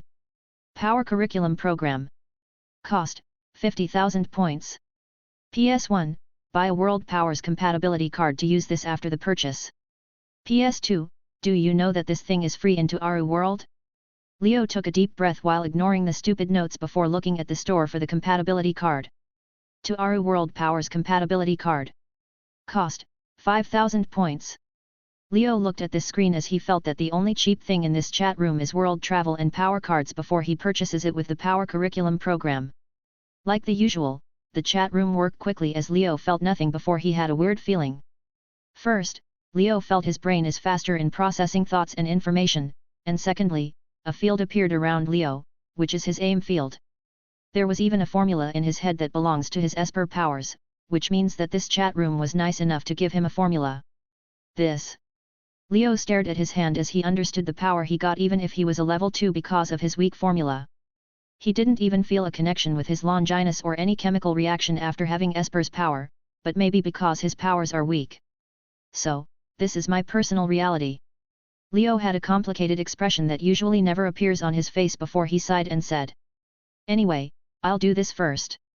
Leo chooses to ignore his personal reality problems now before Venom changed to GOOOOSE school uniform and his monocle became normal glasses. After finish the outer look, Leo activated his Longinus and made headphones that can shield his powers and especially his Longinus and the aim field. Well, it's time. Leo finished creating his new headphones with a powerful shielding ability before he looked at the time and saw it was almost 8:11 a.m. which means he needs to go. After this, I'll make a clone or something. Leo felt his time will be wasted in this school, but today there's something important to be done. After finishing his preparations, and intending to check his ability at another time, Leo walked in the way towards school, which isn't interesting at all. Walking in the road slowly, Leo didn't bother to look at the people or the surrounding students. He had a lot going on this morning which made his brain refuse to think about other things even with his calculation powers are 20 times the normal humans because of Venom and Esper power. Venom changed slowly during this period as it was getting stronger while doing nothing. He was evolving with every minute passing, but Leo knows this is just the quick increase period and he had to do something else after Venom finish. What are you doing? Leo stopped in his place before looking at the sneaky person behind him. There was someone following Leo for almost 2 minutes now. Nothing. Saji lowered his hand as he scratched the back of his head because he failed to surprise Leo and more importantly he feels a volcano in front of him rather than a person. Geez. What happened to this guy? Why do I feel just a false move and I'll get a punch to the face? Saji stared at the people around as some of them got chills after getting closer to Leo. This isn't the first time this morning, Saji even saw a group of people shivering for no reason after being close to Leo, which made him wonder what happened to this guy. So, what happened yesterday? Saji tried to ask normally, but he sweat when Leo said his honest feelings. Nothing. Except I want to strangle somebody or use him as a punching bag. The usual Leo said calmly while Saji was sweating even more. Oi! Oi! Something definitely happened. Saji smiled wryly as he felt this conversation is very dangerous for him before changing the topic. Why didn't you answer my calls yesterday? Saji tried to save himself with this question before Leo said. Broke in. Really? Saji was suspicious, but he didn't dare to ask now before he said your parents called my home yesterday. 42 times to be precise. Leo stopped his footsteps as he got the second most lovely information on this day. A piece of information made him wonder why he really needs a punching bag. Saji, please. Just please tell me you didn't mess this up. Leo felt his future is hopeless before Saji said don't worry I handled it perfectly. Sigh. Leo covered his face with his hand as this day keeps getting better and better. But you know. You could have asked me if you need help in something. Saji looked at Leo as he felt something very different even with the anger that keeps emitting from Leo. Maybe. But I can take care of it, Leo replied without looking at Saji as this thing wasn't very important for him before he said but you can be a punching bag if you want. I'll pass, however, you really love to push people around and do your thing, hey. Saji felt a little helpless before he said can you at least look at me covering you yesterday and tell me what happened? Leo stared at Saji for a moment before he said I remembered some memories. Memories? Saji never saw Leo talk about things like this before, even with this complicated tone. Yes, memories. Leo sped up his footsteps while Saji tried to get deeper into the matter, but Leo didn't talk anymore. The two men continued their walk in silence as Saji didn't know what he should say and Leo ignoring everything around him before they reached the school gate. GOOOOSE Academy was like usual with its fancy design and the high number of female students while the student council was checking on the students. Leo stared at them from a moment before walking forward, but a girl with long black hair and a serious expression on her face stopped him. Stop right there. The girl with long hair stopped Leo as she was staring at his headphones before she said. What's your name? Leo stared at this girl taking a notebook before he said shouldn't you introduce yourself first? Saji that was staring at Leo opened his mouth wide at this scene while the girl frowned before pushing her glasses and saying Tsubaki Shinra, third-year high school student at GOOOOSE Academy, the vice president of GOOOOSE Academy's student council. Oh, nice to meet you. I guess Leo replied calmly while ignoring Tsubaki that was waiting for his introduction and Saji that was sweating. Tsubaki frowned as she saw Leo had no intention to introduce before she said headphones are forbidden on the school ground as it's breaking to the rules. Oh. Leo didn't change his expression while Tsubaki frowned even more. Other members from the student council saw this as they wanted to interfere, but Tsubaki signaled them to stay away. Do you realize what does it mean to break the school rules? Tsubaki saw Leo don't care about her, which made her slightly angry. Rules are meant to be broken, but unfortunately for you, these headphones don't break the school rules. Leo smiled at Tsubaki before he said these are my club equipment. Hey. Tsubaki was baffled for a moment while Saji covered his face. My club equipment, Leo said with a straight face which made Tsubaki twitch her eyebrow before she said do you expect me to believe in this lame excuse? Who knows? It's up to you, but these are my club equipment. Leo smiled while Tsubaki looked at Leo up and down before she said then what's this club that needs headphones? And which one are you from? Fashion, music, art, and the list continue but for me. I'm going to make a club about headphones now, Leo. Smile grew wider while Tsubaki was baffled again by this man's reasoning. Your club? Tsubaki asked carefully while looking at Saji that didn't know if he should laugh or cry at this moment. Yeah, my club. Which I would make. Leo looked at Tsubaki in the eyes before she said today. After the first lesson. Which I'm almost late for. Because of you. What?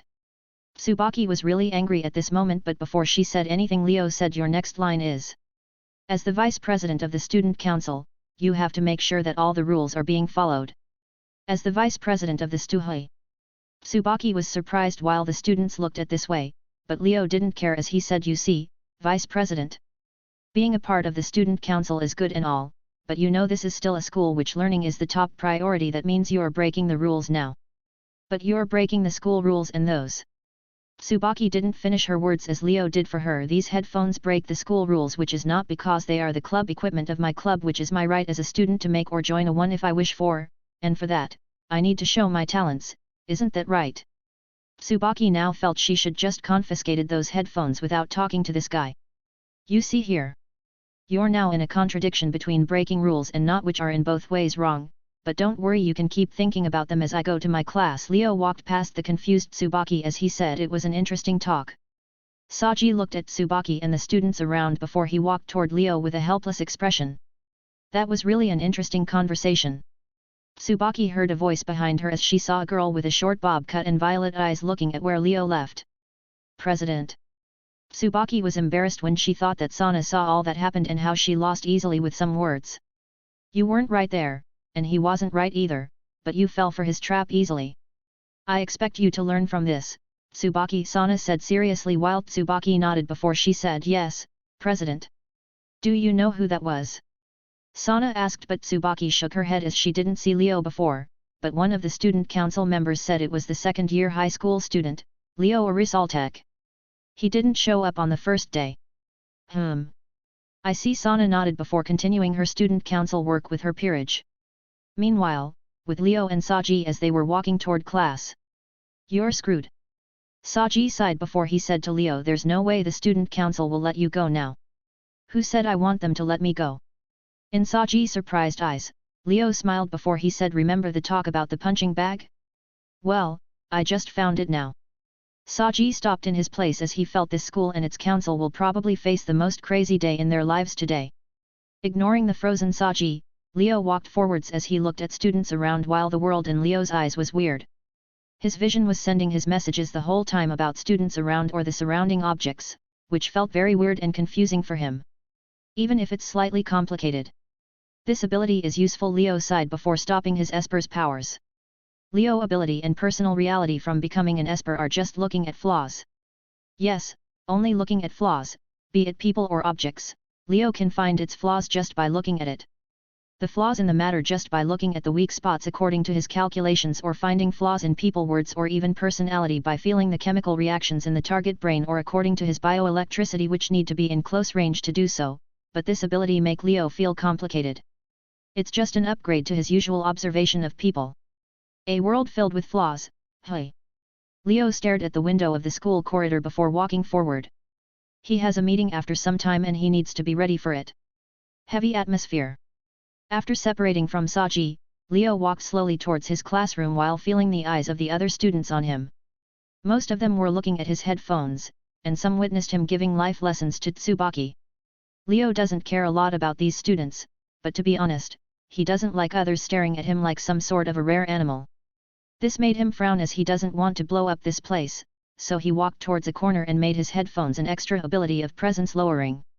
Small abilities like this don't require so much effort from Leo, he can even create them instantly, especially if he made them before. And about the fact he's in a school filled with devils? Leo want to say that these devils are noobs and they can't find him even if he was sitting on the same desk and using his Longinus, but he can't blame them. After all, there's a difference between people trying to be strong and him who has a dream to be overpowered. After feeling all the eyes on his body were gone, Leo walked at a faster pace towards his classroom before choosing a random desk and sitting down. The teacher entered the class almost at the same time as Leo before doing the usual processes to start the lesson. Leo stared at the teacher and the lesson for a moment before ignoring it. He isn't saying the lesson is boring even if it is, but he doesn't see a point in listening because it doesn't help him at all. All the lessons in the high school level don't help him optimize his formula or even add value to his personal reality, which gives a light to how much advanced the Academy City. So after realizing these facts, Leo put his head on the desk and thought about an alternative plan. What to do now? Asking Mikoto for knowledge? No, our personal reality is so much different, which makes her formula useless for me. Leo started to circle the possible solutions in his brain while nobody noticed him. Books? Nah. Too much work and I don't have time to go to the library. Maybe I could use the ultimate source of knowledge, the internet, but I don't even have my phone with me. Wait, Leo raised his head from the desk slightly before activating his Longinus. A small black fog appeared inside Leo's pocket before a smartphone similar to his old one was made from the fog.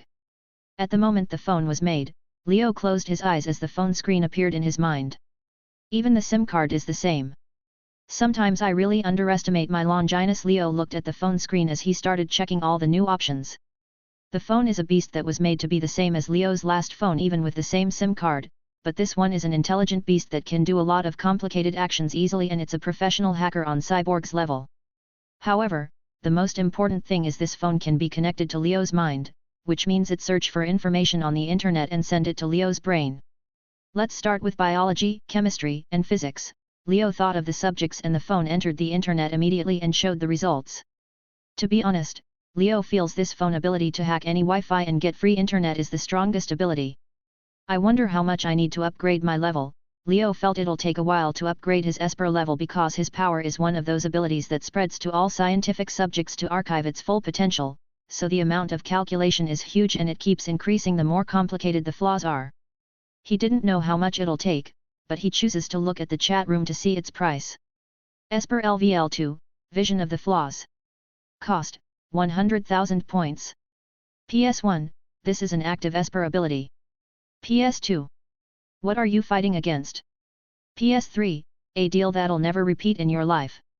Pay 100,000 points and fix your incompatibility with other worlds' mana. But that not all. Pay 200,000 more and you can have to Aru world mana as well. What are you waiting for? Leo stared at the prices and the note as he felt this chat room like to increase the cost on abilities before he saw the second note. That note made Leo stop for a moment before he sighed and looked at the knowledge in his phone.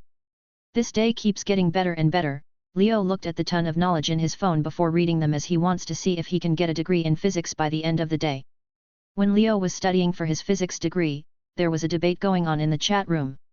Big Sister Lion, so, Kagaya was it? Neat Princess, yes, what do you want, Leon? Big Sister Lion. Can I get the Taiga back? Neat Princess, I don't know. Can you? Advocate of gender equality, I saw this scene repeat for over 5 times already, can't you think of another? Kazuma got sick from looking at those two, repeating the same phrases for 5 times with no advancement. Big Sister Lion, sigh, I really need the Taiga, this isn't even a joke. The Empire fell down, which means the other forces will attack us and we don't have the power to stop all of them without the Taiga. After the Empire's destruction news become public, all the other forces will attack the land of the Empire and without the Taiga, Leon doesn't see a chance for the Revolutionary Army to stop all of them, so she's asking Kagaya to give them back. Advocate of gender equality, wow, this turned from a civil war to a world war very quickly. Big Sister Lion, if some guys didn't come and blow up all the Empire, this wouldn't happen. Advocate of gender equality, sorry, but if you have a complaint about destruction in this chat room, then please ask Leo. Even if that is pointless. Big Sister Lion. Neat Princess, I heard your words and understood your reasons. Advocate of gender equality, why does this feel so chuni for a moment? Neat Princess, as a very generous princess. Advocate of gender equality, lies. Neat Princess. As a very generous princess, I can give you the Taiga back, but... Big Sister Lion, but what? Neat Princess, I don't have all the Taiga. Like the Incursio and the Perfector are with Leo and Kazuma, and I don't think they'll give them to you. Advocate of gender equality, the day that you'll take these gloves from me will be the day when this chat room becomes normal. Neat Princess, that means never. Big Sister Lion. Oh. But what about, Leo? He should be the admin or something. Advocate of gender equality, ha. Good joke. Hold on, are you serious? Neat Princess, you're asking the wrong person here. Leo will definitely sacrifice that Taiga to make something broken again, so don't dream he'll give it back. Big Sister Lion. Sacrifice? Leon didn't understand how can someone sacrifice a Taiga, and she still didn't figure it out after Kagaya explained.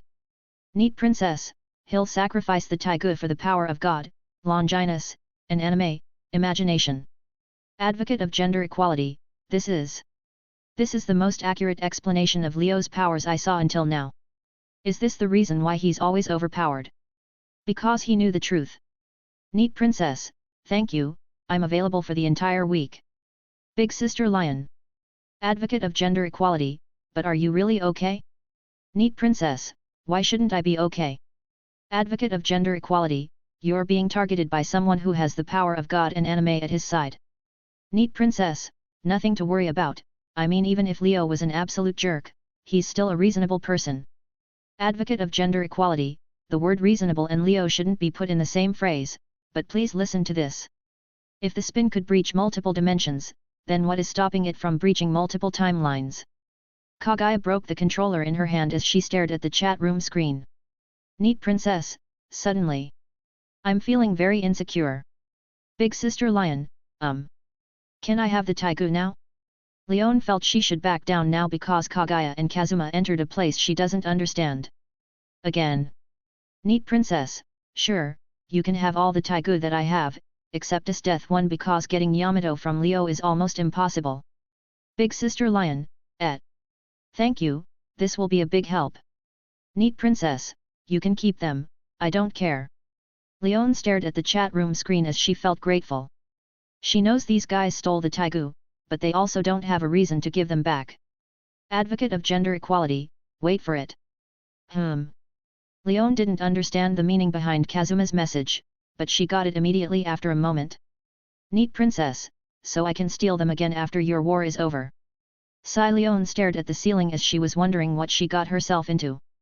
Meanwhile, in DXD world, Leo was putting his head on the table as the information was being transferred from the internet to his brain. His personal reality started to add more values as his calculation speed increased and his formula improved as well. But he's still far away from level 3. The lesson was already over as the teacher left the classroom and students were talking to each other, but suddenly, a white-haired girl entered the classroom. Hello, is Leo Arisaltek here? The white-haired girl asked the classroom before a moment of silence occurred between the students. The first thought in the mind of the students was this is Momo Hanakai from the student council. But what she's doing here? And the second thought, who the hell is Leo?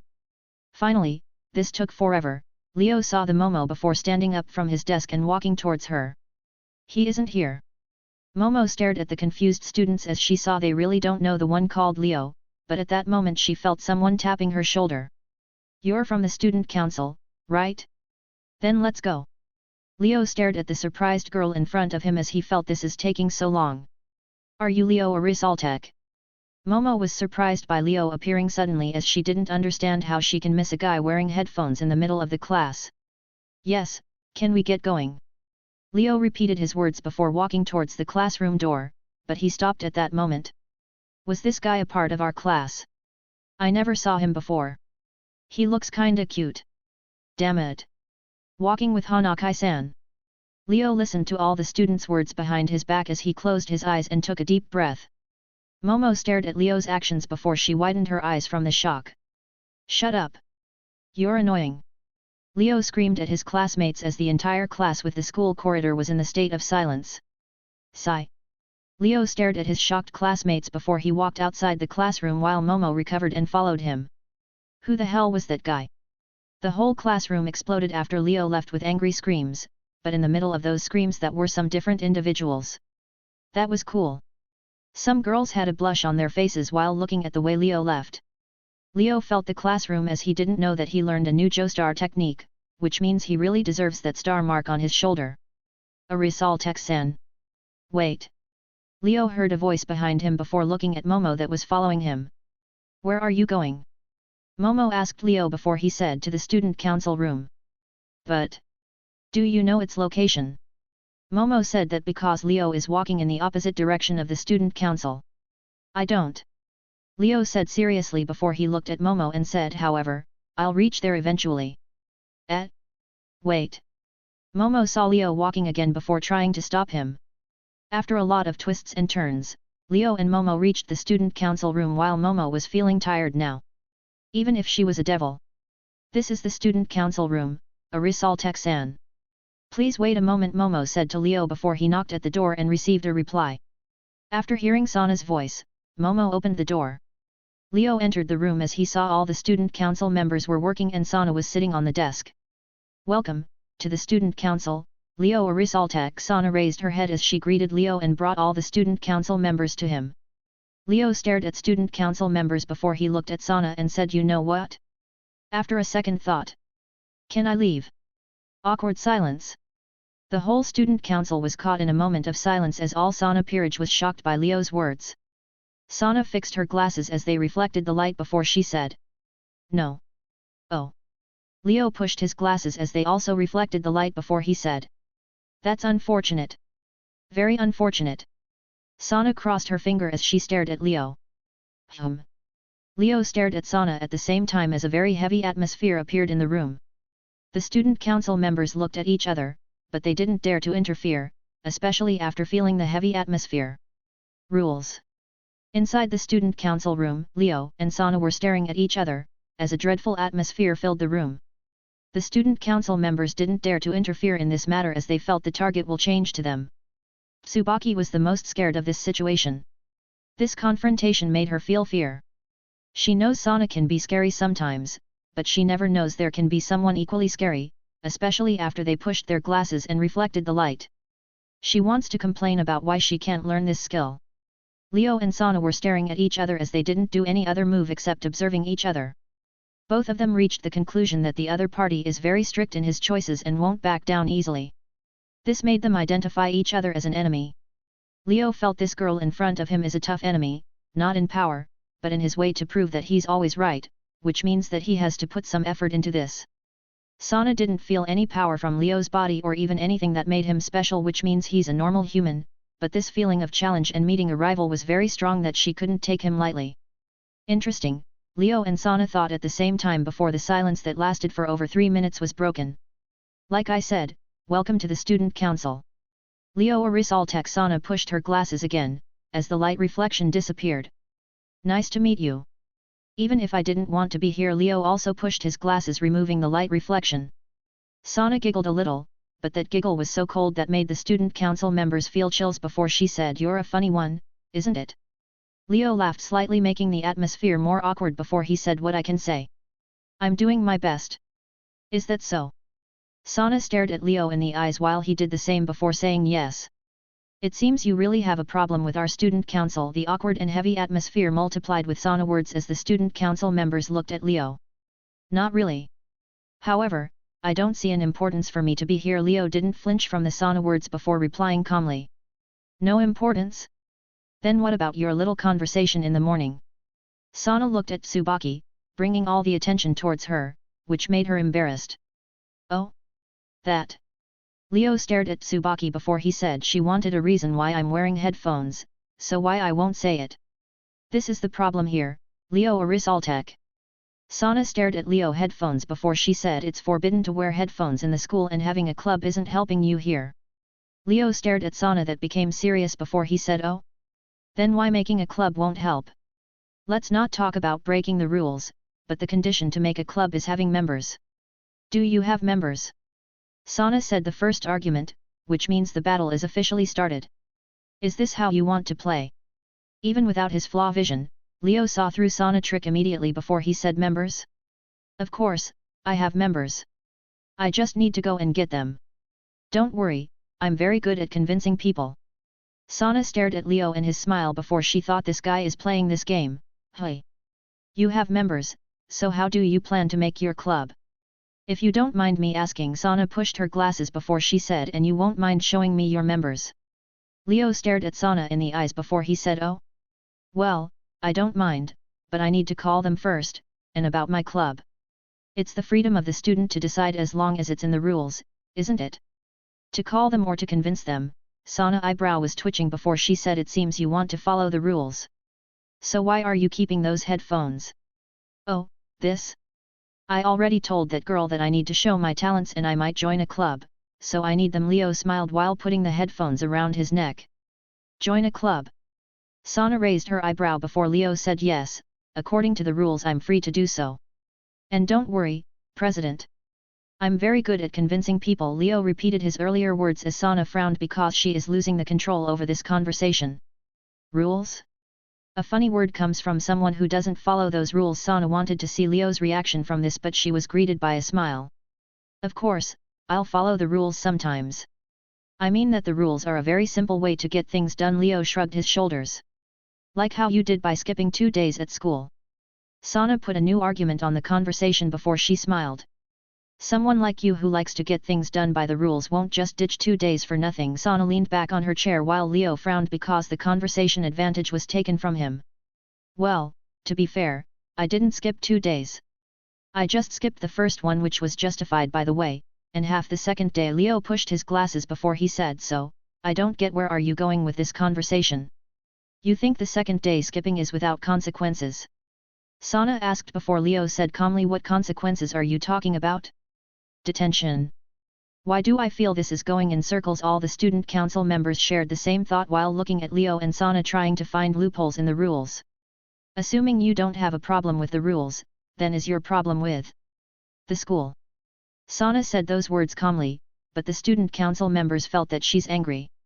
Sana has a dream of opening a school of raiding game in the underworld, which got her as far as learning the system of human schools. If Leo was mocking the school, then he's also mocking her. The school? No, no, no.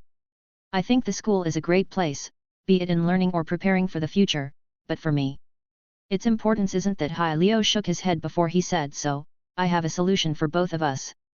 After this conversation is over, I'll apply for a test from the teachers and get top grades in exams, then our problem is solved.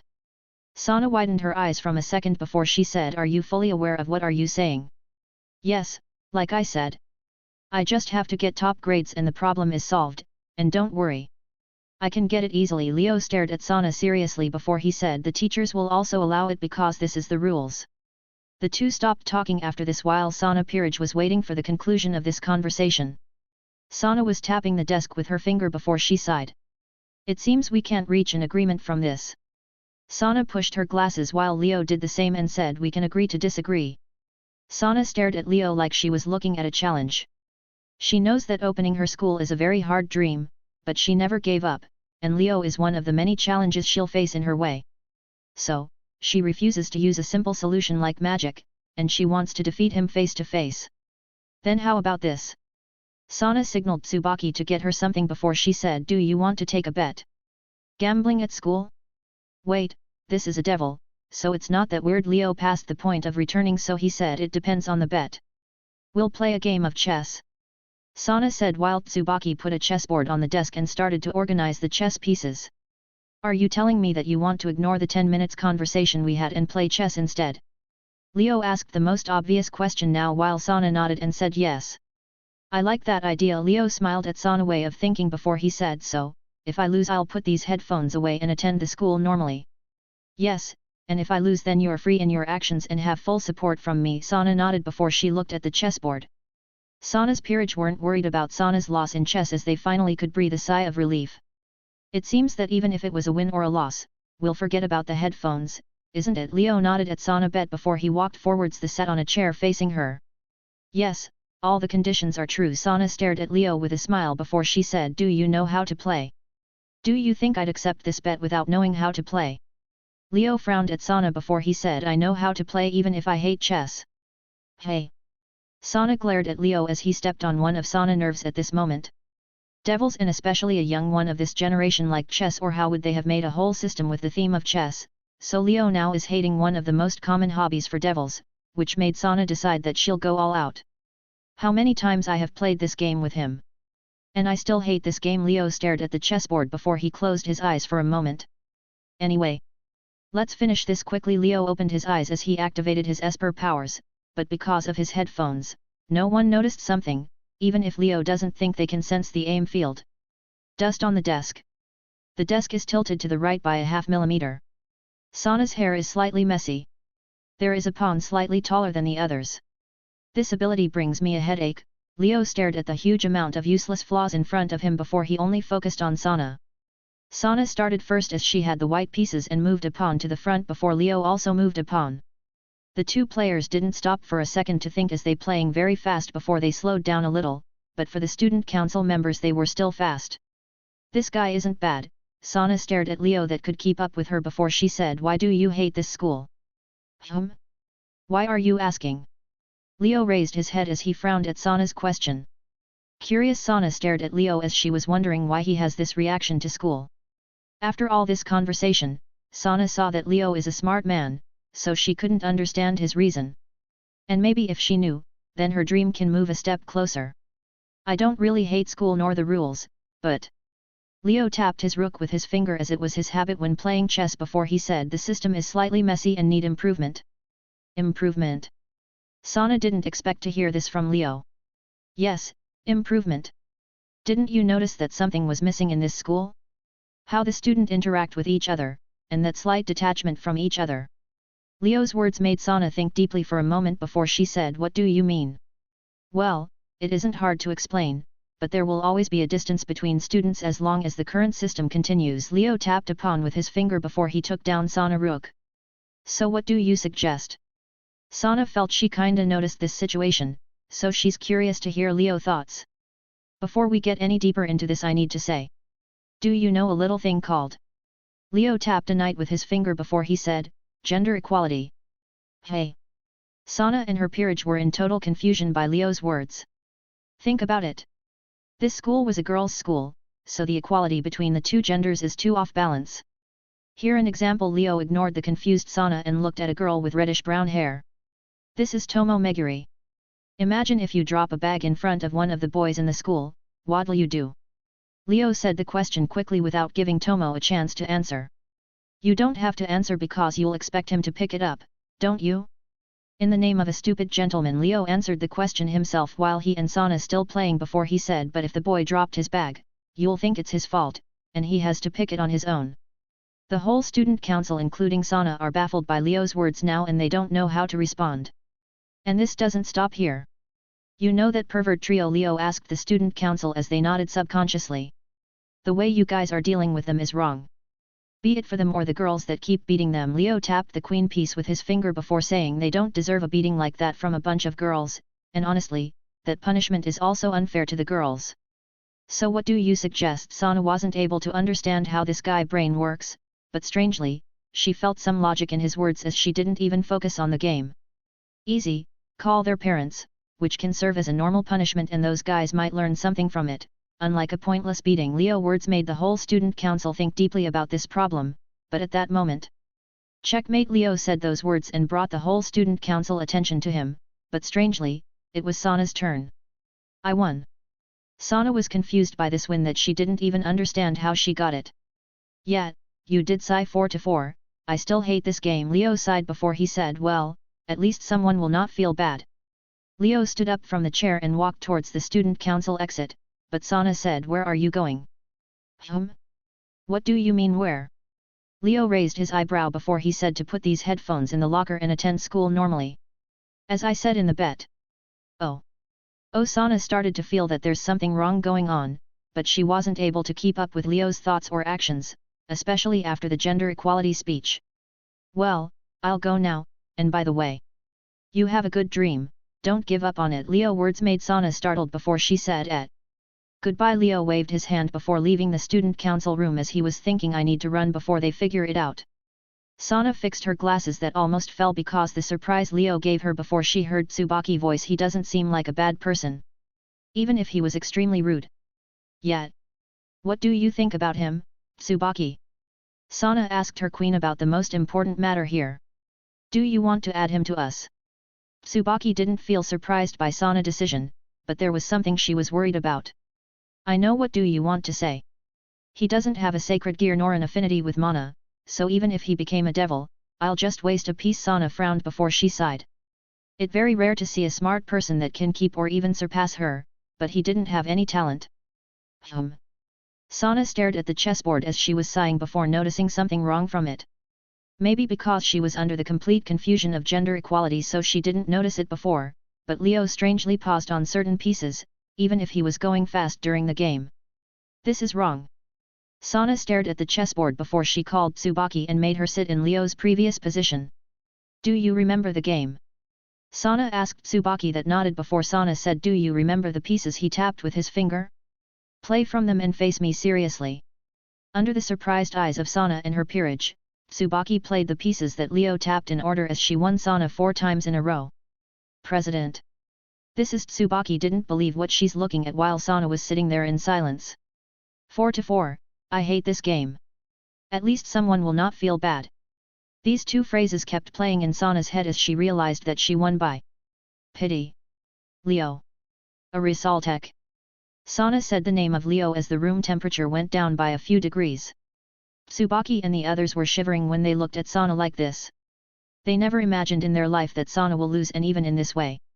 Honestly, they think this is 10 times worse than losing normally. She's angry now, so angry that she wants to hit Leo's head with a chessboard. But Sana calmed down and thought. That wasn't something a normal human can just pull out in a short time, even if she didn't feel any power from Leo, but Sana felt something wrong before she said, "Who are you?" Leo Arisaltek. Meanwhile, Leo was next to his locker as he fixed his stuff before closing it and looking at the Saji that was staring at him like he was looking at a ghost. "What?" Leo asked before Saji said, "You're okay." "Why shouldn't I be okay?" Leo didn't understand Saji's question. But Saji held Leo's shoulders and said, "I mean the student council." "Oh? That? Well, I had a bet and I lose, not a big deal." Leo removed Saji's hands before shrugging his shoulders and said, "It was about my headphones and attendance." "Oh, it seems you ran out of luck this time, hey. But can you tell me something?" Saji nodded before he pointed at new headphones on Leo's head and said, "What are those?" "Oh? This. For you see, the deal was about these headphones." Leo tapped his locker before he pointed at his headphones and said, "Not these headphones." Leo just changed the design of his headphones and can call them new, which wasn't in the deal with Sana. However, Sana promised she'll never mention headphones again. So Leo did the art of winning by losing.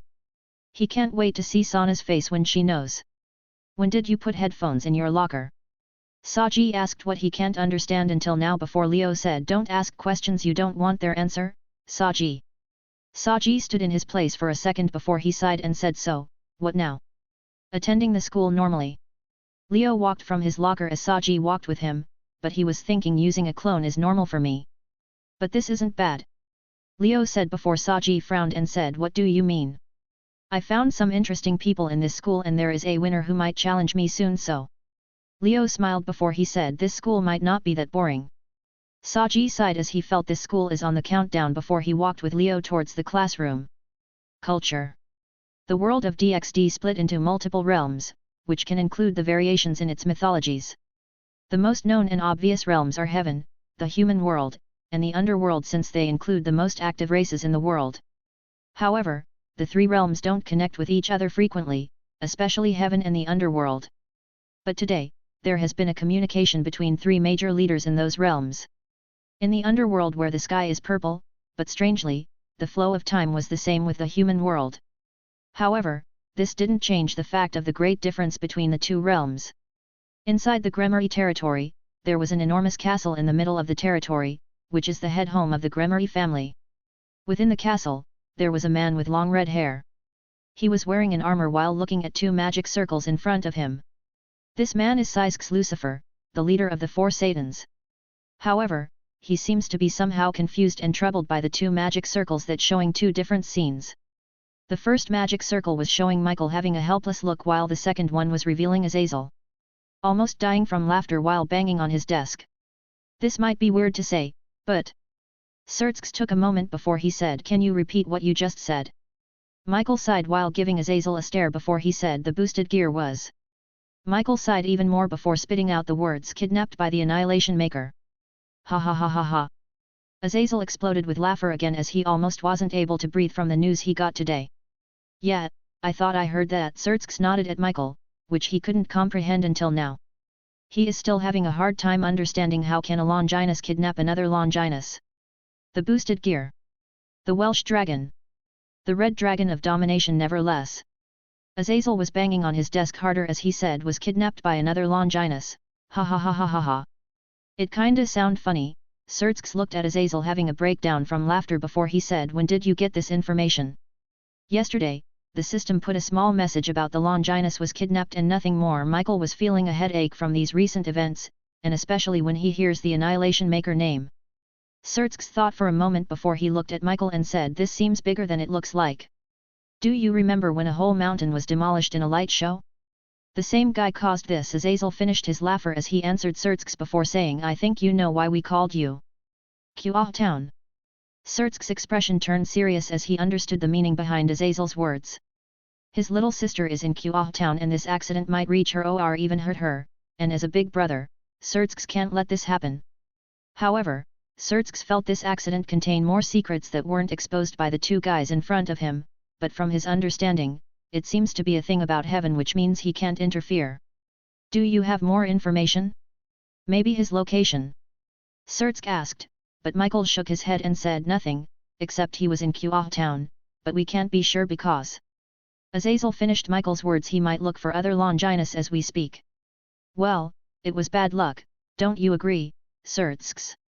Surtsks understood that Azazel was talking about the boosted gear bin in Kuah Town and his sister Orsana might add it user to the devils, but everything was destroyed by Annihilation Maker, which is quite fitting with his title. There's nothing we can do about it. Sysks smiled as he didn't care a lot about losing a Longinus that they didn't get in the first place. Oh. Well, I guess this is it. Azazel stood up from his chair before he said, I'll be going now. Tell me if something happened. Michael and Surtsks saw this and sighed before discussing the plan of keeping eyes on the other Longinus users and quitting the call. Azazel hanged up the call and didn't care about Michael's plans because he has some of his own. Kuah Town, hey. Azazel picked a paper on his desk about his recent research on the data he got from the last accident before he said, keeping eyes on a small town is easier than looking for a bunch of Longinus users. And I have a feeling that he's still in that town, which I don't know why. Azazel put down the paper before moving to a more important business. I need to make this as a record of the craziest things a Longinus user ever did. With a thought in mind, Azazel proceeded to read the reports on his desk while thinking how he can find this madman.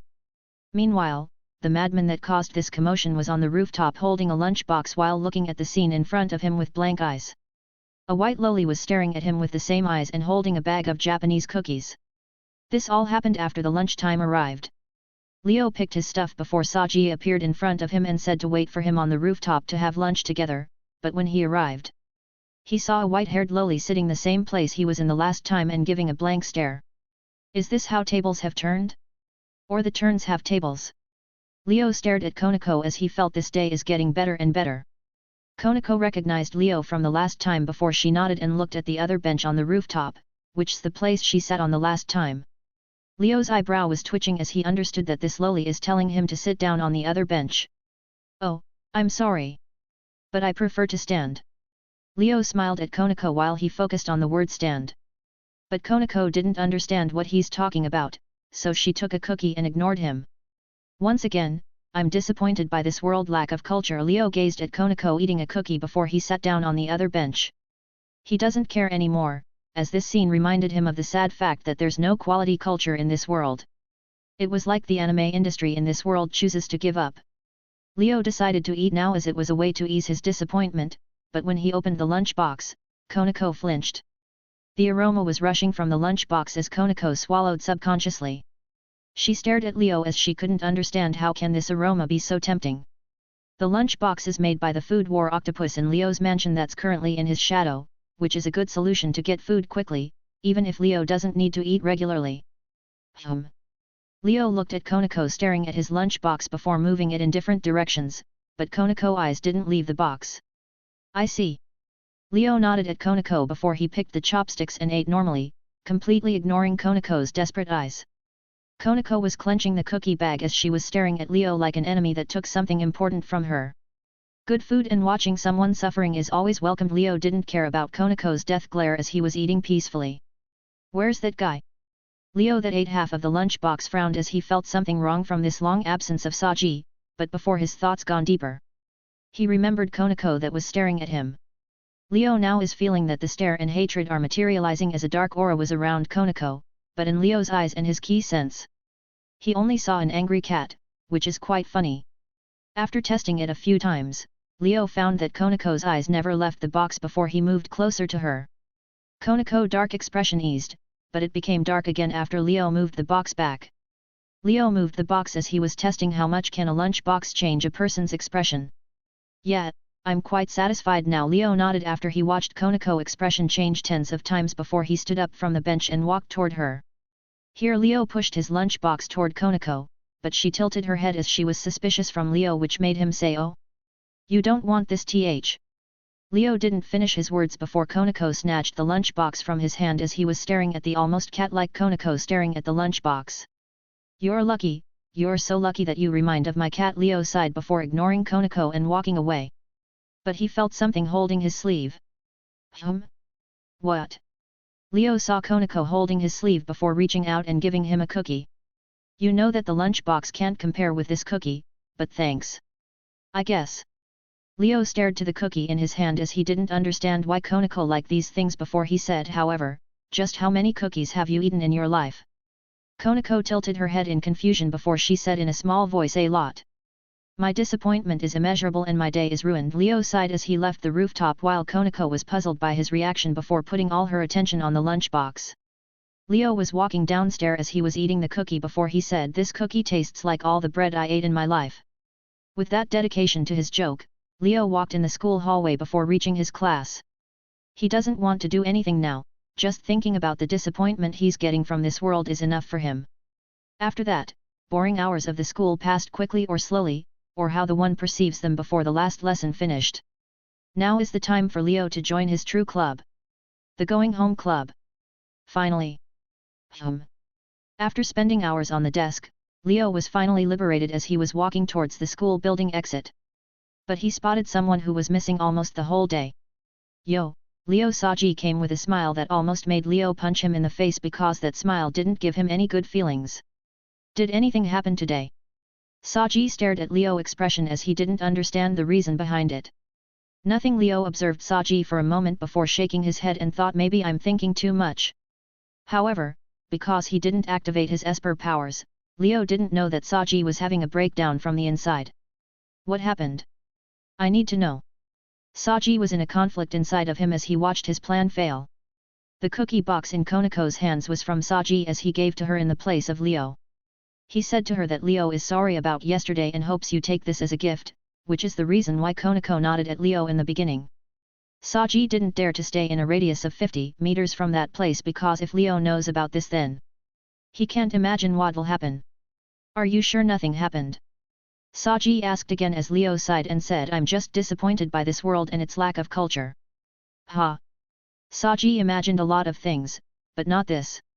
He knows the culture thing, but why should Leo feel disappointed? "I know it might not be a good season this year, but cheer up man." Saji said the obvious to Leo, which made him say, "You who doesn't know the true culture can't say this to me." Saji's face was stiff as he felt insulted by this statement before he said, "Oh, yeah. Then show me the true culture."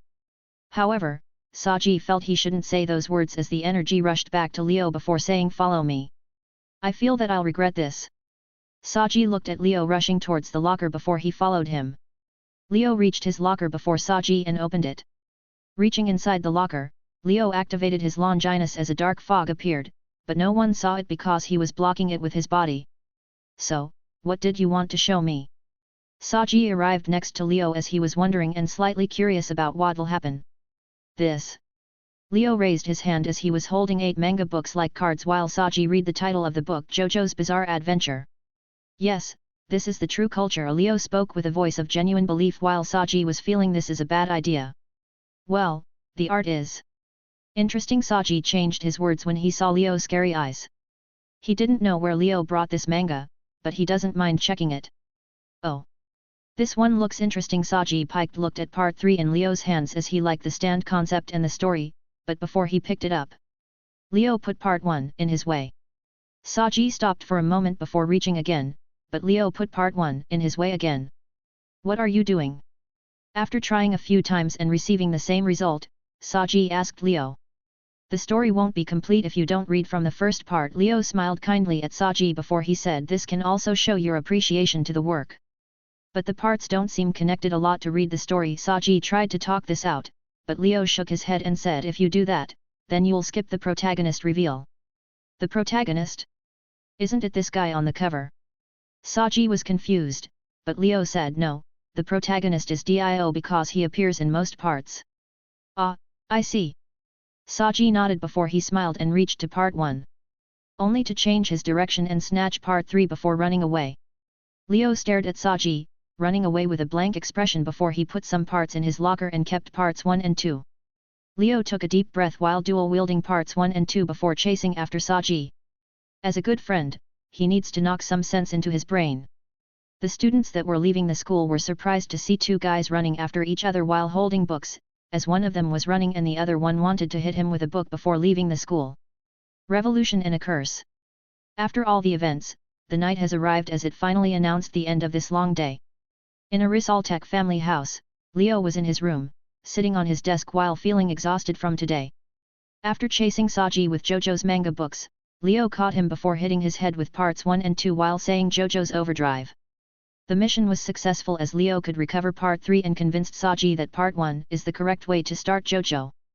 Well, he didn't have a choice when Leo took the other parts.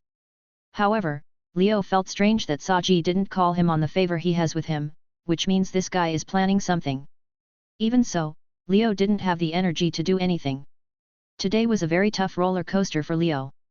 First, it started by the battle with the system user, then Leo got trolled by Kagaya, which made him almost explode from anger. However, this didn't end as the world also trolled him by the ban and the stupid notes. This made Leo realize that the update of the chat room was really a mistake. But it really started when he got back home and had to face his mother that kept asking why he didn't answer his phone, and she didn't believe what Saji said about him spending too much time in the bathroom. Leo considered hitting Saji with part 7 instead this time. So, Leo took the easiest approach and kept denying everything while saying it was Saji's fault, and if that didn't work, then more denial and saying it was Saji's fault until they didn't find anything to prove him wrong. Sigh, I'll just finish this, Leo sighed as he was writing a new file in the chat room that contains the message from the world will and some hidden truths. To be honest, denying is much simpler than explaining. I mean, I can't just say that I'm traveling between the multiverse while hunting for system users, destroying empires, making nukes, and probably demolishing the fabric of space. Did I mention that I have dragon organs now? Leo felt this scenario ending won't be pretty before he remembered something. I wonder what the others are doing. Leo was typing in the chat room as he looked at the messages icon that reached 99+ before ignoring it. He has a feeling something weird and crazy is going on in that chat room, so he prefers to finish this file before logging in. Meanwhile, in the chat room. Neat princess, where's Leo? Advocate of gender equality, bring me Leo, now. The strongest man in the world, how dare he run away? A hero for fun. I'm disappointed. The whole chat was in the state of chaos while spamming Leo's name in the messages. The only two sane people in the chat watched what was going on, as they could only move to a private chat to talk normally. Big Sister Lion. What's going on? Bree, revolution, probably. Shouldn't you join them? Big Sister Lion, why do I feel irony in your words? Bree, it's your illusion. Big Sister Lion. While the chat was having a breakdown, Leo finished his file and confirmed the uploading before he said and done. Leo looked at the title as he felt is so fitting with the subject after all that he experienced. However, it's time to log into the chat, which was flashing for hours now. Annihilation Maker, admin, is online. Nothing. Leo was puzzled by the silence chat before messages exploded in his face. Advocate of gender equality, Leo. Put down the hostage now. Neat princess, there's no running away, Leo. Surrender now.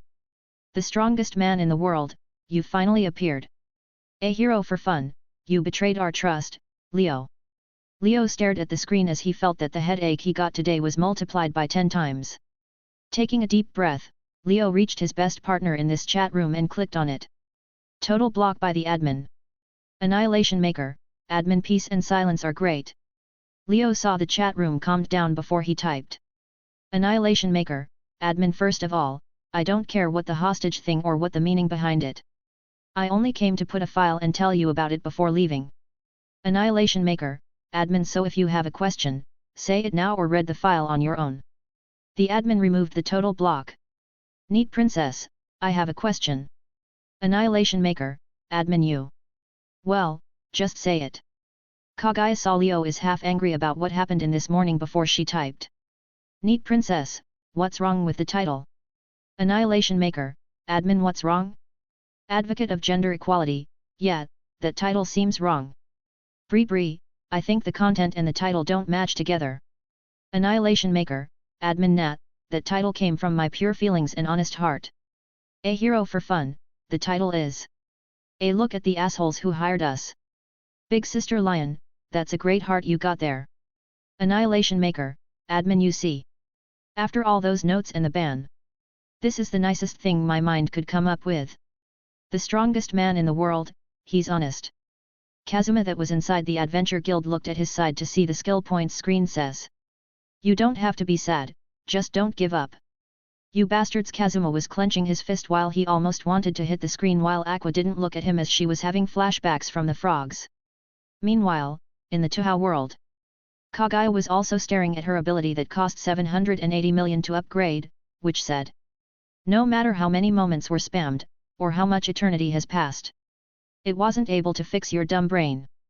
How funny. Kagaya was putting her sleeve in front of her mouth while looking for a way to hack this stupid chat room. Big Sister Lion, however, do you usually put complicated stuff here? Leon was reading the file about the world will actions, and reasons before she felt her head hurts. Annihilation Maker, admin, you call that complicated? You're lucky we choose to ignore a lot of other stuff. Big Sister Lion, other stuff? Annihilation Maker, admin, yet, like how does this chat room work? Advocate of gender equality, why the flow of time seems the same between our worlds, but it changes sometimes? Kazuma noticed in his world that the time sometimes speeds up compared with Leo before it stabilizes. Neat princess, and why we can speak or write any language in other worlds. Annihilation Maker, admin, how can this chat room give powers, just by a click? Bree, so, you just ignored it. Annihilation Maker, admin, yes, because it complicated and it'll probably put the quantum physics to shame. A hero for fun, you did the right thing. Bree, just because it'll hurt your brain doesn't mean you should ignore it completely, and I'm talking about you, Saitama. A hero for fun. Big Sister Lion, I don't want to know any more. The strongest man in the world, gwahahaha. Annihilation Maker, admin, yet, I'm leaving. Good night. Advocate of gender equality, this reminds me. Put the cook down, Leo. Annihilation Maker, admin, the what? Neat princess, give us the octopus cook, Leo. The strongest man in the world, how can you take him away? A hero for fun, this is one of things I can't forgive. The entire group realized after having their first meal in their world. The food was extremely bland. Even Whitebeard that had some exotic ingredients felt bland. So they are now launching the revolution on the tyrant Leo, who took the Food Wars octopus. Annihilation Maker, admin, oh, yet. About that.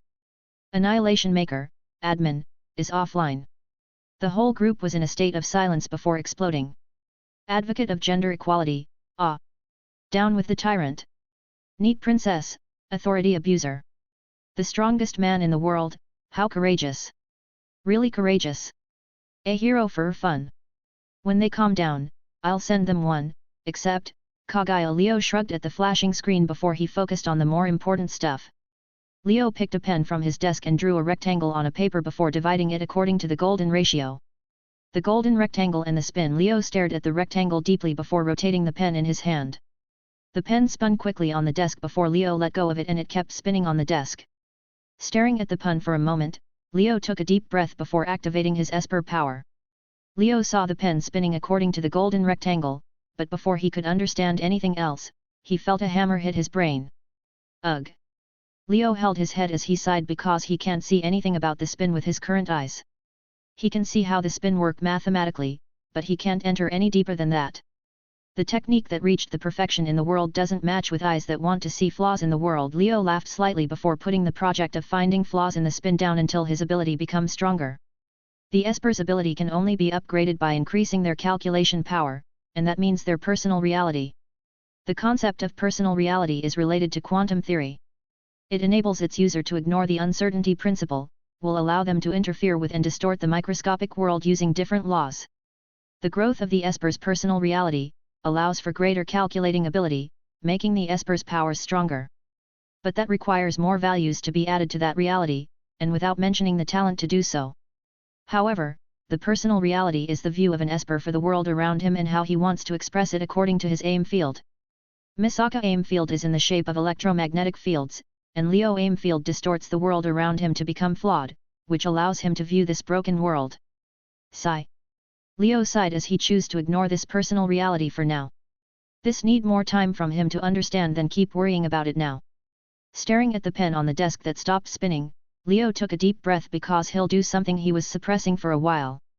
Pakia, with Leo's words, a pink cube barrier appeared around him and isolated him from this dimension. Pakia used his power to create a barrier that can separate Leo from this dimension, and all that he does won't affect the actual world, which means no one can feel anything. Even if some looked at Leo's room now, he'll see nothing weird. Leo saw the preparations are complete before he accepted the stupid sale from the chat room and removed his incompatibility with mana. After taking another deep breath, Leo let go of his instinct and allowed his heart and lungs to generate mana while converting ki into mana. Thump thump. Loud heartbeats sounded in the isolated barrier as Leo's magic core, which is his heart and his lungs that represent a full spiritual world, started working efficiently. The heart and lungs that were made according to Nasuverse weren't actually meant for ki, but Leo didn't have another option until he saw it was okay to have mana with his Esper powers. A red aura appeared around Leo as the temperature inside the barrier increased quickly. Every heartbeat and breath were generating a crazy amount of mana as fire appeared inside barrier. Control it. Leo saw the enormous amount of mana he's realizing before focusing his attention on his heart and recovering the mana slowly.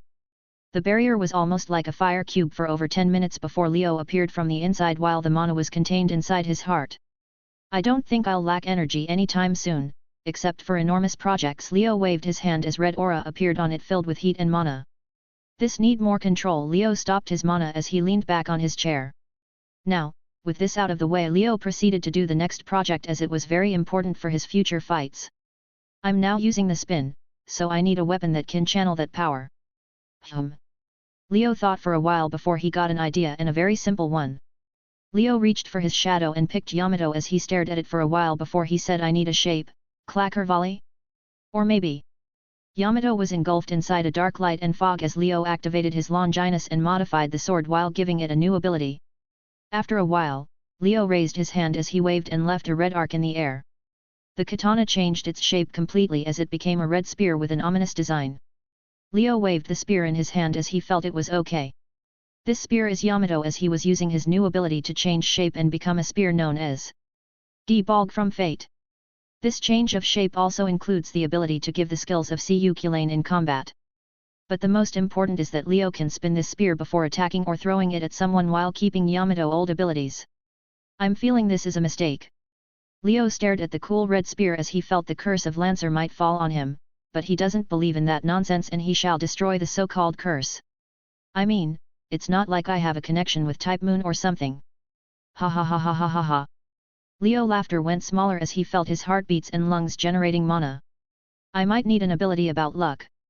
Just in case Leo felt this might not be worth it, as the spear was looking very dangerous now in the eyes of Leo. While questioning life, Leo decided to ignore the red cursed spear and go to sleep because he had enough from this day. Another day in school. The night passed quietly as a new day arrived, which means a lot of events that'll make the one question his sanity will happen today. Leo was in his house with his father and mother eating breakfast before going to school as he didn't have anything important except getting more knowledge from the internet. He's now feeling the nonsense that comes with a lot of power because he literally can destroy this dimension and cause an apocalypse, but it's unnecessary and pointless, so he's looking for something to increase his personal power. Magic seems like a good idea, but Leo has some good plans about what kind of magic he should learn. However, Leo's thoughts stopped as he heard his father's voice. So did something happen in the school, Leo? Leo's father, Richard said as he was eating. Nothing important. Leo was experiencing the so-called bland food, but he didn't care that much.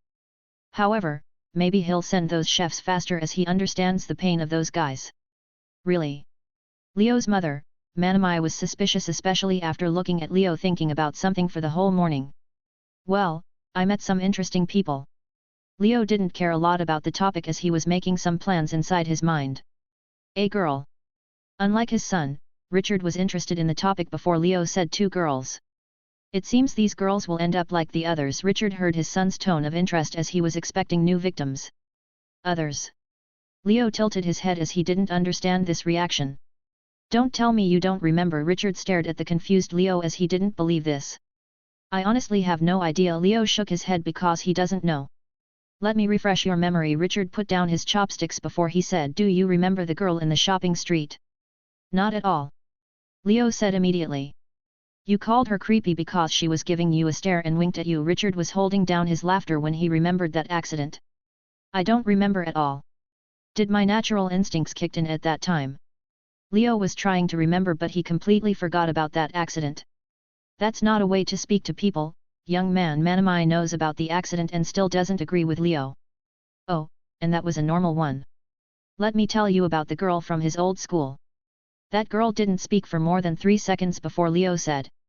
Richard cleared his throat and a serious look formed on his face before talking with the same tone as Leo. Don't you fucking dare to era me. PFF. PFFFF. Ha ha ha ha. Richard started laughing when he remembered that moment while Manamai glared at him before she said language. And what's funnier that he usually acts like that when he puts on a hat. Richard didn't stop as he was bringing Leo's dark past. Leo stared in silence at his laughing father, and his mother, even with her serious attitude, was still holding back her laughter. Sigh. Leo smiled helplessly at this scene as he wanted to check on time. But before he did anything, everything vanished around him. Leo widened his eyes as he was sitting on a chair in the middle of darkness, but what made him surprised is a few candles appeared in front of him, as they were the only thing illuminating this dark space. However, the image didn't last long as everything went back to normal. Leo, Leo, Leo. Are you listening? Leo didn't move as he was fixed in his position before he heard his mother's voice. Yeah, I'm listening. Leo shook his head to clear his thoughts, but he didn't forget that short image. What the hell was that? Illusion? No, it was very real to be an illusion. Leo frowned from this accident, but he didn't show it on his face. However, his parents felt something wrong with his silence. Are you okay, Leo? Richard felt something wrong with that silence of his son, but he didn't know why, and Manamai was worried because this usually never happens. Nothing, but it's time for school, so I'm leaving now. Leo smiled slightly before standing up from the chair and walking away. Leo, you know you can talk with us about things that bother you, and Richard saw Leo's usual attitude and smiled back before he said, if you need any advice about chasing girls, you can talk with me. No offense, but I don't think you can teach me about chasing girls. After laughing at my usual actions, Leo stared blankly at his father before walking towards the front door. Touché, Richard replied with the same bland tone before Leo left the room. Richard and Manamai sat there in silence before Manamai said, don't worry, he's a strong kid. With those short words, Manamai told Richard that his son can take care of himself, and if he needs them then he'll say it when he's ready. I know, but I wish if he was more frank about it sometimes. Richard sighed before finishing his breakfast. Meanwhile, Leo left his house as he heard his father and mother's words because of his strong hearing. This is one of the reasons that I'll take the trouble to hide everything without using any stupid hypnotizing shit. I mean, who would use mind control on his loved ones just because he can? Leo sighed before thinking about the most important thing. Stepping on the ground, Leo's shadow stretched before shadow-like creatures went inside the house. Shadow. These beasts are made to blend and move in the shadows, and they have strong physical strength and the ability to regenerate, but most importantly, every one of them can use space power to teleport this house from danger or follow his parent in their shadows without being noticed. This should be okay. Leo nodded at his work before walking away and thinking about what happened to him. He was frowning each time he remembered that scene. It was like the whole world vanished at that moment, but he couldn't understand why this happened. Is it because of my Esper powers and mana? Maybe there was a side effect I didn't know about. Leo kept coming with new conclusions, but he couldn't be sure why he had that vision. Candles. Walking in the road leading to the school, Leo was absent-minded while thinking about that vision. He couldn't just forget about it. However, without him noticing, he reached GOOOOSE Academy and was walking towards the gate. Leo woke up from his thoughts because of students' noise before looking at some friends. It was Sana and the student council staring at him. Hello, President and the student council. It's a good day, isn't it? Leo smiled at the student council while Sana was glaring at him. Sana's focus was on Leo headphones as she understood that this guy was able to cheat her. She decided that she'll never let someone anger her in a battle ever again. Well, it must be tiring to work here. Keeping all those rule breakers in check, good luck. Leo words were like arrows that were shooting through Sana as she was trying to calm herself. It is indeed a good day, Leo Arisaltek. Sana pushed her glasses as before she said, however, would you mind coming to the student council this day? Oh? Why? Leo knows where this is going, but he asked anyway. I'd like a rematch with you, Sana said her purpose. Leo thought about it for a moment before he said no. I see, I'll call you AF. What? Sana widened her eyes as she heard Leo respond and watched him leave before she said why. Because I hate that game. With those words, Leo left the school while leaving Sana and the student council froze in their place. A lot of students that were at the school gate stared at Sana, but they walked away immediately after she glared at them. Leo Arisaltek. Sana clenched her fist as she refuses to give up on that match before Tsubaki said, President, you can use a spell and make him confess how he did it. No, Tsubaki. This is a challenge and I'll never give up until I have that rematch. Sana was more serious than ever. Wasn't you trying to look for his identity? Why has it become a rematch? Those were the thoughts of the student council members as they stared at Sana, but they didn't dare to say them out loud. My spider sense are tingling. Leo was walking as he felt something before he said, probably someone is thinking of me. Time skipped to the lunch break. After the small commotion in the morning, the school time passed normally as Leo was getting knowledge from the internet. Sana didn't appear again nor called for him, which made him think she might be thinking about a way to convince him or something. However, Leo didn't care as it was time for lunch and he was walking in the school corridor. For the 7 times. Was it worth it to walk this much? Leo used venom to look backward to see Konako sneakily following him. Totally worth it. After walking out of the class and getting this lunch box in his hand, Leo saw a loli following him sneakily, so he walked in the corridor for 7 times just to see her persistence. Konako was behind a wall staring at Leo as she felt this plan would not work. She was waiting for Leo to go to the rooftop to get his lunchbox, but she didn't find him there. And after looking through the school, Konako found him in the corridor, and this is how this tag game started. However, Konako waited for so long and Leo didn't go to the rooftop, as kept walking in this corridor. Ara, Konako. What are you doing here? Konako flinched before looking at a girl with a long ponytail that appeared behind her and was watching Leo. The girl was beautiful with a charming and calm smile that made all the boys in the corridor shocked when they saw her. The embodying the principles of the ideal Japanese woman. But Konako knows this girl and what hidden under that smile. This girl is Akeno Himejima. Oh, my. Don't tell me you're chasing a boy, Konako-chan. Akeno couldn't hide the surprise in her voice while Konako just greeted her with an expressionless face. Oh, come in. Tell me about it. Akeno tried to get information from Konako, but she failed as Konako's eyes were on the lunchbox.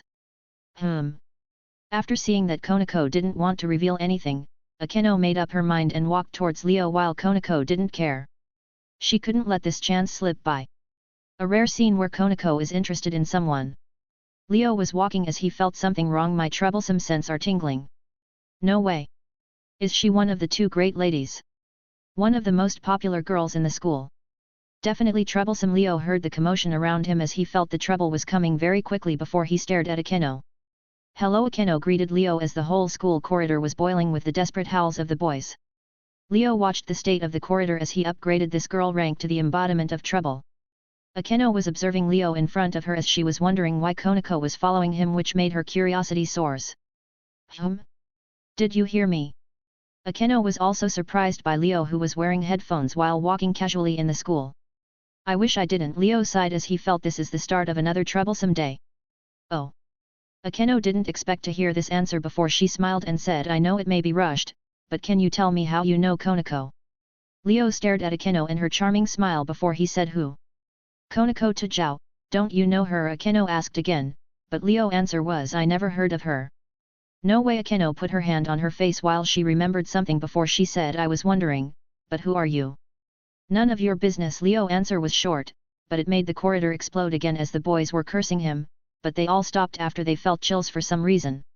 Ara, that was a harsh answer. Akeno was really surprised this time, but Leo felt something was broken in his head before he took a deep breath and walked towards the window. Do you hear this? This is the sound of nature in perfect balance and harmony. Do you know what it's saying? Leo's words made Akeno and everyone next to him confused. What? Akeno tilted her head as she wasn't able to comprehend what Leo was saying. I want to say that all that I'm about to say isn't offensive, but if I don't say it, I'll probably won't be able to sleep tonight. Leo looked at Akeno before he said, however, I promised someone to treat people more nicely, so I'll tone it down a bit. Leo remembered that he promised his father that he'll give this school and its students a chance, so he'll not curse randomly. Don't you dare to ara me, again. Leo screamed at Akeno as his sound reached the whole corridor. Silence. Pure silence that makes the sound a tiny needle falling down very loud. The whole corridor was in a state of shock because of Leo, which gave him the illusion of someone stopping time right now. Leo released a breath and felt calm again while Akeno wasn't able to react to this situation. Konako saw everyone having a mental breakdown before she walked over and stared at the frozen Akeno. Leo saw Konako before he said, oh, it's you. Do you want something? Konako didn't say anything as she pointed at Leo's lunchbox. You want this, hey? But it's not free. Leo saw Konako's persistent eyes as he felt the fighting spirit contained in them. Hey? Not free. Akeno woke up from the confusion as she saw Leo and Konako interacting. I see a lot of potential in you, but you need to realize it. Leo words were carrying wisdom while Akeno felt those words were wrong. Not free? Potential? What was this guy doing to Konako? Akeno glared at Leo, but before she said anything Leo said first, you need to answer every what have you eaten question by. How many slices of bread have you eaten in your life? You got that? Konako nodded before Leo said then. How many lunch boxes have you eaten in your life? How many slices of bread have you eaten in your life? Konako replied quickly, which made Akeno more baffled by what's going on. My satisfaction is immeasurable and you made my day. What's your name? Leo gave Konako the lunchbox before she said Konako to Zhao. I see. Then I welcome you to the bizarre side. Comrade, Konako to Zhao. Leo gave Konako a salute before he walked away. Wait. What's the meaning of this? Akeno screamed at Leo as she lost her calm attitude. No meaning, and I don't care. Leo didn't look back as he walked away and left the corridor. Konako stared at Leo leaving before she wanted to walk away, but a hand caught her shoulder. Konako-chan, can you tell me who was that? Akeno said with a sweet smile, but Konako was scared by that smile and dark aura it generated. Did he just? Oh my god! Unforgivable. This man is a legend. But a legend that has to fall. All the boys in the corridor were burning with rage before they stared at each other and rushed after Leo. They'll bring him to justice and defend their queen honor. The whole corridor became a bunch of boys running while screaming as they were chasing after someone, but Leo was walking normally as the boys passed him. I wonder what they're doing. Leo stared at the boys running before he ignored them without realizing they were chasing him, but his beast presence reduction made them ignore him. However, this didn't work for Konako as Leo and the happy key around him weren't masked. Anyway, business time. Hey, Drake. Leo walked in the school before he called Drake. What? Drake answered Leo as he was always observing the world from the boosted gear. I need something. Leo didn't waste time as he said his goal directly. Is it one of your crazy plans? Drake said the first thing that came to his mind before Leo said this one isn't all that crazy, but why do you seem tired? Oh, I wonder why I'm tired. Drake's listless voice reminded Leo by the facts he showed Drake that day. I see, then I have something to cheer you up. Leo nodded before he sent his memories about what happened to Albion and his title of Butt Dragon Emperor. This is, Drake widened his eyes before he replayed the scene in his mind a couple of times. Like you said, partner. Balanced, as all things should be. Drake said with a cheerful voice as only Albion suffering can make him feel better now before he said what do you need? I want to ask you if you know the Norse gods. Leo asked before Drake said yeah, I know. What about them? So, do you know the location of Asgard? Leo asked again before Drake frowned and said what are you planning, partner? Nothing, it's just, I want to learn magic and I was wondering if you know the location of Asgard. Leo looked at the window to see the blue sky. You're going to do it again? Drake watched Albion reaction to his title in the boosted gear while talking with Leo.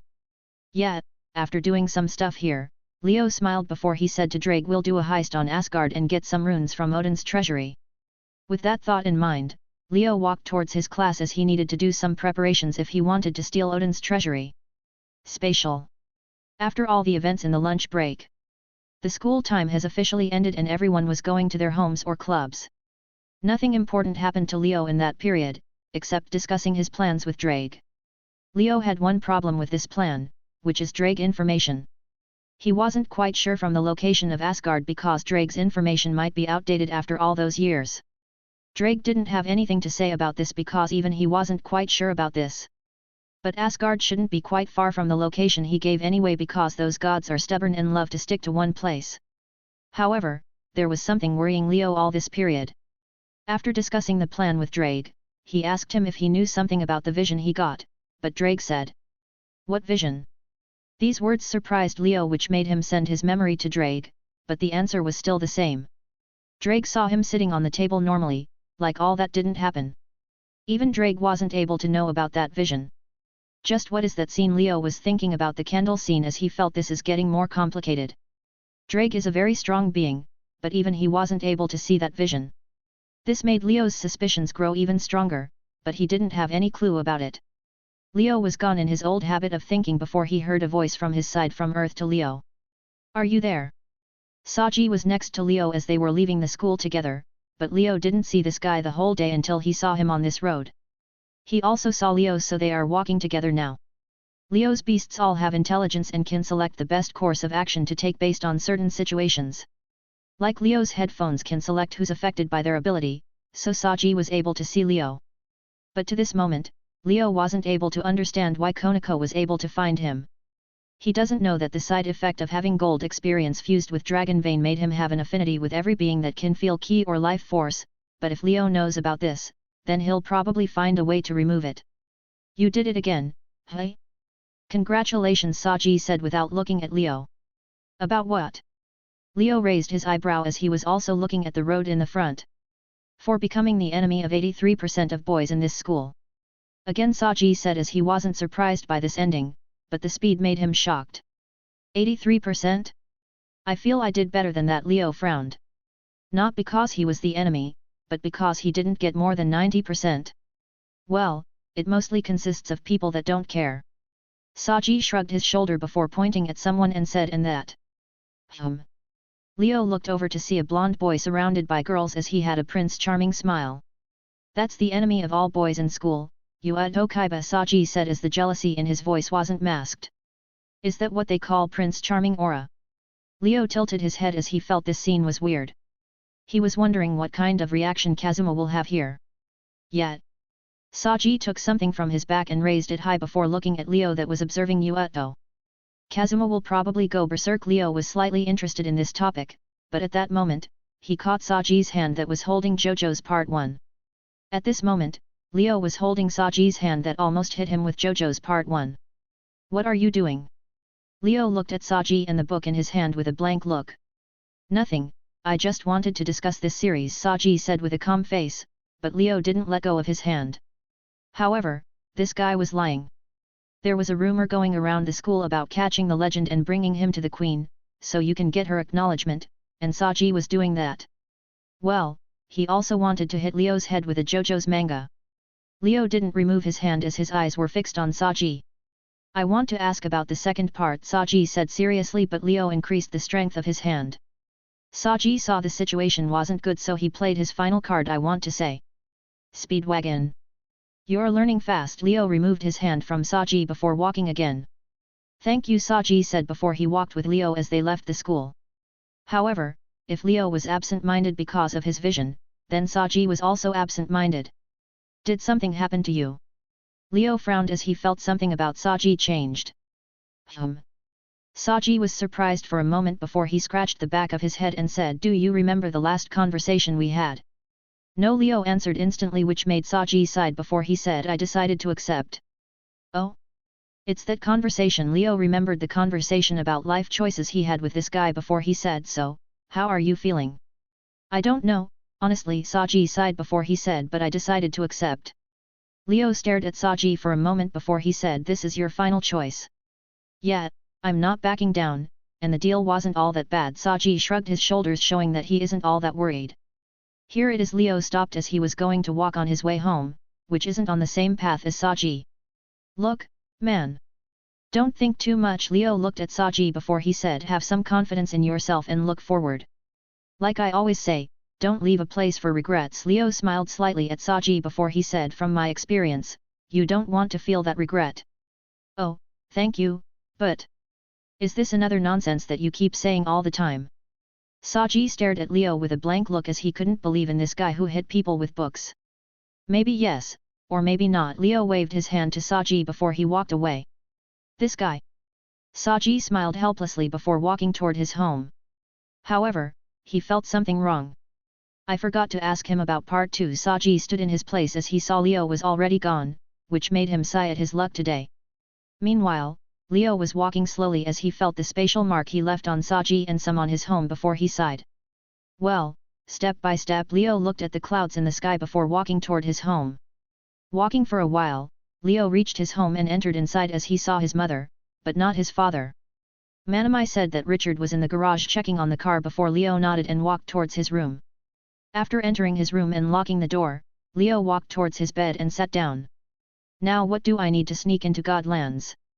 Leo put his hand on his chin as he was thinking about a good plan. Leo has a couple of good plans, but those aren't enough. He needs something that'll make those gods in a state of shock for at least a week. After thinking for a while, Leo clapped his hand as he decided to make something he should have in a long time. Well, I guess that one is enough, but I'll make some modifications. Leo fixed the image in his head before he activated his Longinus as black light appeared on his arm. After 3 minutes, the light disappears as it leaves a bracelet on Leo's right arm. Leo checked the bracelet a few times to make sure everything was okay before he activated its ability. A dark light flashed in front of Leo before an identical clone of him appeared. Leo observed the clone and felt his connection with it before he nodded as he has complete control over the clone, or should be called Shadow Clone. Yes, this ability based on Naruto, and Leo was able to make a beast who can do it, but it's more advanced as the clones won't just die from one hit and they can use Leo abilities normally as long as they have energy. So, how do you feel? Leo asked his clone as he was interested in this situation as it was his first attempt of doing such a thing. Everything is normal. The clone looked at his hand before he said, I have 80% of your power, but that isn't exactly correct because I can't generate mana or ki on my own. Well, this is the first attempt, I'll make it better with time. Leo nodded at his clone report before he said, stay here and act like me. You want to run and leave all the trouble for me? I'm feeling ashamed by being your clone. The clone had a blank look and his tone was filled with sarcasm. Wow, it hasn't been 10 seconds and I want to punch you in the face. Leo stared at his clone before he said, yup, you're definitely me. Thank you. The clone accepted the praise without shame.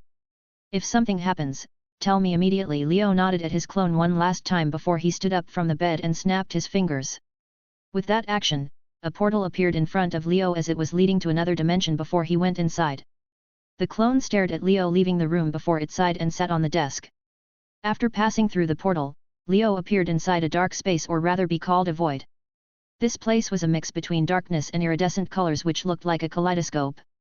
This is the dimensional gap, a place that exists between the three realms: heaven, earth, and the underworld. Nothing can survive within the dimensional gap without magical protection. Anyone without such protection dies within a matter of seconds after being exposed to the nothingness within the gap. However, Leo was fine as Kagaya appeared next to him with a pink barrier. First part of the plan. Having a place to train and experiment. Leo nodded as he was looking at the dimensional gap. Leo is planning to use this gap to try some crazy things without anyone interfering, but this place also has another purpose. Like everyone who loves to travel by the dimensional gap, and especially people who don't want to be caught like terrorists, Leo will also use this place to sneak into Asgard. He wasn't worried about Great Red or Off Eyes because everyone uses this place. From Chaos Brigade to someone like Team Vala, which means no one cares anymore, except Off Eyes. But that is because Great Red took this place as his territory. However, just to make sure, Leo will secure this place even further. Kagaya. Leo gave his command to Kagaya before a pink barrier appeared before it expanded into 500 meters distance. Leo landed on the barrier ground as he nodded at the subspace Kagaya made inside the dimensional gap. Checking the place a few times, Leo nodded as he wanted to make this place as his base in this world, and it was a good base, except the weird feeling in the dimensional gap. Leo was getting some weird feeling from this gap, but he couldn't describe it before it vanished. This day is getting weirder. Leo watched the colorful gap before he took a few things from his shadow. Leo took Incurgio and Death Taiga from his shadow before he thought of what he should do with them. Death Taiga will be used to make another beast, as this is the best thing it can be used for. And about drinking it. First, Leo's element is fire, which means it's kinda bad to include ice in his body, but using it for a beast is completely fine. However, this thing Leo picked Incurgio as he was thinking what he should do with it. At first, Leo kept it because he ran out of ideas, but he remembered something called SCP-682.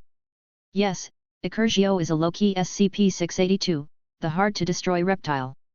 Although it's far weaker than SCP-682, but this doesn't stop Leo from keeping it for the future. Should I try to make an SCP? Leo put his hand on his chin before he chose to make it anyway. A black fog and light appeared in Leo's hand before his mana was rushing towards his Longinus without stopping, but it was far from Leo's limit. The process lasted for more than 12 minutes before an item that resembled a regular multi-tool appeared on Leo's hand. Leo pointed at the front as a gun barrel, appeared from the multi-tool side, and shot. Laser. Leo felt the laser is strong and might even hurt him. Leo observed the multi-tool in his hand before he said, SCPs are really weird. This SCP is SCP-117 Complete Multi-Tool. This SCP can change into anything and give it user any tool he needs based on the situation. Leo told this beast to make a gun and it made a laser gun. But it can't function without energy from Leo, and more power and more energy it takes. Also, this SCP can't make something Leo doesn't know, which is another limiter. Maybe I should make SCP-173, just for fun. Leo felt it'll be quite interesting to see SCPs running around in this supernatural world and what reaction they'll cause.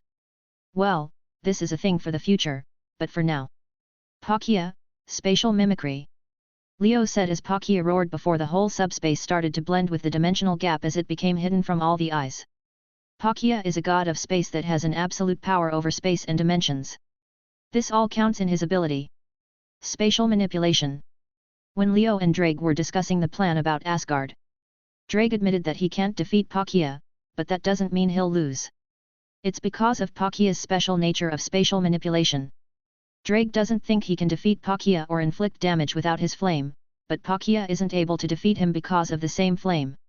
Which means Palkia is a heavenly dragon rank. But that power can go further. Palkia is a dragon, and dragons usually fight with brute power and complete destruction of the other target, but if Leo was included in the situation, then this will change greatly.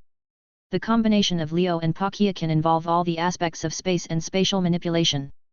These abilities are to create, delete, shape, and manipulate space. It can even include distance manipulation, inverted dimension, space compression, space boundary, spatial attack, spatial looping, etc. For example, Leo and Palkia can manipulate distance to travel far places by one step or make an attack reach instantly.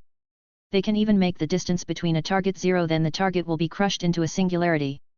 They can invert dimension to make all the directions reversed and all the enemies will miss their attacks, like Shinji Hirako from Bleach.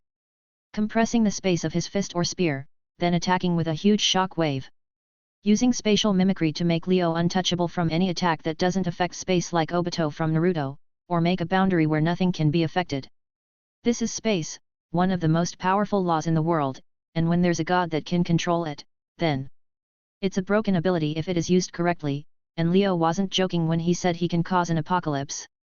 Leo raised his hand as a pink aura appeared on it before it started to twist until it became a black point in air as a strong sucking force coming from it. This is an application of spatial manipulation to make a singularity similar to a black hole, but isn't a true black hole because of the lack of time power or gravity. The black hole stopped after Leo cancelled his power before he sighed, as these skills take a lot of energy because, as a matter of fact, Palkia energy is linked with his energy. Leo knows how broken the control of space can reach, but he needs time to master it. It's training time, I guess. Leo took Yamato, D-Bulk, from his shadow before he said, Drake, it's time for you to teach me something. Hey? Don't you know the boosted gear abilities? A green orb flashed on Leo's arms as Drake's voice came from it. You didn't include all the abilities. Leo had a blank look as Drake remembered that he only gave the basics. So, what the ability do you want to learn?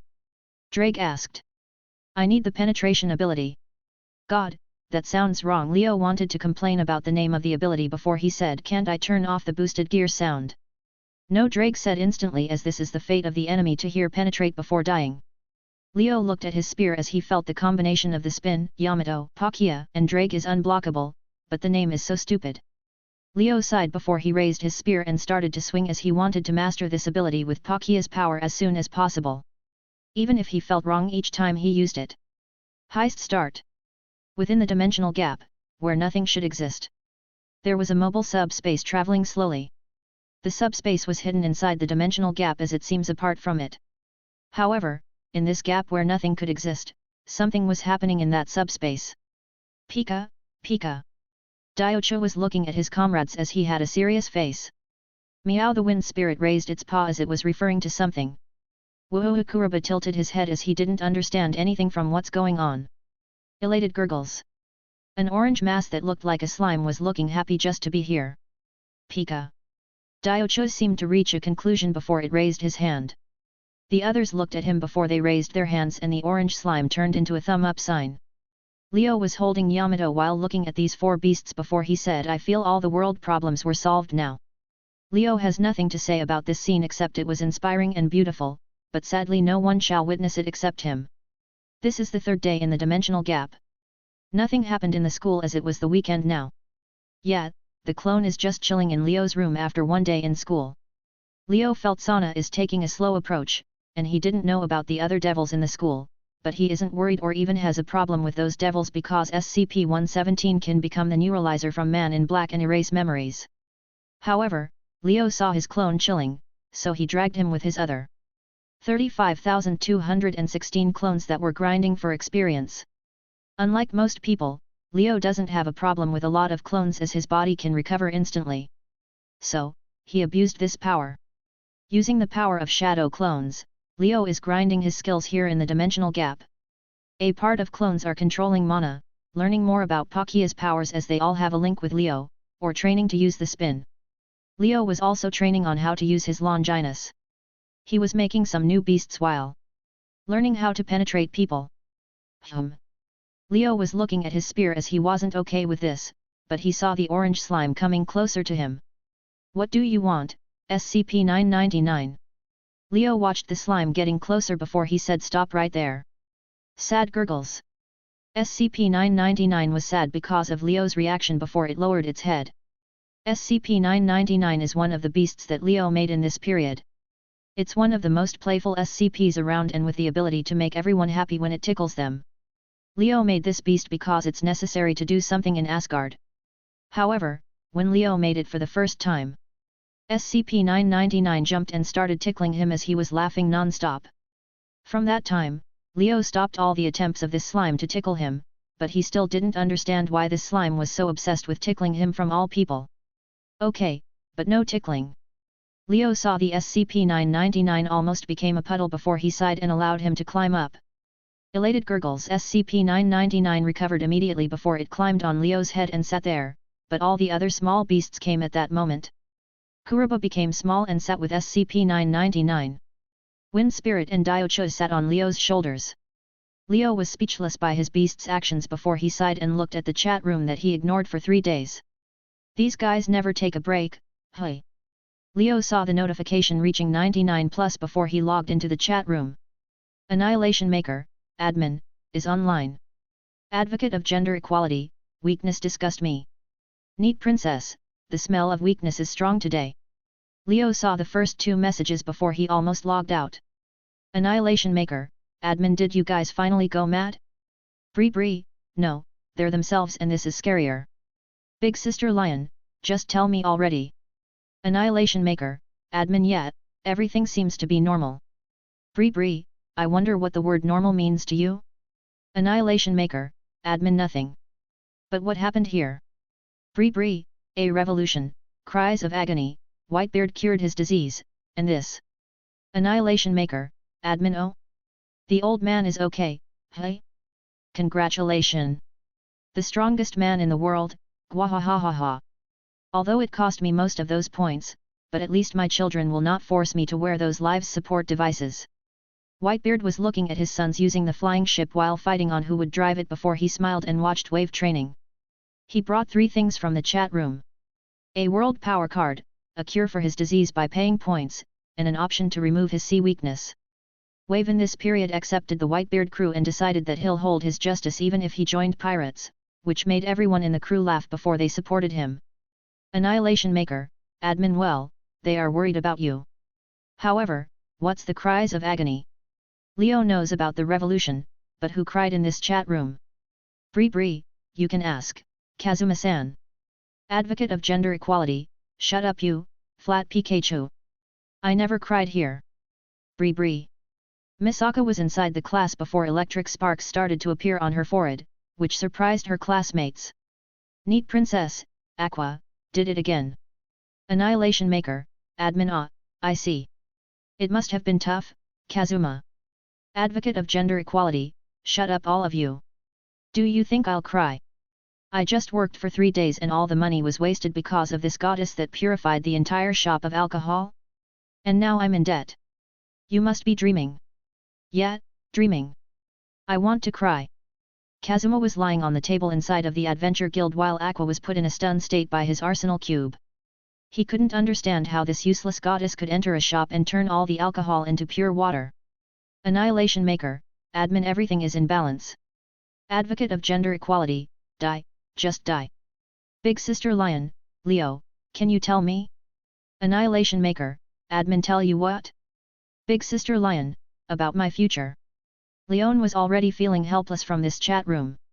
At first, she heard from Misaka that the degenerate trio know the future or something, so she tried to ask them, but it was useless and they called her weak. Now her last hope is Leo.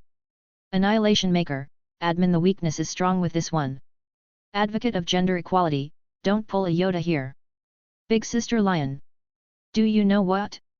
When you guys had enough, you can tell me. A hero for fun is online. A hero for fun, I don't think they know the word enough. Big Sister Lion. Neat Princess, fine, I'll tell you, but do you really need it? We destroyed the whole future.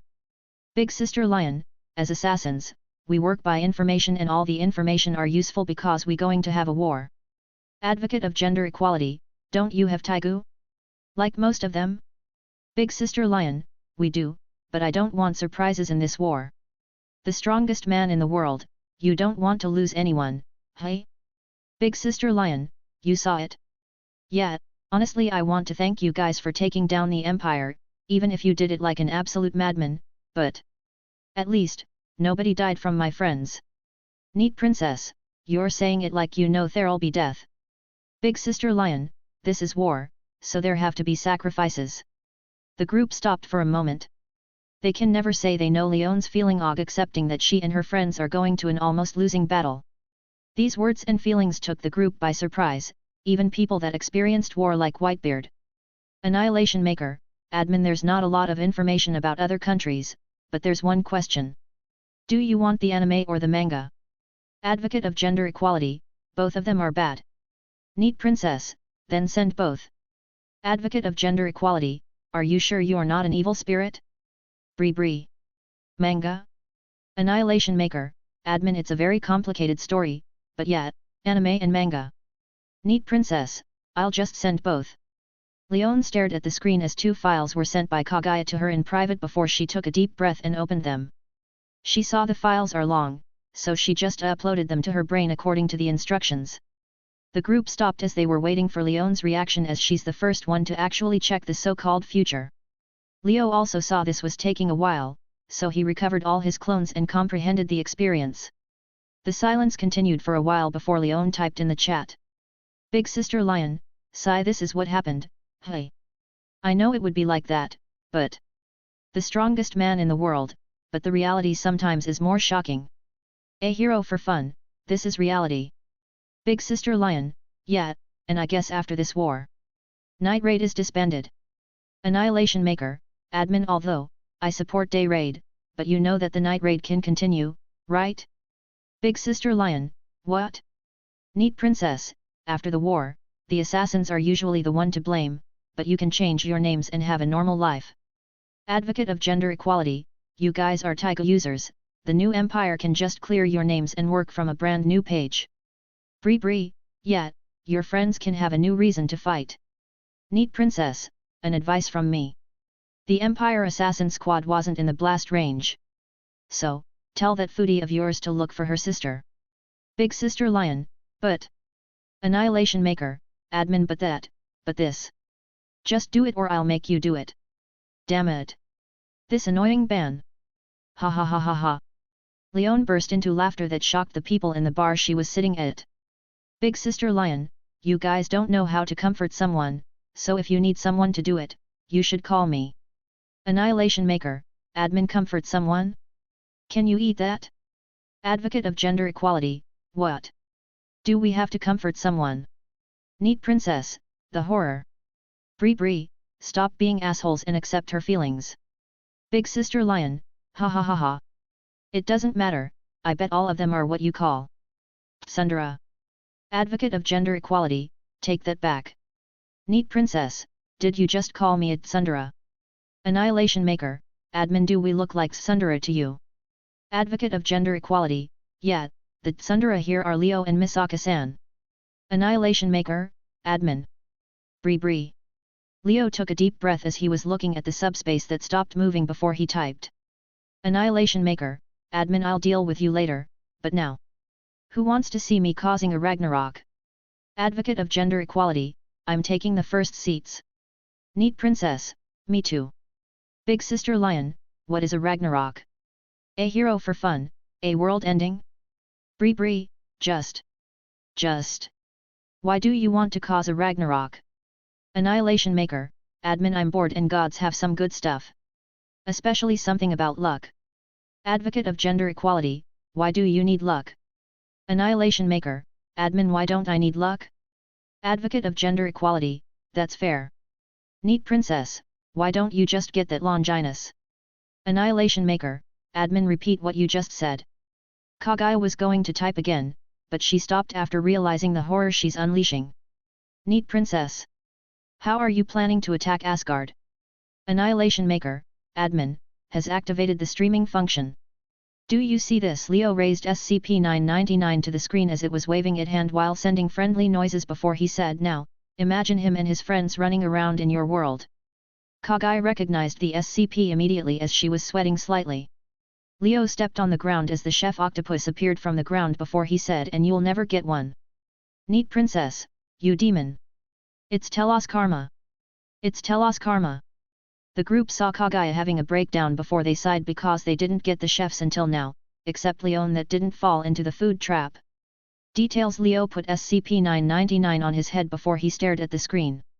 Neat princess, fine, I'll go and copy the wiki. Well, leave it for another time. Leo looked at the dimensional gap before he smiled slightly. Bree, why? It's here. Leo waved with his hand as a screen appeared in space and showed an astonishing scene. Paradise, this is the only word that can describe this place that came straight from fantasy, but the more shocking was the enormous castle at the end of the Rainbow Bridge. When the group was observing Asgard, Leo raised his hand as the boosted gear appeared. But it changed greatly this time. Asterisk boosted gear. Tusk. Asterisk. Leo summoned the boosted gear, but it changed greatly from the usual form. The boosted gear now has a golden star around the green orb location while it has small stars marked at its ends. However, if someone looked closer, he'll see that the green orb is spinning. Kumimayan, a pink creature appeared from the boosted gear as the green orb spinning speed increased. This is Tusk Act 1 a stand. When Leo was training the spin he realized that he has another Longinus with the ability to transfer powers, so why shouldn't he use it? Then he made Tusk and fused it with the boosted gear. This version of the boosted gear can spin and produce spinning energy for Leo while it can boost that energy or transfer it anywhere. The only downside is Drake had motion sickness for the first time before Leo separated his vision from the green orb using Pakia. The group saw the change in Leo before Kazuma and Kagaya almost spit out their drinks as they saw Tusk. But this wasn't the end. Leo raised his hand as a mask appeared, and his clothes started to change. Advocate of gender equality, what the hell are you wearing?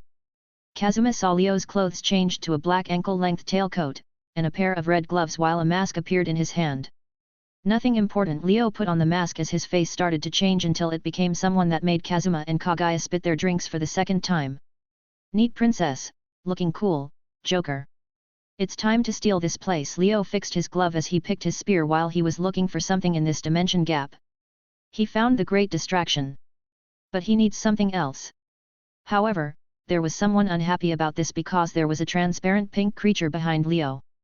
Advocate of gender equality, oh, Kmen. This is just disgusting. This is straight bullying. Kazuma saw Leo become Joker and thing behind him as he felt his stomach hurt, but he wanted to see the show while the rest of the group was in confusion because... Who is Joker? Thanks for listening.